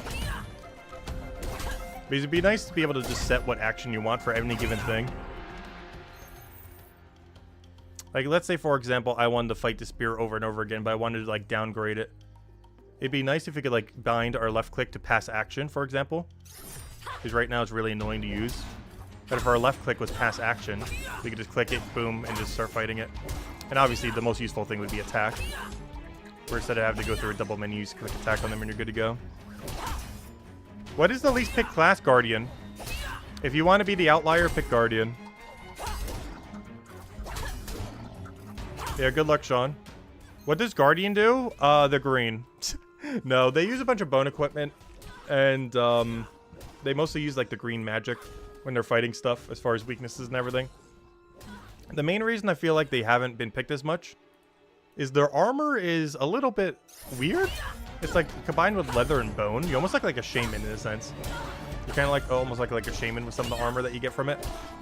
Aside from that, I don't know. Why else are people not picking Guardian? Probably because of the 3 skills you do in Chapter 3, Bone Rate is probably the most annoying. It requires foraging a ton in Chapter 2 for the resources. Like, basically, Chapter 2 is all that you do for Chapter, or for your skill. Because you got to get the bones from Chapter 2, and you got to get the carpentry stuff from Chapter 2. So basically, you're only using the Chapter 2 skills. You're not really touching the Chapter 3 skills. Unlike things like Stonemason and my Blacksmith. I feel like it has the clunkiest crafting system of the 3. It's definitely doable, though. But I do feel like it's the clunkiest. With smithing being the most straightforward, which is Cryo Knight. Which is probably also the most popular choice as well. Give me that. What's the time frame for you cutting? I will be doing you cutting in 1 hour and 15 minutes. You have plenty of time to go grab food.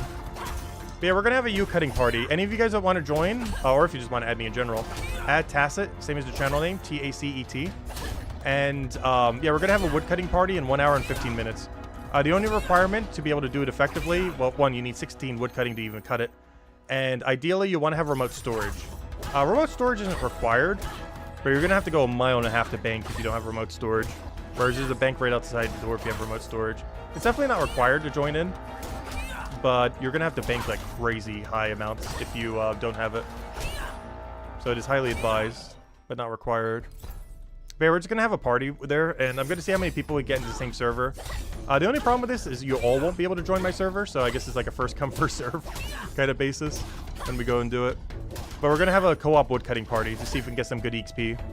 It's particularly good around like the 16 to 30 range probably. So if you're around that woodcutting level and want to train some, yeah, we're going to have a little woodcutting party in like 1 hour, 15 minutes after we do all of our combat. If you want to join in. I'm not sure exactly how that's going to work with like the grouping and everything. But as long as everyone there is clicking co-op on the tree, we should be able to all get buddies to go do the activity with. Just make sure to click co-op instead of chop. Because you want to do the co-op, not the solo chop. I'm not sure if it's worth it or not, but we're going to kind of see and just test it. I can't see it being worse, if anything else. They fixed the XP rate for it, so hopefully it's worthwhile. Yeah, I'll give it a shot just to say.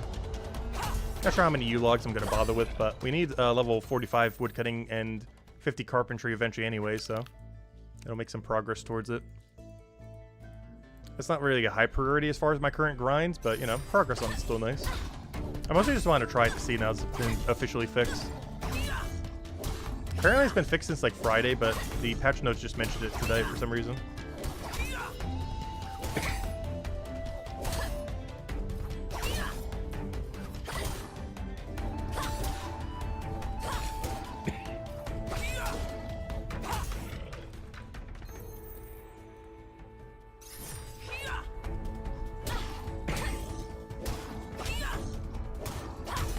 Episode 3 is very blacksmith heavy, yes.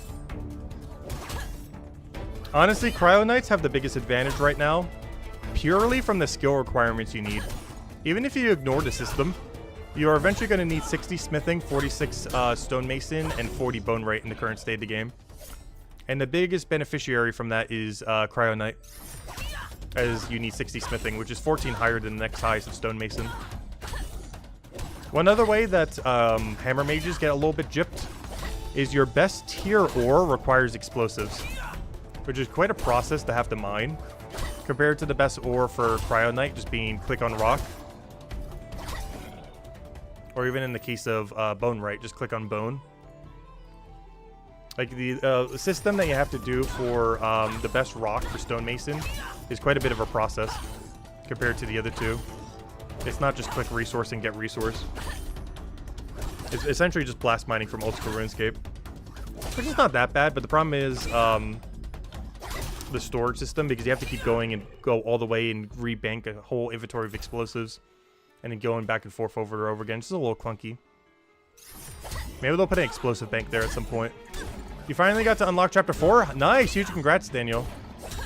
Hope your grind's been going well. You have a 4-week-old, so it has been hard to grind. Hope they've been doing good. Yeah, huge congrats. And also congrats on the kid.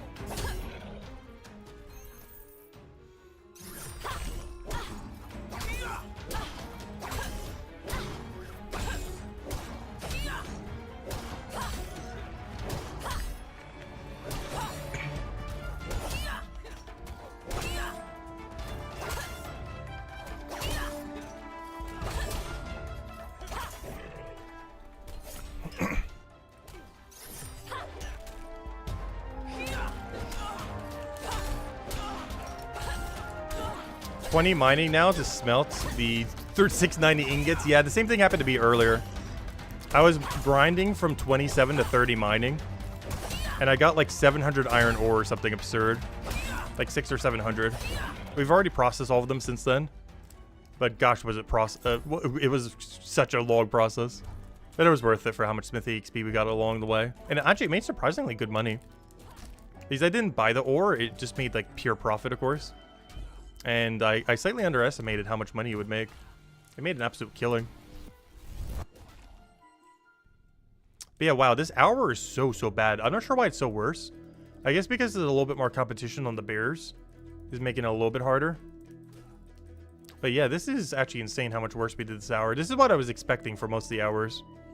Because what, we're almost done? Yeah, 9 minutes. We can still go back there a little bit.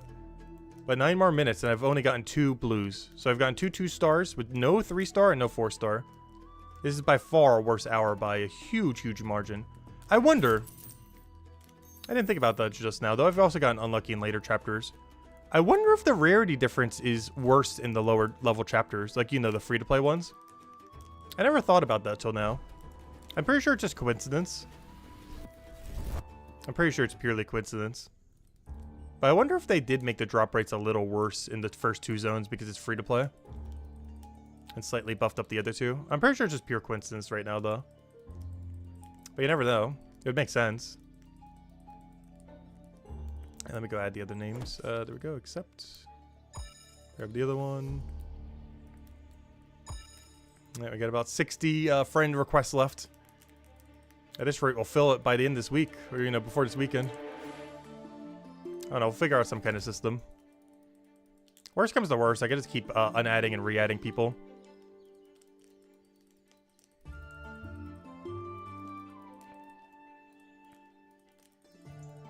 Oh, I forgot to store these, but in all fairness, for how much longer we'll be going, that doesn't matter. We're going for like 8 more minutes. I might give it an extra minute just because we how much competition is here compared to the other areas. But I don't think it's going to fix our data much.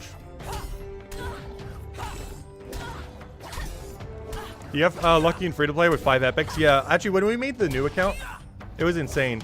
I forget what it was. I think 2 days ago at the end of the stream, I was rushing a account to level 20 so I could AFK it. And it got a epic and a legendary within 3 kills. It first got legendary gloves, or, you know, 4-star gloves. Then like 2 kills later got a 2-star helmet. Or sorry, 3-star helmet. Its luck was so insane. And it made going through it so easy. I got it there in under an hour. And I didn't keep track the exact amount of time, though. But it got from fresh account to AFK in combat at level 20 with the AFK thing in under an hour. But that was in part due to just how cracked its drops were. It didn't get a good weapon, though. But its armor made it so it never died a single time or even got close to dying. Because you're just so tanky that dying was never an issue.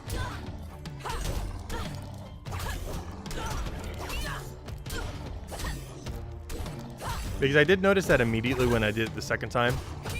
I actually died like 2 or 3 times. But because we were getting no good armor drops.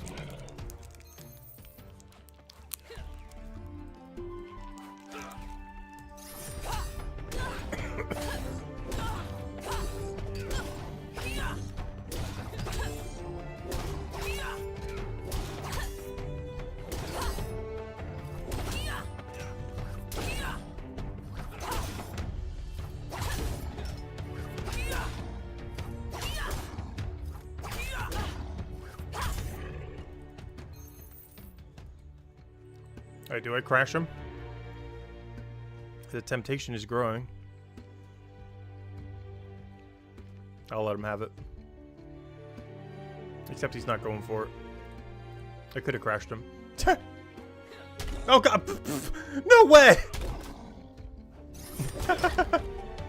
That's funny. I deliberately didn't crash his beer. And then he attacks my bear the second it spawns. Alright, I guess we're switching bears now. That's fine.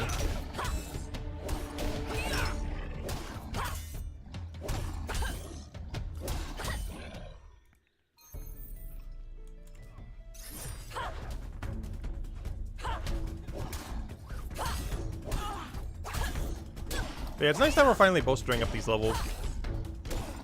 Almost at base 30s for combat. Getting there. We're eventually going to need 50s for all the 5-star quests, most likely.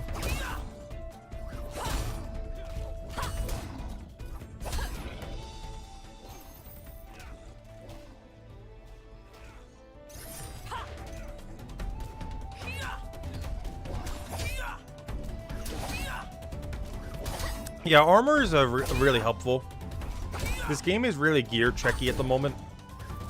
While there are a few strategies for some things, if you're just clicking on an enemy and doing nothing, it is just pure gear check.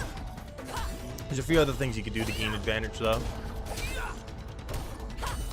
But if you're mostly just clicking on stuff, it is pretty much purely a gear check game at the moment until they have special attacks and stuff like that.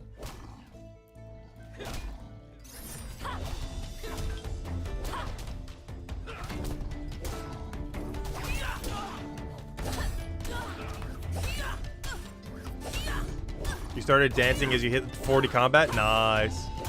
Yeah, I only have one skill at 40 plus, and it's for combat, and it's watch person.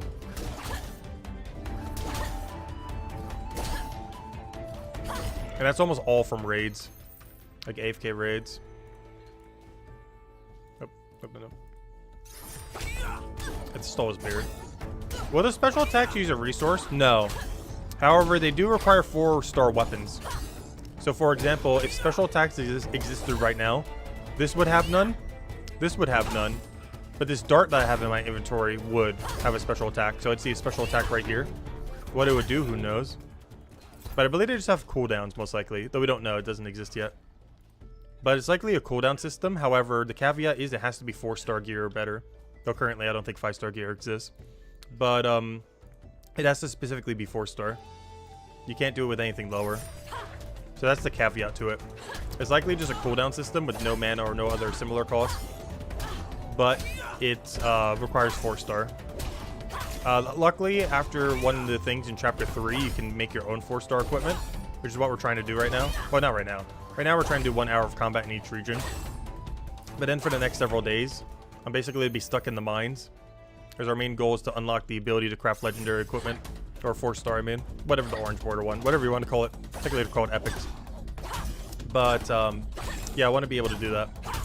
Because we're going to need that for when Chapter 5 comes out. As well, it's just helpful. It's better DPS for everything we ever do.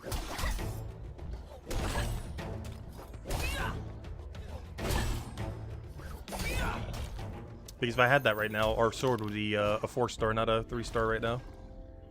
But because we don't have access to it, I got to use a weak 3-star one. Not that it's weak, but you know, comparatively.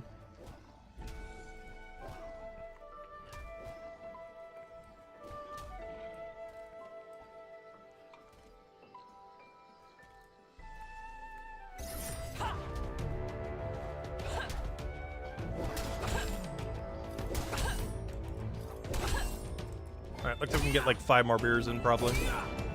Yeah, not 5, 4 more. Oddly enough, it's going to be right before a level. I almost just want to finish off the level while we're here. But yeah, as far as data collected so far, this was by far our worst one. Oh, so hello, Phil. Welcome. This was definitely our absolute worst. 0 3-star, 0 4-star in an hour. In all fairness, this place is a little bit harder to kill things in. It's just so much more crowded. So that's definitely affecting the data a little bit. But even without that, we are so unlucky.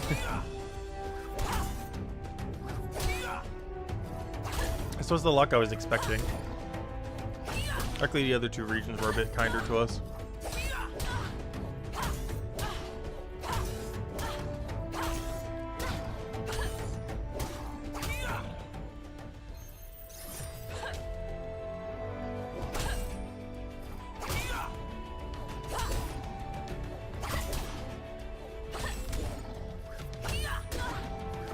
At this point, I'm just gonna stop. Oh, okay, let's see.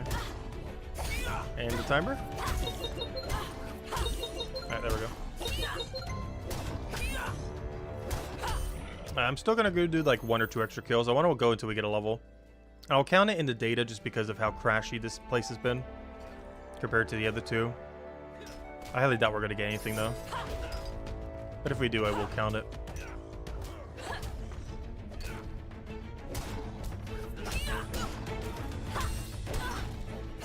Because I can't leave my XP there. That's just a crime. You can't simply leave an XP bar that close. You gotta hit the next level.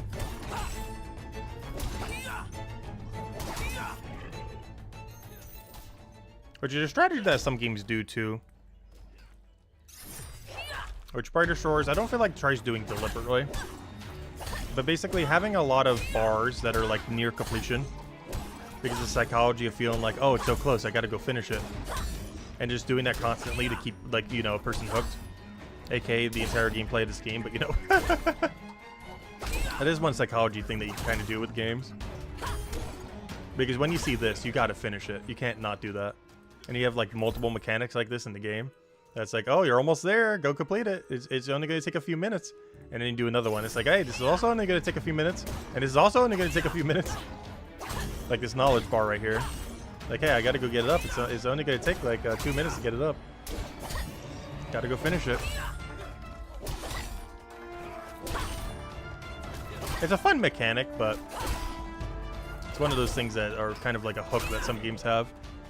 A lot of free-to-play games use it maliciously, of course, but I don't think the Brighter Shore is trying to do it maliciously. It's just a bar.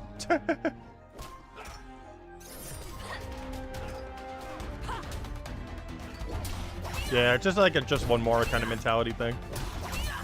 But generally, when you have a lot, one thing you do to kind of hook people when you make a game is have a ton of different bars that are like so close to being finished, so that there's constantly like a small goal to go for.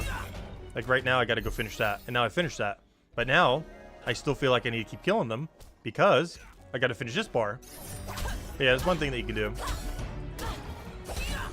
Just have a lot of small bars that are like so close to being finished constantly. So you always have to go for the next one and next one and next one and next one. And by the time you finish one, well, another one's getting close. And just keep cycling. But no, I don't think Brighter Shores is using that maliciously. It's more so a free-to-play tactic in free-to-play games to try to milk money from people. Like, some of it is in Brighter Shores, but it's more so like a, you know, a gameplay loop. It's not like he has microtransacted or something.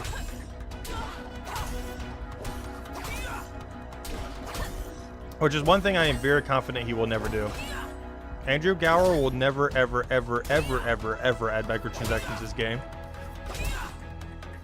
I can assure you that. He is exceedingly anti-microtransaction. Oh, finally! Hey, I will count this drop. Okay, we got 3... we got 3 2-stars, and that's it. That is so bad. Right, let me kill one more while I'm AFKing and typing this out real quick. So I can go put the data for when we go set this up after stream. Where's my stream? Wait, why wouldn't it let me fix my thing? There it is. Alright, so Chapter 2 was awful. Chapter 2 was 300. That is so bad. It's the only chapter that we got no 3-star and no 4-star at all. Every other one we got at least 1, if not multiple.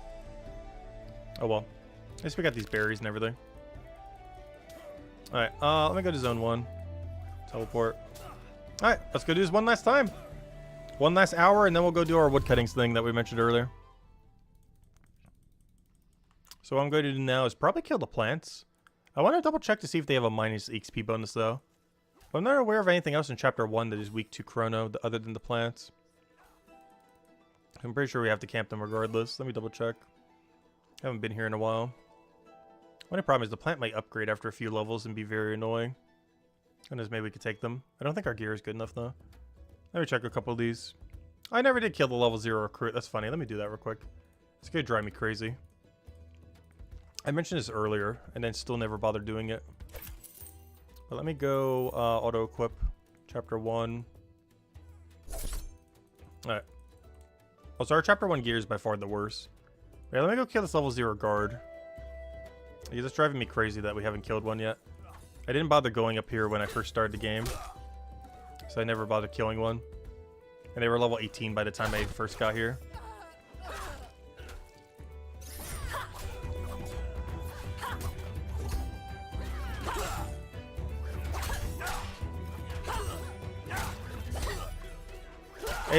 It is the obelisk in Chapter 4 from the teleport. It's basically north. It's pretty much straight north as soon as you get in the city. If you're looking for it. Like the second you get through the city gates, just go north. Not outside of the gates, but the second you get into the city itself, just go straight north.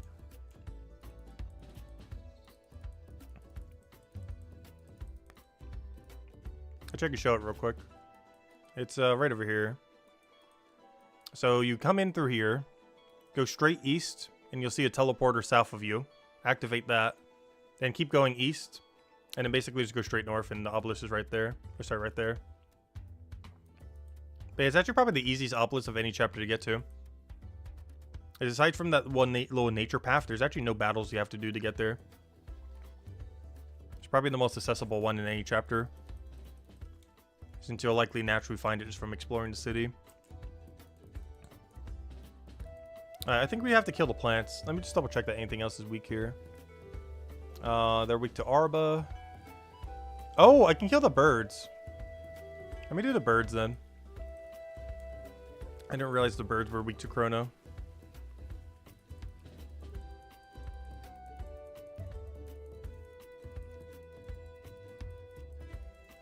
Gosh, I love the vibe of this town. It brings me nostalgia of 5 days ago when we first played the game.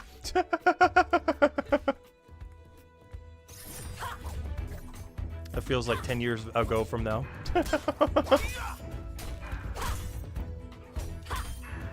Yeah, good old nostalgia from 5 days ago when we first played Burger Shores.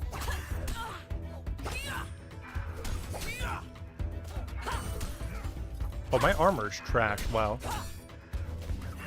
I really need upgrades. Oh, thank you. Oh, it's untuned. Oh, I'm probably tuning it this chapter. Oh, I didn't start the timer. Oops. I forgot to start the timer.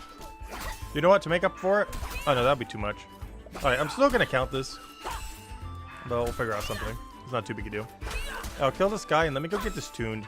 I also want to tune anything as an upgrade because I'm pretty sure this chapter's gear is my worst. So I'm just going to tune everything I have.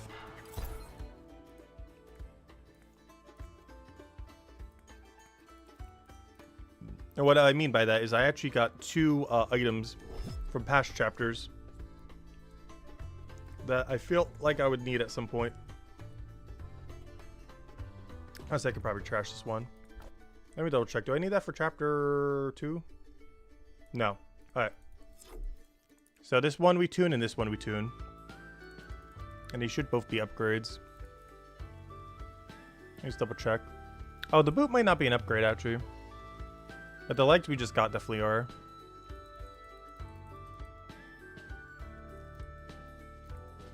The rest I guess I'll just sell. I can't wait till we get armor making. Wait. That's so unfortunate. I'm still doing it. The reason I say that's unfortunate, the damage that this bird does, these legs are weaker against. But stronger against most things. I'm just going to roll with it. I don't feel like this bird's ever going to kill us. But I just made myself weaker to the bird. That's fine. I say that. We'll find out if that's fine or not. That's why I should have seen if these boots actually were better or not. Kind of too late now, though. Let's see, 55. All the other stats. Info. Yeah, it looks like the boots are about the same or just better. Just keep those. That's fine. But yeah, these things shouldn't kill us. It's not sure. They hit pretty hard. I don't want to bother doing walk-unders. Oh yeah, let me go start the timer already. Keep forgetting. It's not that big a deal though. This isn't a particularly scientific study. We're just kind of messing around with 1 hour for each. But yeah, so far we're at 1 blue.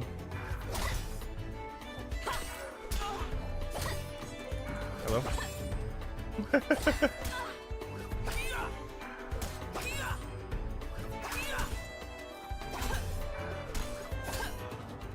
Let's see. Let me take another battle real quick.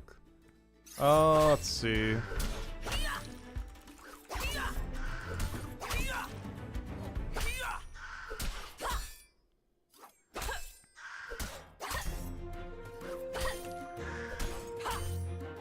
Forgot how good it feels to be in a new area. Honestly, new areas, I really like the Brighter Shore system that they set up. Because basically every new area they ever add, like if you still haven't been through all of them or any new one in the future, it's going to feel like a whole new brand new adventure. That's one thing I'm really looking forward to with Chapter 5.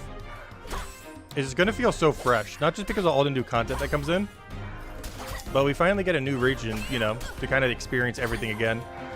Instead of having to make a new account, we get to actually experience, you know, all the mechanics, all the everything. We'll still have a lot of stuff going in. Like, we're going to have 4-star weapons to attune. Maybe even some spare armors here and there to go tune, stuff like that. But, you know, it's still starting, like, not fresh. But it's like, it feels like a brand new adventure kind of sense. And I want that again with another chapter. And every single new chapter is going to set that up really nicely. Something I'm really looking forward to. This system works perfectly for it. Like, even if I'm, like, level 100 everything, like, it's not going to ruin my new player experience for Chapter 5. Like, my experience for it will be pretty similar to someone who, like, just started the game. Well, maybe not just started, but, you know. Like, if I have 300 hours from now, and someone gets there in 30 hours, our experience of that region will be pretty similar. We'll have a little bit of an advantage, with, like, 4-star weapons for special attacks already made and stuff like that we get to tune. And, you know, those the kind of things that you use from other chapters. But I feel like our initial experience would be similar when going to, like, a region like that. So it's something I'm really looking forward to. And it's something Brighter Shores I personally feel like nailed really well with this system. And we'll get to see it in play, in action, when Chapter 5 actually does release. Because that'll be the true test of it. And I feel like it'll go over really well. Any stats on the cape? No. Unfortunately, capes are purely cosmetic. Oh, so hello, Joseph. Welcome, welcome. Hope you've been doing well. But yeah, the capes are purely cosmetic. They do not do anything. It's purely the flex and the visual.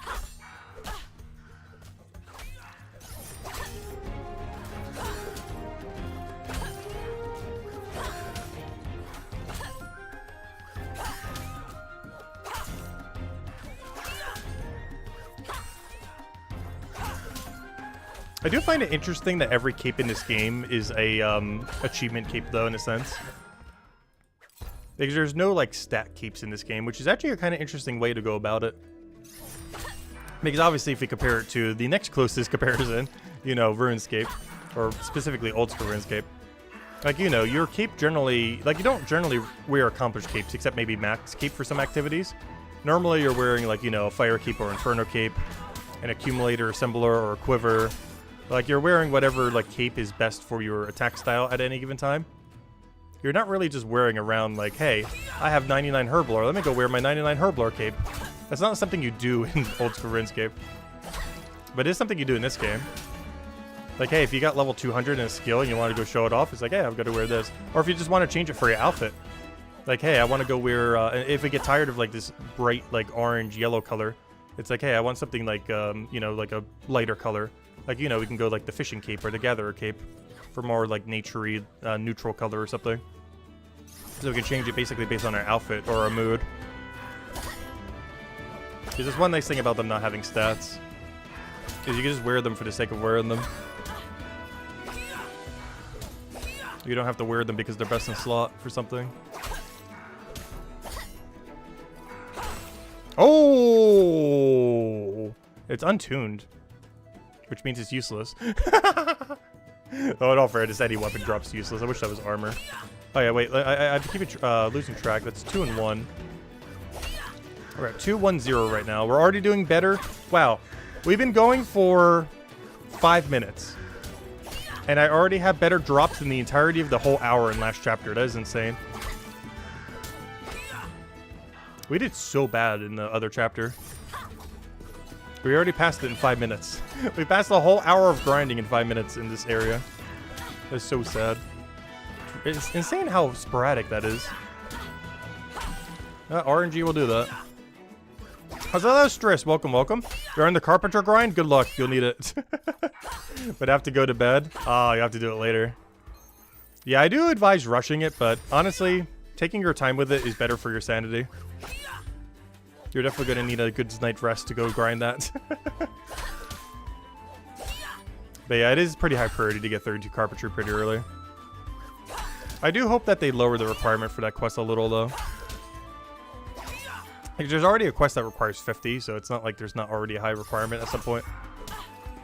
Oh, so hello, Samuel. Welcome, welcome.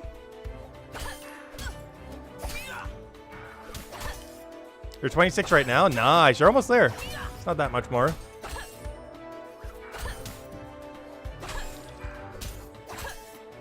Yeah, this game is really good for skillers. I mentioned it earlier. I in old school RuneScape and like OG RuneScape, I mostly played skiller accounts. It wasn't until the hardcore Iron Man that I really got into bossing, ironically, given that it only has 1 life. Because Iron Man have to get all their own gear, and like 99% of all gear in old school RuneScape is locked behind bosses. So you actually have to learn how to do combat and everything. But prior to that account, I pretty much only played skillers, like level 3 skillers, defense spear skillers, other various skilling accounts. I never really did combat much in the game. So this game's perfect. But no, I do know how to do a lot of stuff in the game now compared to before. Still a few things I haven't done though. Like I haven't done Quiver, which is the newest hardest thing they added. I haven't done the Awakened bosses. I haven't done Inferno Cape yet. Well, at least not during Leagues. So during Leagues I did, but that doesn't really count. In Leagues, they basically just hand you a free Inferno Cape for walking in the door with how easy it is.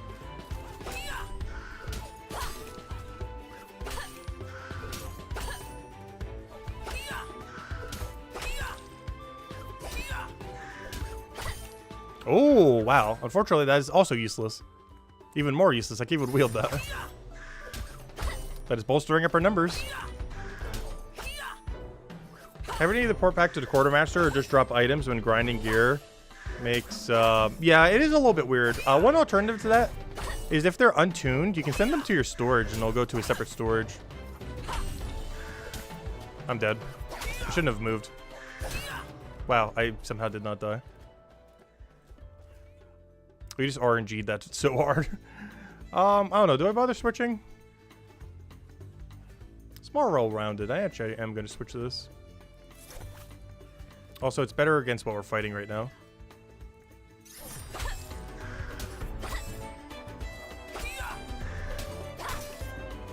Yeah, we'll do this for 50 more minutes, or well, whatever that timer is. After that, I think we're going to go do our woodcutting party. We should have enough people for it.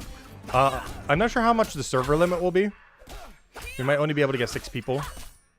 But if a bunch of people are doing it all at once, you guys should get server together even if you're not in my server. I'm pretty sure.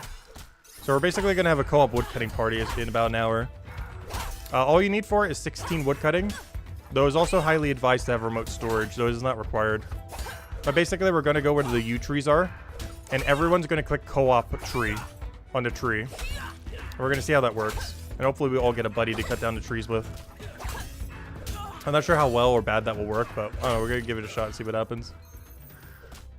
Oh yeah, you also need a 2-person saw. Wait, I might need to go buy that. Wait, do I have a 2-person saw?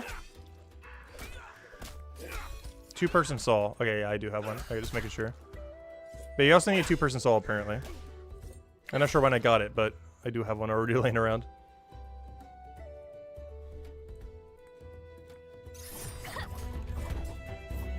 Which is kind of funny because I've never used a 2-person saw. But I do have one. Well, I guess you need it just to cut yews in general, which is probably why I got it. Even if you solo a yew tree, you probably still need a 2-person saw. Which is probably where that came from.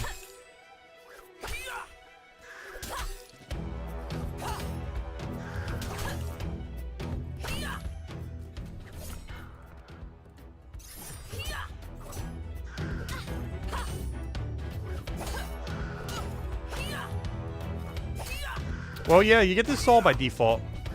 Don't you need this to even start the skill? Because you need that level 0. Because you can't use the hatchet to level 4. The only one you might have to go out of your way for is for the 2-person saw if you didn't already buy it. But you need it eventually anyways, because I think even to solo the tree you need a 2-person saw.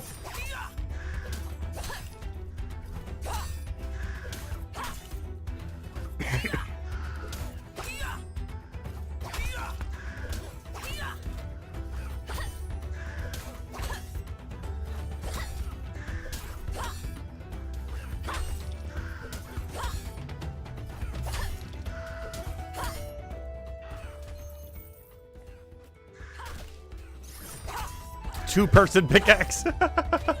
Dual-wielding pickaxe. What other activities have a co-op mode? I think there's one for fishing, but I know for sure I don't have the fishing level for it. It's a lot steeper requirement. I think it's like 30-something to do co-op fishing, which I personally don't have.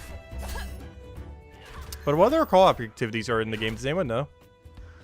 I felt like trees were the most obvious, but I'm not sure the full list at the moment.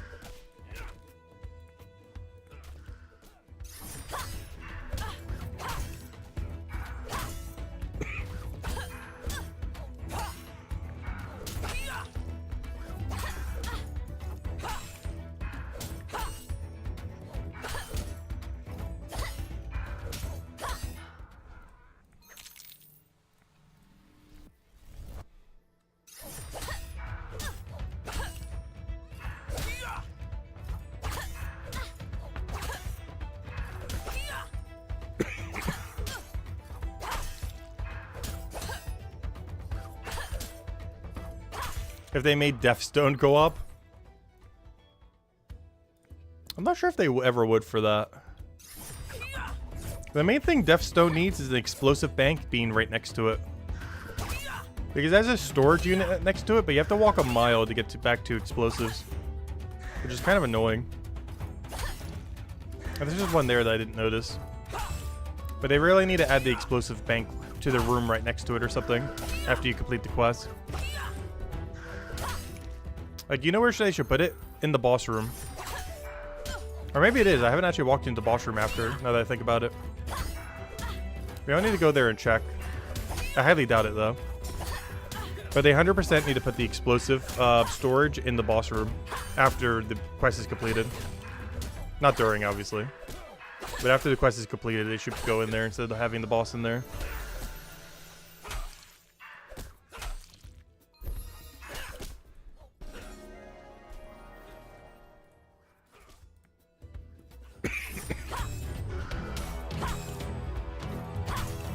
Am I doing combat in episode order? Yes and no. I did it in episode order, but I went reverse order. So we're on the final one right now. I did 4, then 3, then 2, then 1. I did it kind of weird. Like, logic, you would think 1, 2, 3, 4. But no, I figured just do it in reverse order. So yeah, we're doing the last one right now. And then we're going to try co-op woodcutting with the stream. We're going to get a bunch of people to one single area and do a bunch of woodcutting and see if it's worth it. Because they fixed it since then. Also, thank you so much, Dablo, for the 10 gifted memberships. Greatly appreciated. It helps out a ton. Thank you so much. And also, hello Kosh, hello Stardust, hello T3, hello Watcher, hello Daniel, hello Red Devils, hello Orjonian, hello Henry, hello Death Shade, hello Easy Breezy, hello everyone, welcome. Hope you guys been having a wonderful start of your week. If you guys haven't already, definitely feel free to leave a like on the stream. It helps a lot. It helps people find the channel, which is also greatly appreciated.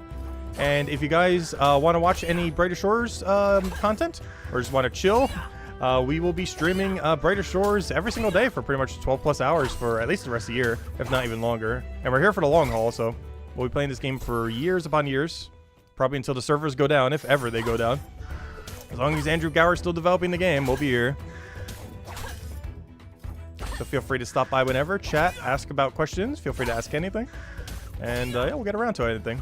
And if I don't see your question, feel free to just copy paste it back in chat like every few minutes, and I'll get around to it. If you notice I don't, if you notice that I don't notice it, just feel free to not necessarily spam it, but you know, like every few minutes, just repost it. I'll eventually see it. And right now we're trying to do 1 hour of every single region for combat, just to kind of catch up a little. I just figured it'd be fun just to kind of mess around since we're doing a bit of a shorter stream. Generally Mondays will be a bit of a shorter stream most weeks, including today. Like we're only going to go probably for like 2 more hours or so. It's still going to be like a 6-hour stream, but every other day we'll be doing about 12 hours or so like we normally do. Alright, full inventory. I'll go back. Also, I will be getting some new emotes soon. I might do that either later today or sometime soon, try to get them in. I commissioned a friend for some emotes earlier. I still haven't put up. I'm not going to use all of them, but I will use some of them. And the rest will make various Brighter Shores emotes. So if you guys have any suggestions, let me know. So far, the main suggestion has been the carpentry icon, because it's our favorite skill in the entire game. The absolute worst skill. So, yeah, the carpentry icon is going to be one of them. But if you guys have any suggestions for any of the Brighter Shores symbols or anything else for emotes, mostly Brighter Shores ones probably, because half of them I already have made. The other half I'm just going to put Brighter Shores symbols most likely, since it's the most relevant at the moment. If you guys have any suggestions for any, do let me know in regard to that. Did I see Brighter Shore Central new video? He said earlier he's grinding to 100, what's it called? Did he hit 200 yet? But no, I haven't seen it. But yeah, he's been stopping by a couple times. I've chatted with him a few times. And I've commented on some of his videos before, you know, before the game came out. These days I haven't been able to watch, like, any content, basically. I know, Isabel, I won't touch your emote. Maid outfit? Yeah, we should go get the maid outfit back on. Oh, gosh. The maid outfit emote. I don't think that will fit in an emote, though.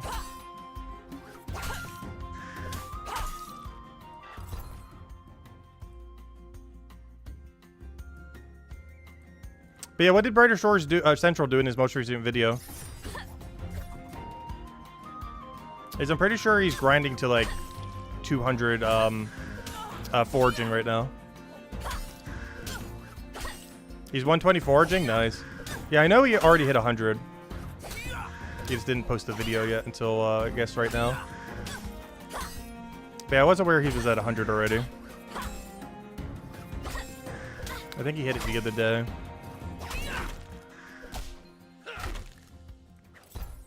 But I'm kind of going pretty evenly when it comes to leveling right now. I'm mostly trying to hit quest requirements. After that, we can start playing the game. But my last requirement to start playing the game is finish all quests. Then we can just do whatever we feel like it. But until then, that's going to be our priority. With the main one being the Chapter 3 quest because it's so broken. You start crafting 4-star weapons, which is also required for Chapter 5. Which is really, really, really important. But it's something pretty much everyone would want to do before Chapter 5 comes out. I'm just rushing it because it would also increase your DPS when you do any combat. Do I bank everything? Yes, I bank everything. Wait, that reminds me. I forgot to update the number. We got an armor drop.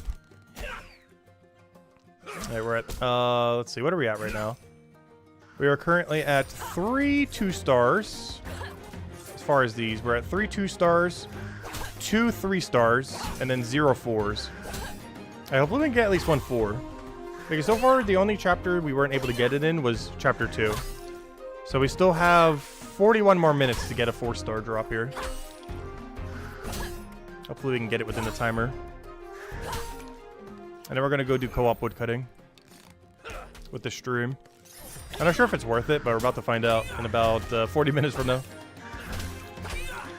Does he bank everything? Oh, I have no clue what he's doing. I saw his first video. It's one of the only Brighter Shores video I actually even watched so far. But, yeah, I saw his first video when he got 50.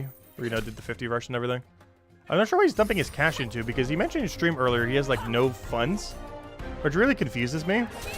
Because how on earth do you have, like, over 100 foraging? You have no money. Unless you're just going for XP boost constantly, I guess. Yeah, he might be dumping it onto his tools. Okay, he enchanted? Okay, that makes sense, yeah.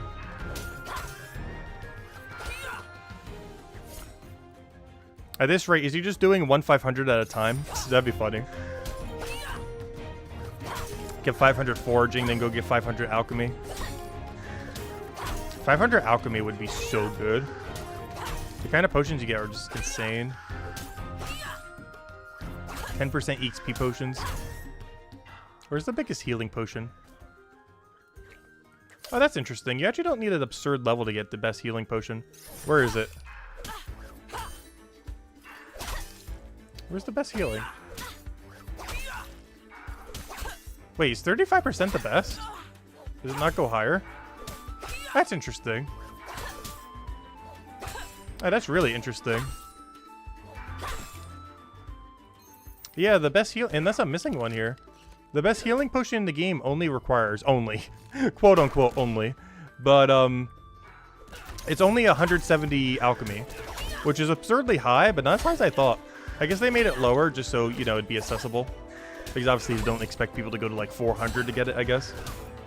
But yeah, the best healing potion in the game you get at 170, unless I'm missing something. Unless it changes like a different color or something here. But yeah, the current best healing potion in the game is 170 alchemy. You don't have to get like 400 something or something. Yeah, that's not too bad. Like, don't get me wrong, that's still absurdly high. But it's not as high as I thought it would be for the best healing potion in the game. At least currently. But they might power creep it eventually.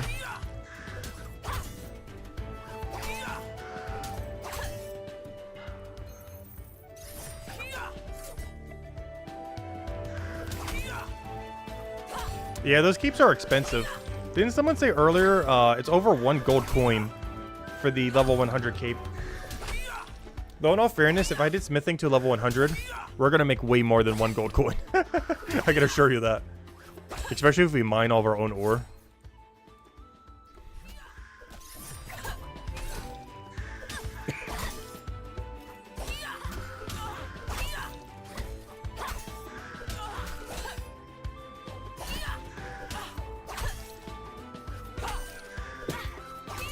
Yeah, I have no clue what you would need for the 170 potion. Though I was getting a drop earlier for like some kind of 139 potion or something. I wonder if it's the XP bonus one. Let me check. Could have sworn it was 139 from the slimes. Oh, it couldn't have been. There's something alarmed these range. There's probably the 6% or 7% XP boost. Because I was getting some absurdly high thing from the slimes earlier. Oh, I think it was a 164. Oh, I wonder if that is the case, because I have a ton of that. I wonder if that's what it's used for. Oh, wait, I'm getting a reward penalty? What do you mean, easy battle? Wait, that's a level 2. Wait, that one's engaged by another player. Okay, I see, never mind. I accidentally clicked on someone else's level 2 crow. Okay, we're still getting the full bonus from these.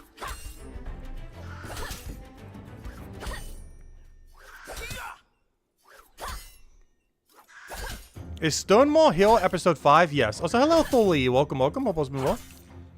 But yes, Stonewall Hill, or whatever it's called, with that little helmet icon, that orange helmet icon, that is for chapter 5. It's obviously not out yet, but it is around the corner at some point soon, eventually. Hopefully by the end of the year, but it might be early next year.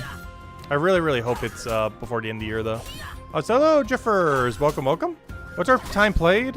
We are at 96 hours. Though a few of those hours were on my alt accounts. And one of the hours was killed during day 1 due to server issues. Actually, almost an hour and a half. Oh! Oh. Oh, that's an upgrade. Alright, what's weak to Tempest in Zone 1? We got an upgrade! Also, finally, that means in every zone except for 2, I got a 4-star. That's not too bad. We're getting about 1 per hour, it looks like. We're getting about 1 4-star per hour. That's interesting. If you ignore chapter 2, we're getting 1 4-star per hour. If you ignore the fact that I got 0 during chapter 2. Alright, what do I have to go kill? I want to go kill something that's weak to Tempest now. Let's see. Can I pause the timer? Because I gotta go think. Let me pause the timer. Alright, what on earth is weak to Tempest in Zone 1? There's this guy, but I think he's too annoying to kill. Let me see. He's weak to Arbor Ray. He's weak to nothing. He's weak to Arbor Ray. Tempest. Okay, Goblin time. Alright, let me go kill a bunch of goblins. Perfect. I will kill the level 28 goblins. But yeah, that's a nice upgrade. I think I still keep this weapon just for now.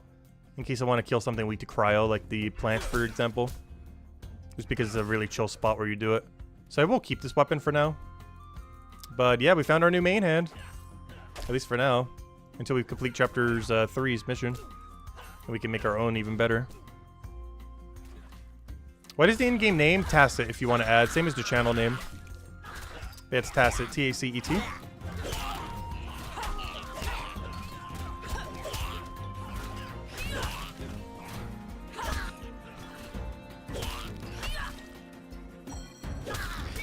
But if anyone wants to add me, feel free to do so.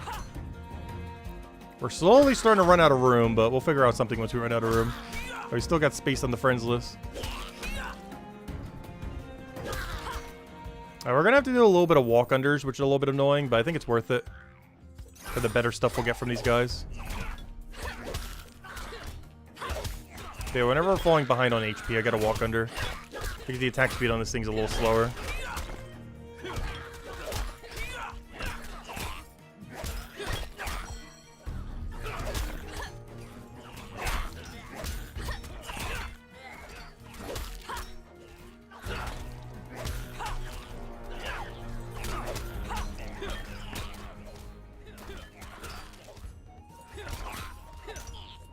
The whole point of walk under is basically to delay their attack.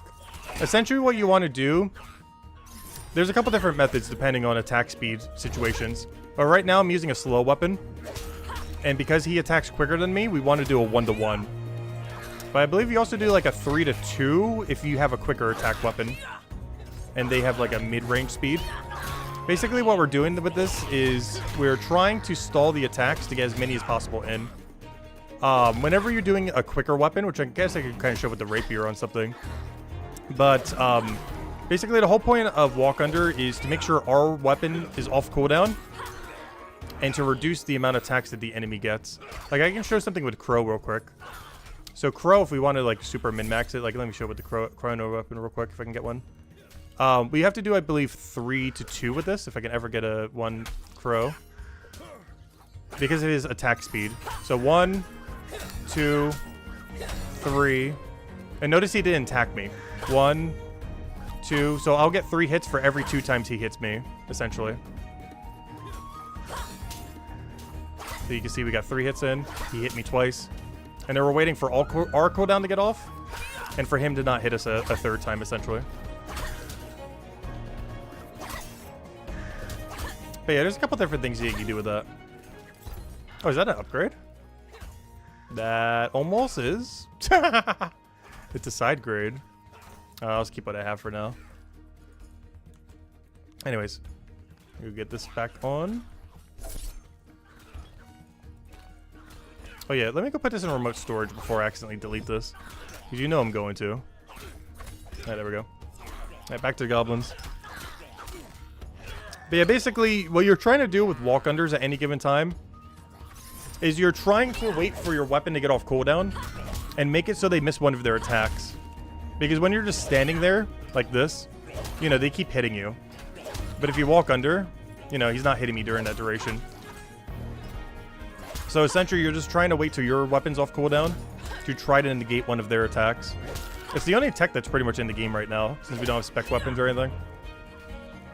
It's one of the only few techs that's, like, combat-wise that you can do. And it gives you a few extra hit advantage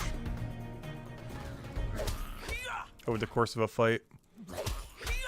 Which can definitely make a difference, especially on harder enemies.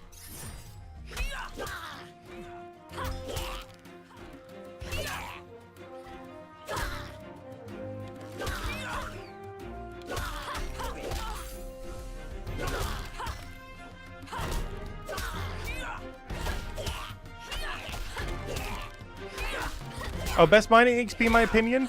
Generally, just do whatever your best ore is. Just look at what your best stone and or ore is, and then do it. You also get the first time bonus for it, too. It will require moving around a bit, but it's generally the best way to go. Mostly because of the first time bonus as well. Step back also works, does it? Oh yeah, I guess because of that. Oh, that's interesting. Yeah, I can also step back. Yeah, I haven't really been using kiting other than for that one boss. Like the kiting mechanics. But yeah, you can do it the other way around. I'm just so used to using step unders because of old school RuneScape. Because you can't kite backwards in that game. Or at least not in the same sense you can in this game. I'm just more used to this method. Not exactly this, but similar. Oh, of course he actually still kills me. That's so sad. Maybe I just stick with the birds. I think I'm just going to stick with my rapier, to be honest. I will keep this weapon for now in case we want to use it for something. But I'm going back to our OG birds. Deposit. Give me that. Draw. Going back to our original killing things. Sell items. Sell all. Alright, we're out here. Oh, we're here. I guess I'll put away the 2 shells. Non-elemental, better or not? Basically, you want to use elemental weapons when the enemy has a weakness to it. So, for example, the rapier I just took has a 76% ice damage. And these crows over here are weak to ice. I think our biggest issue we had with the fight we were just doing is my mace only had like a 30-something% chance to do what they're weak to. So it wasn't hitting as often, so we're mostly just doing normal damage. But generally, whatever your class is, you have way better percent for whatever that typing is. For example, we are a Chrono Knight, which is blue. So generally speaking, our blue weapons that we have a way better percent of doing blue damage than other classes. Like if you were a Guardian or a Hammer Mage, your blue percent is probably closer to, like what, 40-50% for something? Whereas our average for any given thing is like anywhere from 75 to like 90% or something. So it's one of the few big differences that classes have right now. As far as the few that do exist at the moment. Is whatever your typing is, you generally have more... The weapons that you have that do that type generally have a higher percent. And this is useful for vulnerabilities. Like for example, this attacks with Necromay. It's immune to Necromay. But the most important thing for us is it's vulnerable to our ice damage. So we're using a really good ice weapon because we're an ice class. And we can just decimate them. That's what we're doing. For the next 35... Oh, I didn't start the timer back up. Fail. Okay, for the next 25 minutes, I guess. Because I forgot to restart the timer there. When did I pause it? I paused it to try to find the goblins. And then I forgot to rerun it when I... That's funny. I'll minus 10 minutes from it. Actually, can I manually minus 10 minutes from it?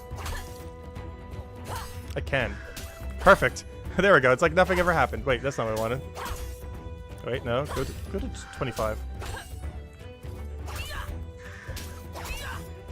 What? I'm so confused. Reset. There we go. Alright, I fixed it. Oh, nice! We got a drop. Alright, timer has been fixed. That's an upgrade. Definitively. Across the whole board.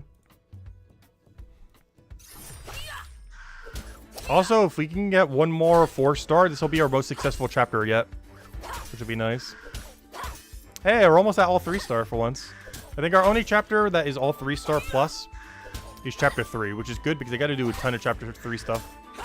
Oh yeah, that's still a side thing I want to go do. After we go try co-op woodcutting, which we're about to do in about 25 minutes. So if any of you guys want to come by, we'll be doing that soon. But after we go do co-op woodcutting, my goal, my vendetta for this stream, though we're not going to have that much time, so maybe we won't be able to succeed at our vendetta. I want to try to kill the toad that killed us earlier. Those level 39 fire toads. They fixed their drop table today, apparently. But the one I need to kill is level 39. And we are currently level, what, 20-something in the region?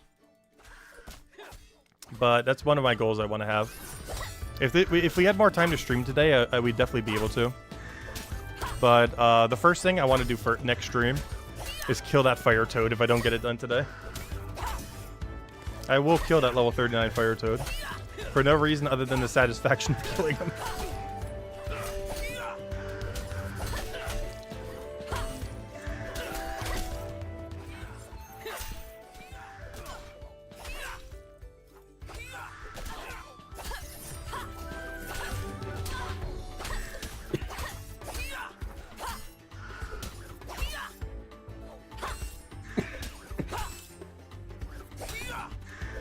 That's not something I didn't get today. I didn't bother getting a soda. Actually, right now, I need to go food shopping again soon. Might pick up some stuff tomorrow morning since I have to go out anyways. I forgot banks were closed today because it's Veterans Day, I believe, in the United States. Anyone know where Granite is? Oh, sorry, I didn't see your question earlier. Granite is, you need to get deeper into the quest, but you mine it after you go up the ladder. I'm not sure if you got up the ladder yet, but if you get up the ladder here already, it's right there. But you do need to go deeper into the quest if you don't, if you haven't gotten up that ladder.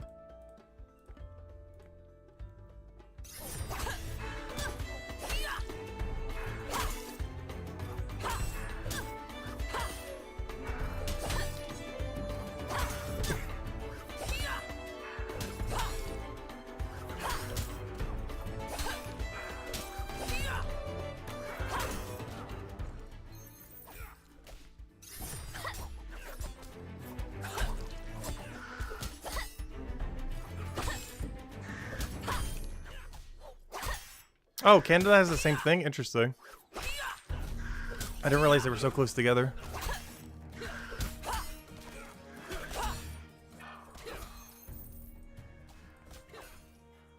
Remembrance Day is pretty much Canada's same equivalence of it.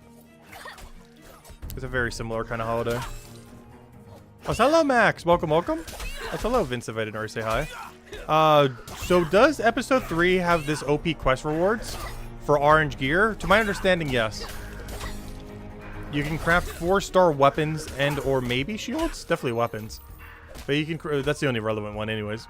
But you can definitely, to some degree, somehow, craft 4-star weapons in chapter 3 by doing a 5-star quest. I'm not sure how many tier 3s you have to break down. I think someone said 3 earlier or 4 or something. I haven't really looked into it. I don't know, we'll figure it out when we get there in like a few days.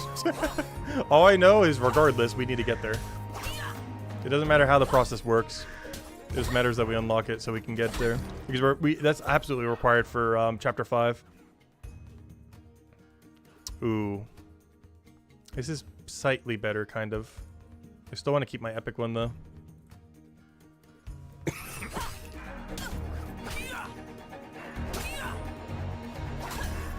It says it on armor, too. Interesting. The problem right now, and the reason why that's not worth it, is, you know how hard it's going to be to get, like, 3 or 4 of the same armor? Assuming it works that way. That are also 3-star. I wouldn't say that's impossible. But that would be so annoying to do in the current state of the game before we have armor making skill. It's worth just waiting for the armor making skill, I feel like, personally. That's even more broken, though, if you are allowed to do armor. I just kind of assumed it would only be weapons. But if it works on everything, this is, like, the most broken mechanic in the whole game. 4 stars are just free. You just have to be willing to grind a little. As well as get a really high armor making skill and whatever your main crafting skill is, like smithing, for example. As long as you don't mind grinding, 4 stars are 100% consistent without RNG. Which, that sounds lovely to me. That sounds absolutely perfect. There's still RNG involved in that you have to get lucky with 3-star craftables. But it's far less RNG than hoping you get a good 4-star from an enemy. Like, we've been farming for 4 hours straight. Because we're doing 1 hour per region. This is the final region. Well, not the final region, but you know what I mean. It's the 4th region that we're doing. The first region in the game. But the final region that we're testing right now. But in these 4 hours, I only got 3 4-stars. Which means if you can craft a 4-star every hour with these other skills and make it any level you want, that is so strong compared to actually killing things. Because let's even say hypothetically we got another orange drop. So it's 1 every hour. Let's say it's 1 every hour right now. If you can craft it, even if it takes a little over an hour, if you can craft it to any level you want and get any specific one you want, by, you know, doing the really specific one, and make a huge profit along the way, like, that's going to be so good. Yeah, I'm looking forward to that. I want to unlock it so badly. But we'll be. I'm not focusing on it this stream, mostly because we're going to be focusing on it like all week. Like pretty much every weekday this week we are focusing on it. And then this weekend I might just go crazy crafting weapons then. I kind of want to go craft just full legendary weapon for everything. For every chapter. For anyone that we don't already have a legendary weapon for, I guess. Or 4-star, I mean. I keep calling it legends. They're technically called epics. I can't see an orange border and say any word that isn't legendary though. It's gonna drive me crazy with this game. I think that's my biggest complaint with Brighter Shores. What on earth is the naming to color convention that you have going on here? Because I can't see an orange border and say the word epic instead of legend. That just doesn't process. I don't understand. My brain does not comprehend what's happening there. I just gotta keep calling them 4 stars or orange. Ideally 4 stars. I think that communicates it the best, I think. Like the 1, 2, 3, 4, 5-star system. Though 5-star stuff doesn't exist, I'm pretty sure. Yeah, purple is always epic, and orange is always legendary. And the fact that this game is different is slightly drives me crazy. I can live with it, obviously. But if there is like one nitpick that will drive me insane with this game, it is the color to name convention that they use. Yeah, I assume 5-star will be exclusive to bosses that they add in the future, of which I believe none exist. Like repeatable bosses. Like there's bosses in the game right now, but they're all quest bosses, to my understanding. I don't believe there's any repeatable boss. But it's likely reserved for bosses. I'm curious what the first boss of this game will be, though.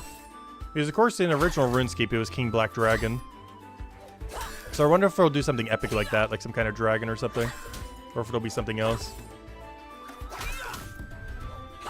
What's the cape? This is the level 50 smithing cape from Chapter 3. And it has grown on me to probably be like my favorite cape in the whole game. I love how clean it looks. Especially with the trim that we have. We have some orange trim in Chapter 3 and 4 armor that we ended up coloring earlier. And it looks so clean with this cape. I'm currently not wearing it right now because I don't have it for Chapter 1. Because my Chapter 1 gear is so awful. But, yeah, it looks really, really clean with the trim from Chapter 4. You can do some trim in Chapter 2 as well, but you don't have as many cool colors. But there's like something called burnt orange in Chapter 4. And it matches his cape perfectly. Like the same border that you see around this is the same color that the trim is on the armor. Can't wait till we get like 100 smithing and even higher than that so it gets even longer. Because honestly, that might be the first thing I do after I finish all quests. I think after I finish all quests, requirements and everything, and get them all done, I think my first grind after might be 100 smithing. I'm considering it.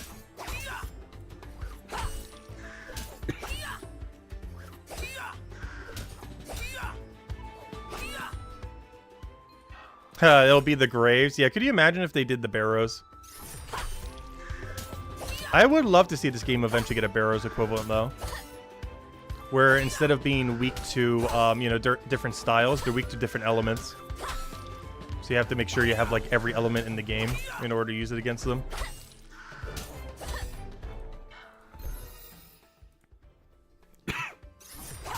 Because I think there's enough, right? I think there's enough.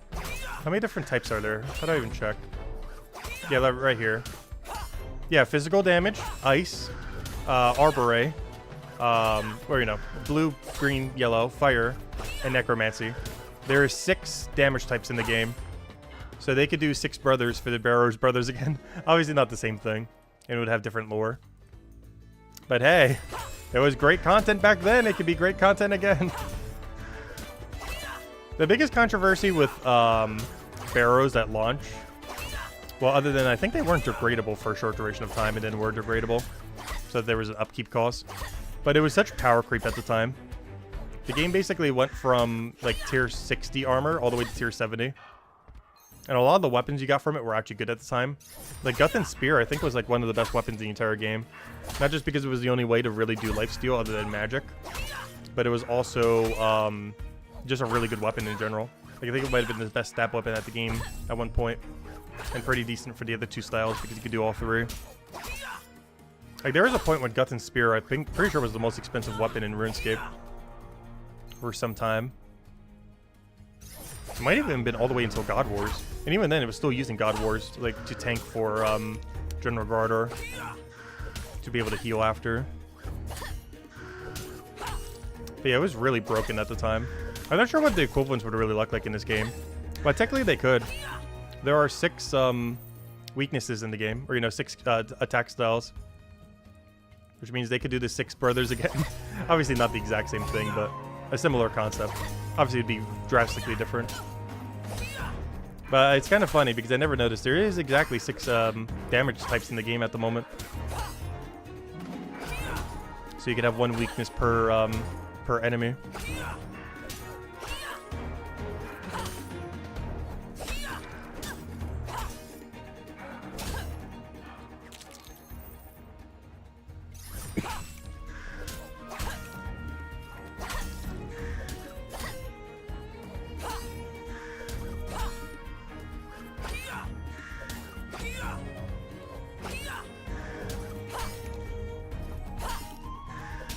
Whip was the best? Well, Whip was the best for Slash. The problem with Whip is it only slashed.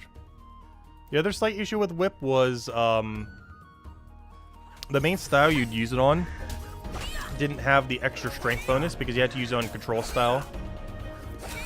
It was still really good though. But it was mostly a slash weapon. You couldn't stab or crush with it. You got 32 carpentry? Congrats, Doomsday. Huge, huge, huge.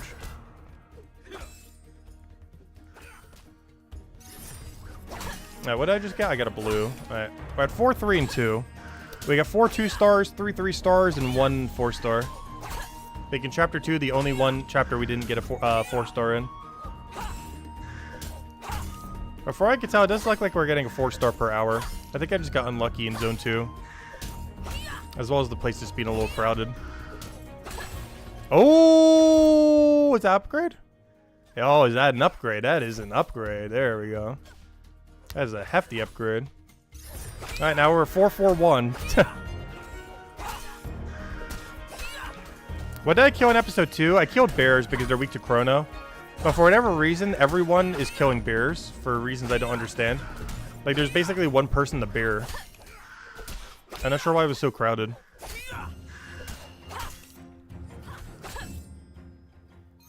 But it was absurdly, absurdly crowded. Which made how many kills we could get a little bit worse.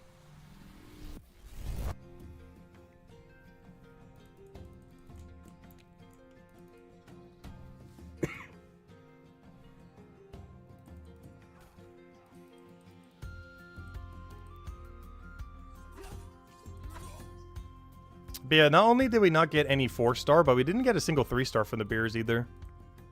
We got really, really unlucky.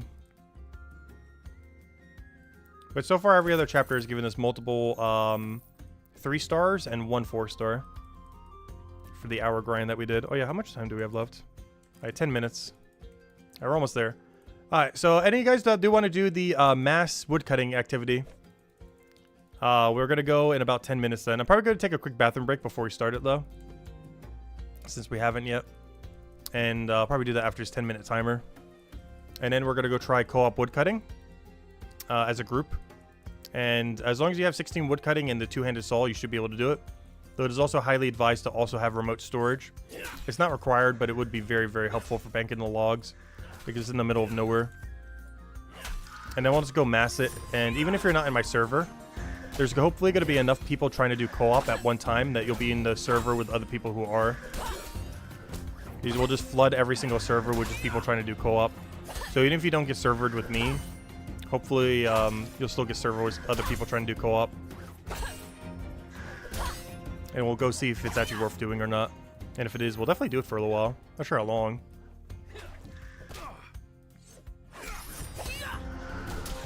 We need a level 45 woodcutting eventually anyways.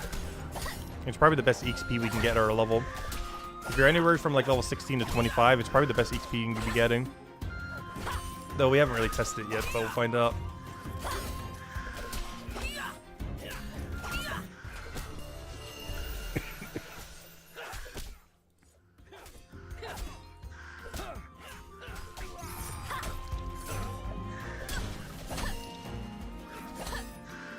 Look at this guy go. What do you think? Dead or not dead? I'm gonna say dead. I don't think he's gonna live.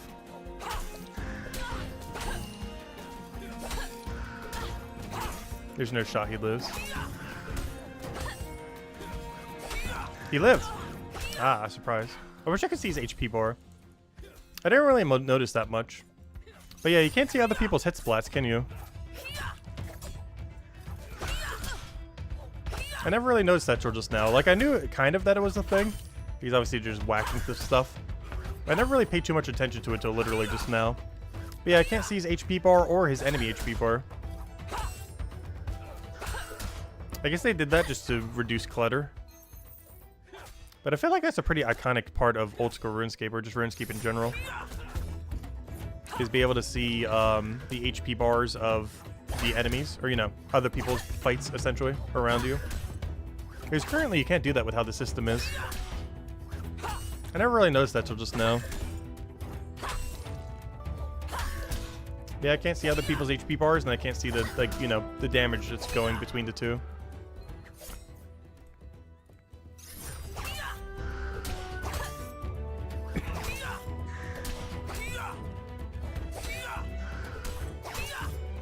The people training on the tentacles in episode 3, yeah. I would, but they do Tempest damage. And the armor I have, of course, is really bad against Tempest damage.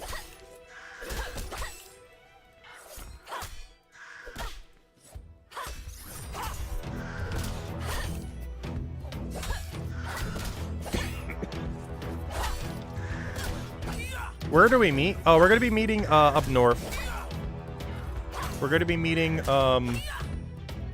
right here at these yew trees. Right where you pick your hero class. Or right below it. That's where we're going to be meeting. And the reason I say remote storage would be ideal to have is because there's a storage bin right there.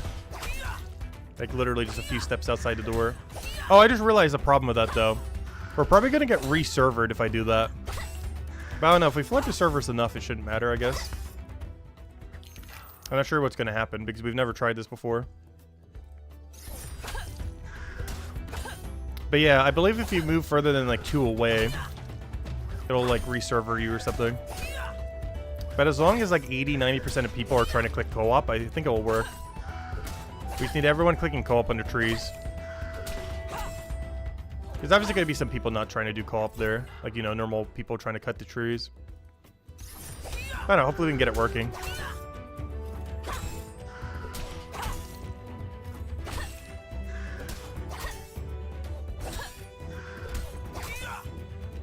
Oh yeah, also if you guys don't have me added yet, I think it will try to auto-group me with friends. So if you want to add Tacet, T-A-C-E-T, same as the channel name, feel free to do so. Because this game does try to, I believe, auto-group you with friends. So it should try to auto-group you with me, though there's a limit to how many people can fit. I think it's like 6 or 8 or whatever it will be. But that will guarantee that everyone at least is co-op then in that regard, hopefully. Not sure if it will guarantee it, but it would definitely help.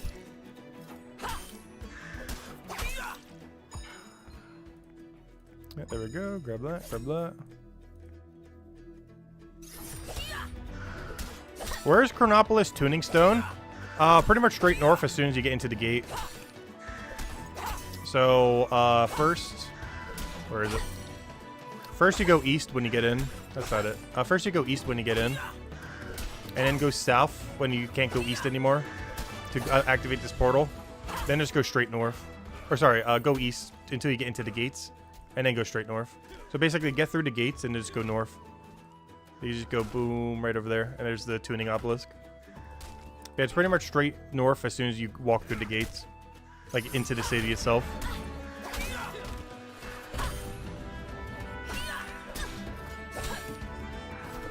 Yep, no problem. If anyone else has any other questions, feel free to leave it in chat. Any advice on starting stonemason? Just mine a bunch of flint, then mine a bunch of whatever that tier 4 one was, I forget its name. Then mine a tier 6 one. And just try to get a bunch of it banked. Like an inventory of each or something. Oh, you got plenty of cash? Oh, if you have the cash, Go straight south in the mining district and just buy everything. So if you go all the way south, you get to the teleporter. And down here is the shop. I believe it's in the bottom right corner, right over here. Go buy a whole inventory of stone. And with all that stone, then just go craft some stuff in the stonemason place, which is right over there. So you just buy your stone there and then craft it over there. You're good to go.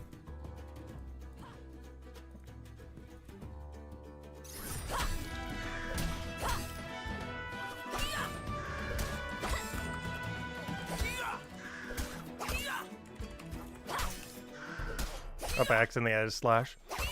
We are also a robot.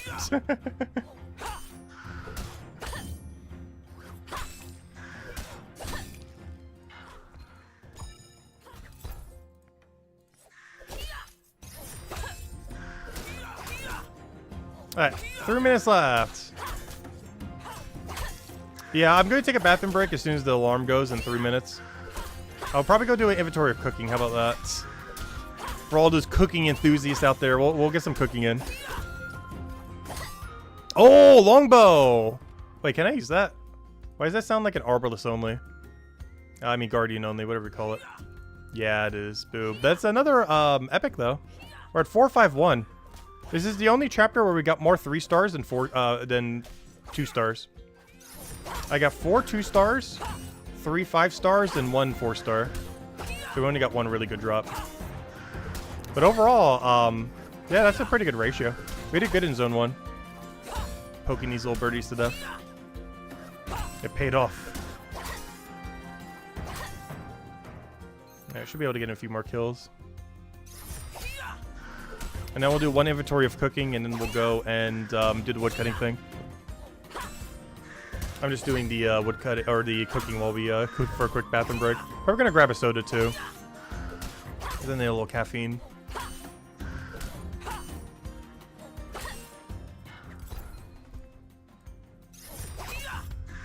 But yeah, I might just do the co-op woodcutting for the rest of the stream if it works out good enough. Because if it's worth doing, we might as well just do it while we're doing it. It doesn't make sense just to do it for like 10 or 15 minutes. Might as well keep going if you guys want to get it. If you guys are here for the grind, might as well do it like for a full hour. If we can get it working properly. Oh! Oh! It's not imbued with anything, but that could actually be more of a good thing than a bad thing. There it is! That's 1 4-star per hour. Okay, I think that confirms it. It's about 1 per hour. I think we've kind of figured that out now. Roughly. Obviously, it could be variable. But you can get about 1 4-star per hour via combat. That's good to know for when we can start crafting it. To compare it. It's neutral damage. It's actually good. Because if something has chrono immunity, my other 2 sword that's related to this class is imbued with chrono, normally. Because this is the normal 2-hand. But this is, what, the longsword, I think? I think this is a longsword, right? This actually has a higher attack speed, too. Yeah, longsword. This is actually the good one. Oh, this is nice. Longsword, last I recall, is better than my 2-hand. The 2-hand does have chrono, but I believe it has a slower attack speed. The other problem with it is, of course, it has chrono. So this is good for this setup. If something has chrono immunity, because I can just whack them with the weapon. Speaking of which. But yeah, look, they have the same attack speed. Like, notice when I switch, it's the exact same attack speed. But longswords attack really quickly as a 2-hand. Okay, I'm not going to count that one, I don't think. We already have enough of them. Oh no, do we count it? I'm going to count it, I guess. It was like during the alarm. Alright, there we go. Alright, let me go sell all this junk. And then, but yeah, that's our first time in an hour where we got more than 1 4-star. Not bad. Alright, let me go sell all this junk. And then we'll go and head to the woodcutting thing. I just need an AFK 1 inventory of cooking real quick. While I go get a drink and a very quick bathroom break. And then we'll go to the woodcutting. Alright, let me get rid of all this. How is the community for this game? Oh, it's been amazing so far. Also, thank you everyone who's been stopping by the streams and everything. It's greatly, greatly appreciated. All the support and everything that you guys have been giving. But yeah, the community for this game has been amazing, amazing.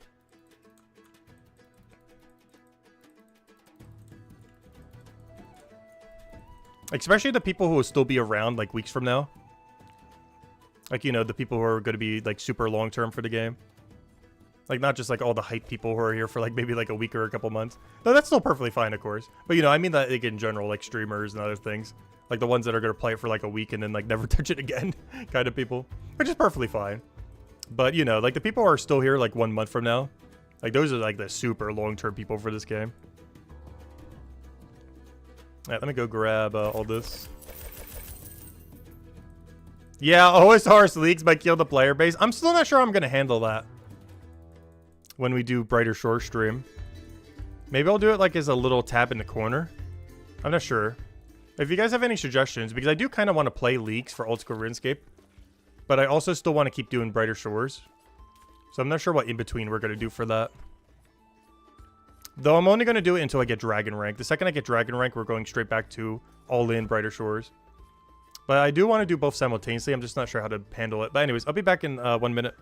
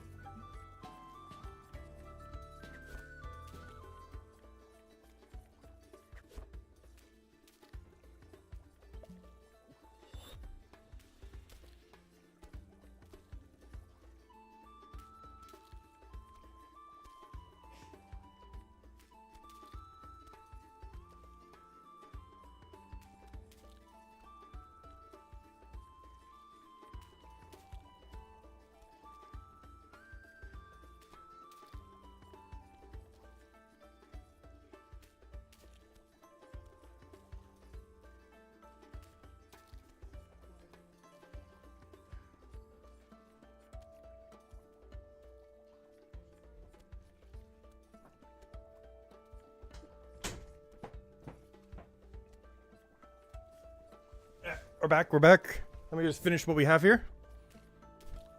Also, I settled on water instead. No caffeine today. I've been drinking too much sugar lately. So I went to get a nice fresh water. Let's see. Osiris League might kill the player base. Yeah. I'm still trying to figure out what I want to do for that. Would you guys be interested in seeing Old School RuneScape leaks? Because I was considering streaming it, but you know, we're kind of doing basically full-time Brighter Shores now. So, I'm not sure. Should we have... like, I feel like... like, should Brighter Shores just be like a small little window in the corner? With, you know, mostly like the full-screen RuneScape? Or should it be like the other way around? Where it's like full-screen Brighter Shores right now? With like a small little tab in the corner of us doing leagues. I'm still not sure. Because obviously leagues is the thing that is more click-intensive by a lot. As far as what we need to do and everything.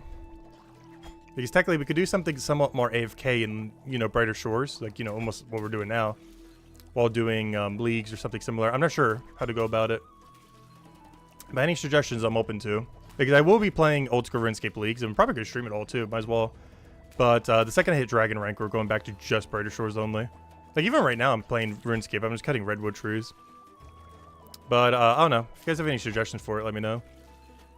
Because that would be like a week or a few weeks where Brighter Shores content is... Well, I don't know how to even pull it. As far as like how to stream it. Do you get special rewards from leagues? You basically get a bunch of cosmetics. It's mostly for the fun of playing it. Because they generally do like really weird stuff every single time. And it's like a brand new, fresh way to play the game every single time. It's also a really quick pace. So if you haven't played the game for a while and you want to just like stop back for a month, it's a really good time to do so for that game. Because you get progress at the speed of light. Like, you can get a 2-year progressive count in like a week in leagues. It's insane. All right, I'll go and give this to an enchantress real quick, and then I'll sell the rest. Let's see if I can math in my brain. I need to sell all but 7. Where's the chef? Hello, chef. Chef? I'm where? Hello? Chef? Chef? Chef? There he is. Alright, let's see. I believe that is the exact amount. Alright, let me go bring this to what's her name. And then we'll go and go try the woodcutting.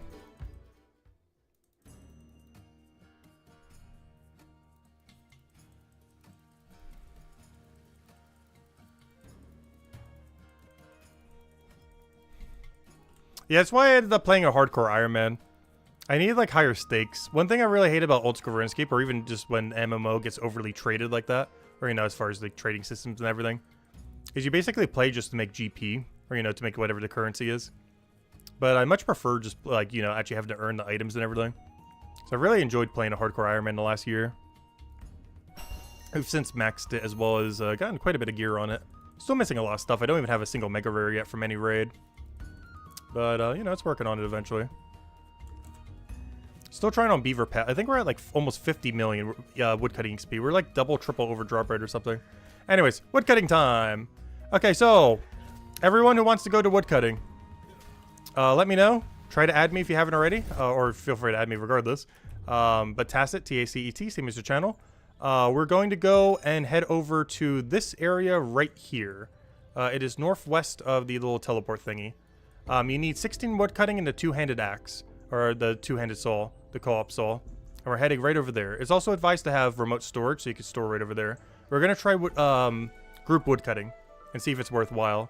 Supposedly they fixed it today. Well, technically they fixed it for a while, but supposedly the patch notes just mentioned it. So we're going to go head over there and see if this will work. Basically, just on any tree you see, click co-op on it. Don't click chop or solo. Make sure to always click co-op on a tree, and hopefully we all get grouped together. I have no clue how successfully or horribly this is going to go. Oops, I'm going the wrong way. Where am I going? Whoops. Yeah, let's see how this goes. Let's see if I initially end up getting into a bunch of people. I think what I'm going to do is wait in the first room and see if it auto-groups us. Oh, there's Twisted Necks. Okay, let's see. Okay, we got to flood this server. Alright, are we all here? I'm not sure. I'm just going to click on a fill up co-op. Let's see. Okay, am I co-oping with someone? I don't think this is worth it. I'm currently co-oped on the tree. Okay, I'm currently co-oping. That goes a little quicker. Does it give more XP compared to a solo chop? Alright, now let's move to the next tree. Alright, so he's co-oping. Wait, can I go into someone else's co-op? How's that work? Oh no, is this worth it? I can't tell. I'm not sure what normal woodcutting of these are. I know it's pretty slow. The problem is it isn't like instantly going. It's 20 more EXP, interesting. Yeah, but you have to wait, but it also chops quicker. Wait, can I go on someone else's? How does this work? Like, I see someone with a co-op thing, but I can't click on it. I guess the tree has to not be dead. That's so weird. Okay, this might not be worth it. It's a little clunky right now. Because I believe both people need to have their tree be alive for it to work. From what I could tell. Yeah, it's kind of clunky. Yeah, you'd have to get into a pattern. I guess this would work best with like one other person. Obviously, it's a co-op thing. But, I don't know. You would just need really good coordination with one other person or something. I don't know. This isn't bad, necessarily. I'm just not sure if it's worth the effort.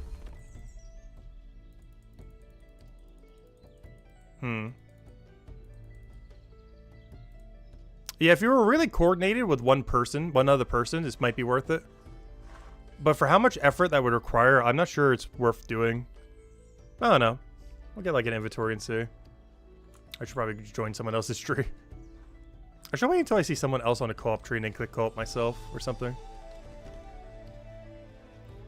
See if anyone takes my tree. There we go. But yeah, overall, the verdict seems not... It needs some tweaking before it'd be worth it. Let's see. Someone else is on the tree waiting. Let's see if I can join them. Okay, cool. I ended up joining someone this time. Interesting. So you can only join someone if the tree's alive for you. So that means both people need to have the tree be alive. Interesting. Alright, someone got on my tree. Nice. I want to see something. I'm going to solo kill one. I'm going to solo kill one in the next room. So we're going to get what? Less XP? As well as, it'll be slower. Let's see. This is what it looks like when we solo it. It's not that much slower. Yeah, it's like 20-something less XP or whatever that was. We got a 162. Let me double check. What's the co-op number again?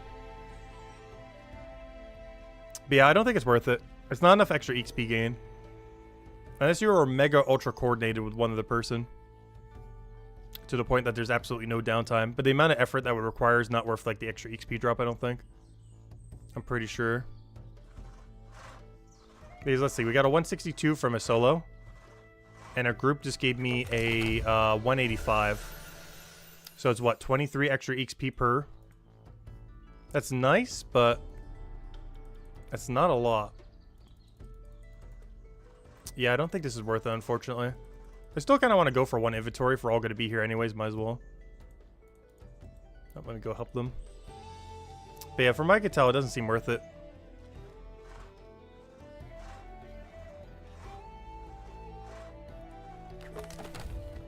It's a cool concept. And it's nice that it's not like broken, I guess.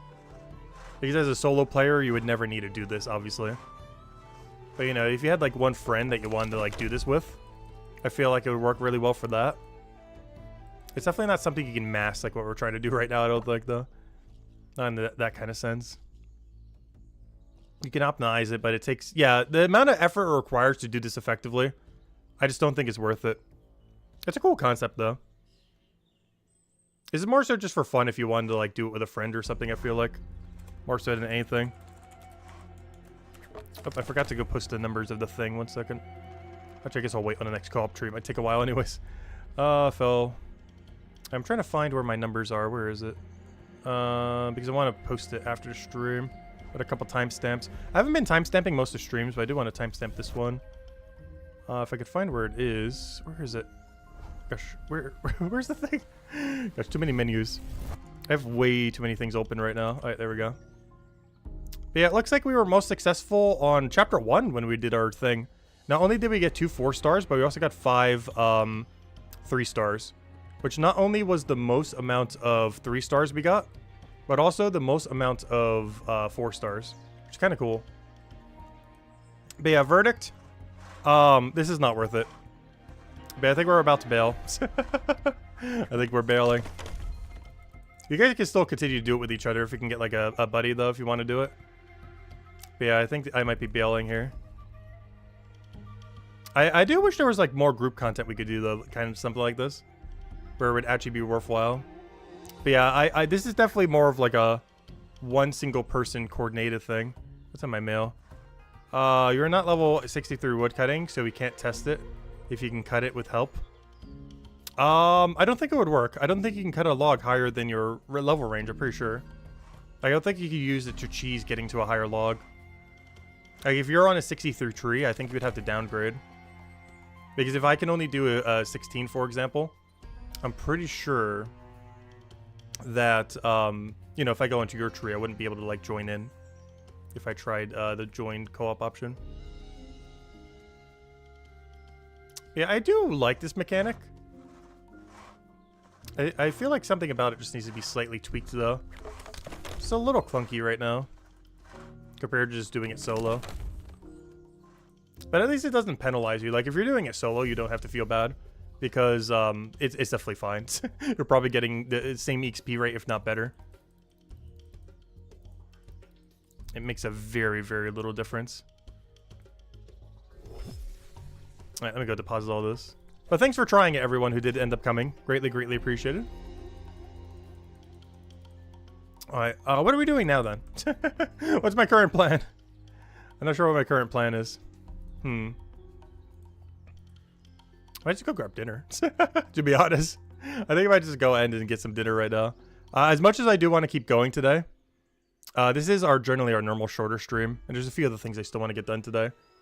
So I think we might just end it here for now. We got to test everything we wanted to. We did the 1 hour of every single area, and I'll be posting the data and the timestamps in the description and pinned comment if you look at it after the fact on the stream. And yeah, we got to try the co-op woodcutting. So I feel like that was pretty successful. The next few days, what we're going to be doing, of course, we stream 12 hours every single day for Brighter Shores, as we have been. Monday's pretty much the only exception.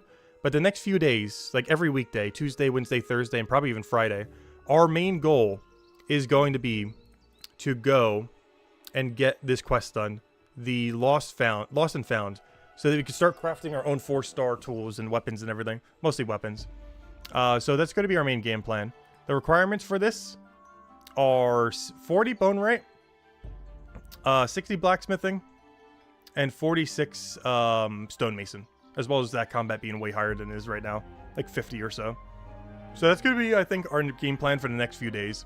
Maybe like 1 skill per stream, or I'm not sure how we're going to divide it. Probably going to do a mix of all of them. But that's our game plan. How long will that take? I have no clue, but hopefully it goes over well. Let me just read back in chat in case I missed anything. But if you guys want to mention anything else, let me know. Otherwise, I hope you all have a wonderful, wonderful week, and we will be back to normal schedule tomorrow. I'm not sure exactly what time I'll start tomorrow, because there are a few things I need to do in the morning, so probably closer to noon. Because there were some things I wasn't able to do today due to a holiday that I'll need to do tomorrow. How long does items stay on the floor? I have heard mixed numbers. I haven't actually tested it, but somewhere's around 5 to 10 minutes as far as how long things stay on the floor. I should eventually time it just to figure it out, because that's really good information to know. Does anyone know definitively? But it feels like it's around 5 to 10 minutes or so. I just don't know the exact number currently. It moves your slot, then moves to slot 2. Wonder what happens if one person is cutting the sturdy. I don't think it'll let you. I don't think you can use it to choose a higher level. They both have to be able to do the same tree.